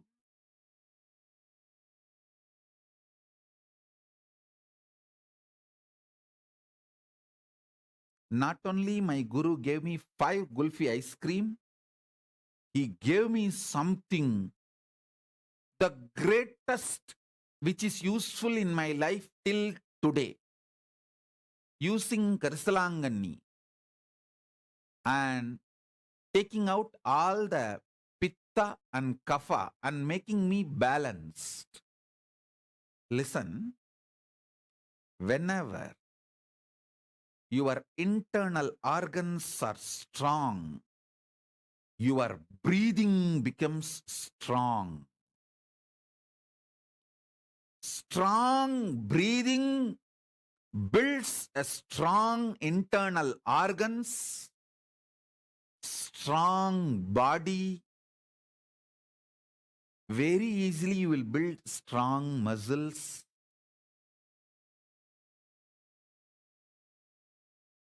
Karsalangani powder, taking it in your thumb, applying on the upper palate and cleaning all the kapha and pitta is such a simple act. It's not at all difficult. Karsalangani is available even in Amazon nowadays. That powder. And it's available in every village home in India. In every village, you will see Karsalangani, Ponnangani, Murungakira. Add all this stuff in your life every day.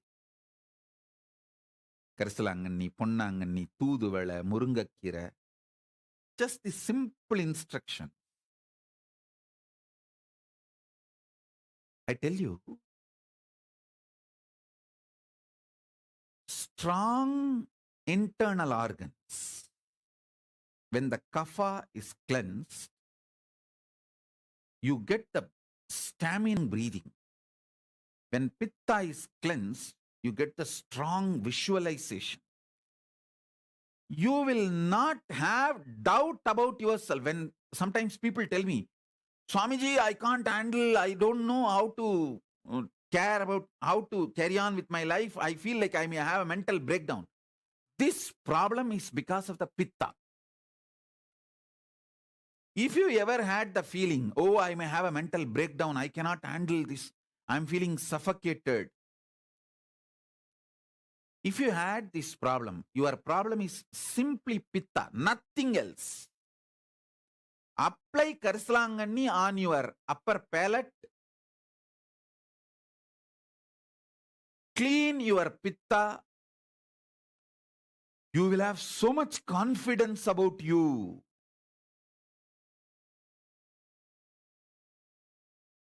You will have so much confidence about you. I tell you,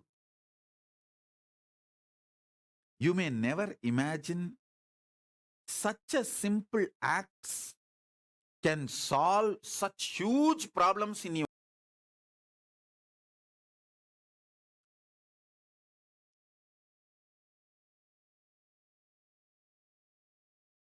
You don't even need to do this cleaning the pitta and kapha every day. But actually, if you start using, you may really enjoy it and you may start doing every day. If you start doing every day, great. But even if you do 3 times a day, 4 times a day,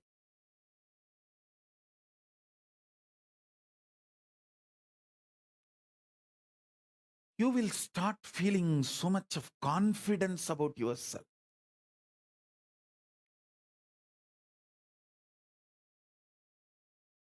You will be so sure of you.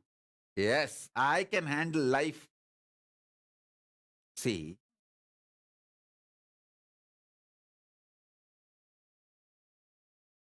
samatvam means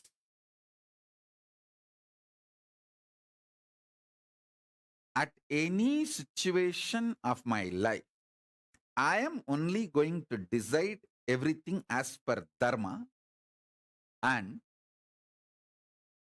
same way I will live and leave the body with the same dharma. If needed, I will take another one body, continue to strengthen my dharma till I reach moksha. Over.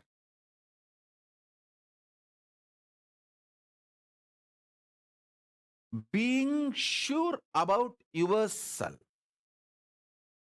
adopting dharma as the strategy for life.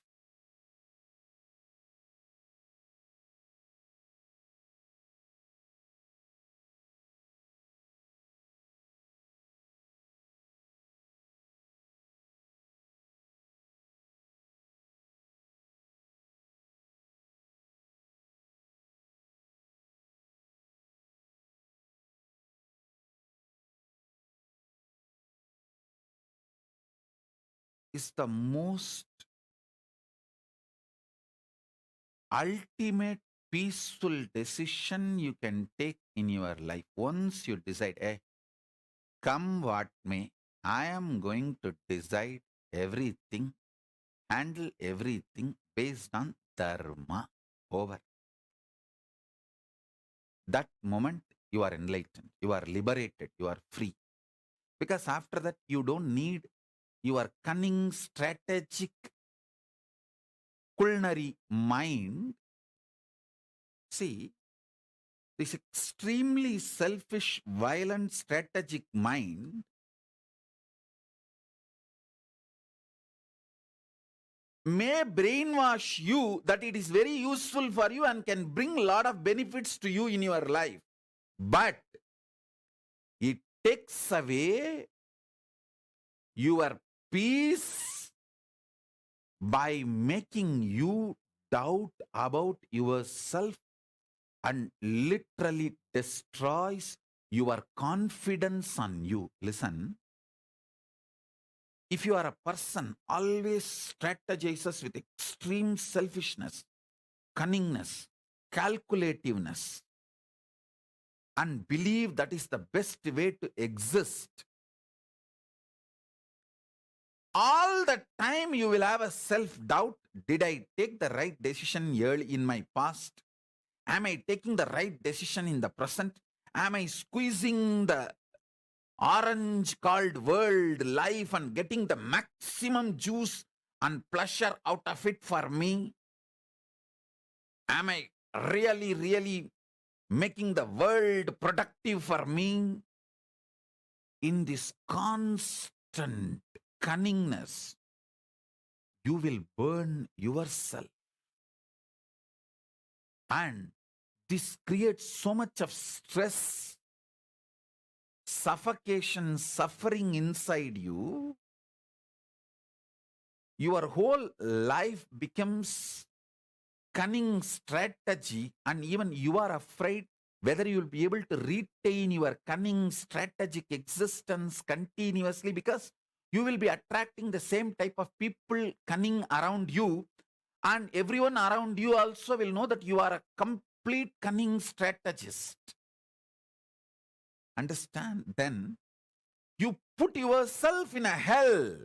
I tell you, a simple, sweet being attracts the same kind of people around him, around them, and create that kind of ecosystem, and everyone feels that person is simple, sweet, and you create a beautiful ecosystem for you to enjoy your life.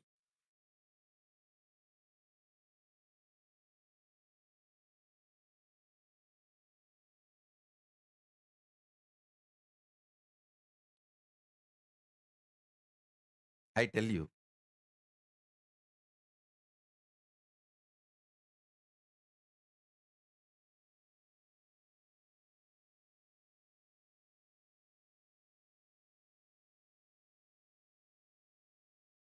best thing you can earn, being a simple, loving, sweet being, you will attract that same kind of people around you, and people around you will experience you as a sweet being. That gives an amazing ultimate protection, completion for you forever. This is the greatest gift.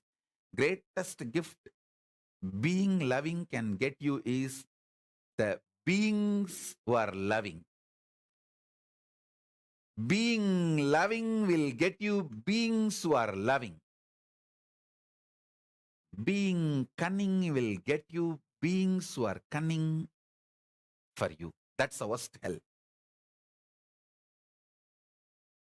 So you can create heaven or hell. It depends on how you decide about you. If you decide, from now, ahimsa paramo dharmaha,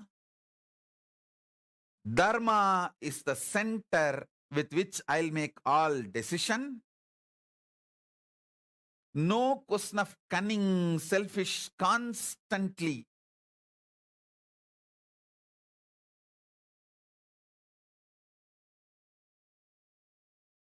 exploiting strategies, because those strategies may get small benefits in the initial level, but will start developing deep self-doubt in you, and that feeling, you not being sure about you and how you will behave and live your life in the future.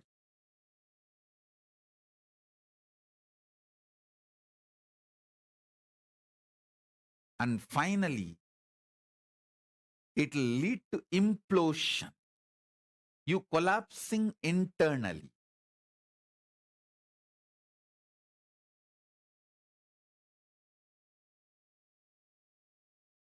Decide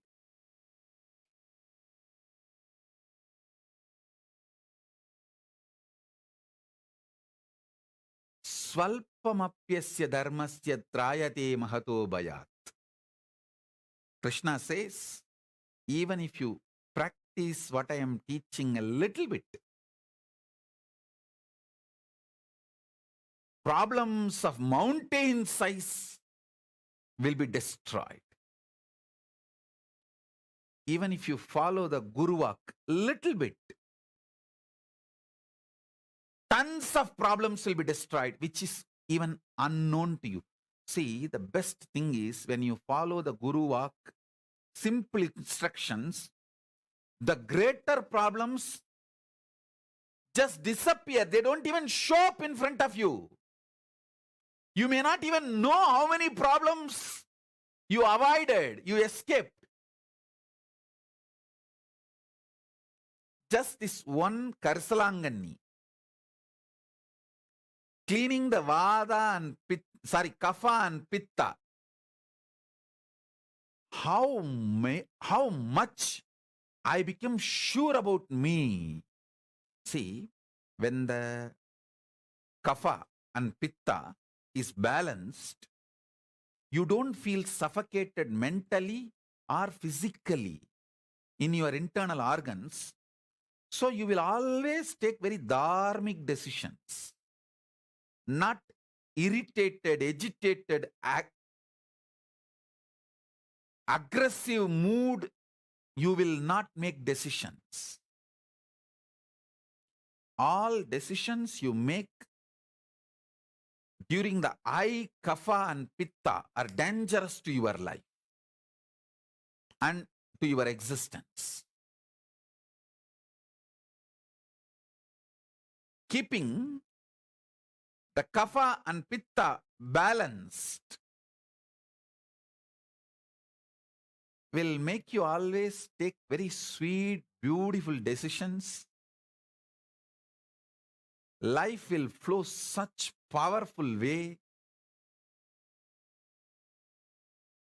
You know, even if you obey Guru's instruction, one small instruction, 10,000s of big problems will not even come to you. Not only you will be solving any problem comes to you, there are many problems which will never come to you. Many problem will never come to you. Any problem which comes to you, you will simply dissolve it.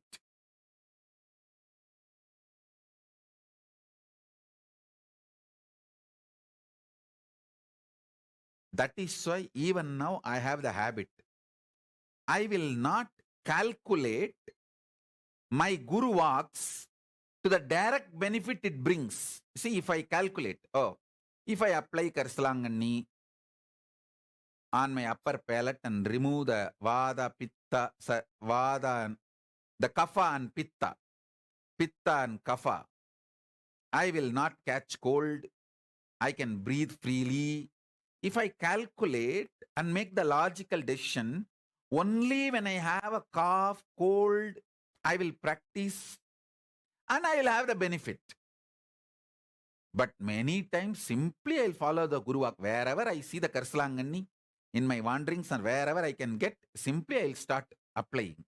Because I just want to do what my Gurus told me.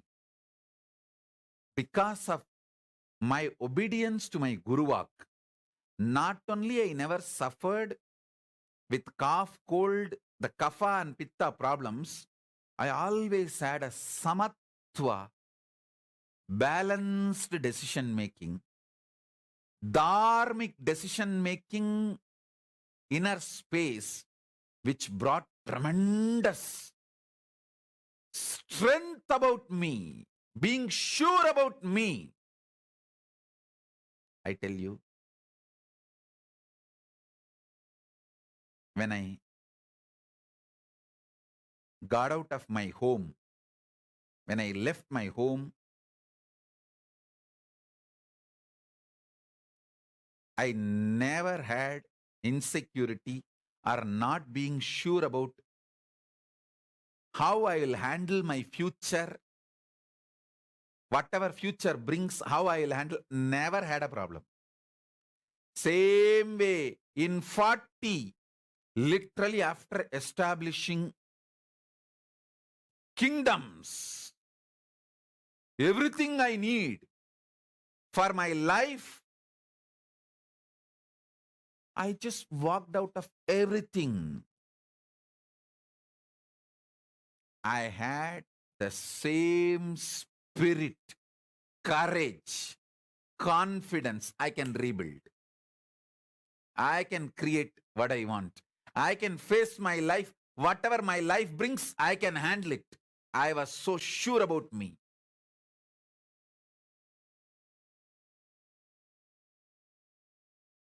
Me being sure about my ability to handle the future, whatever future may bring, that is what I call my Shraddha towards my Guru Parampara. Hey, I will obey my Guru Vak. Come what may, I have the confidence to face it. That's all was my inner space. When I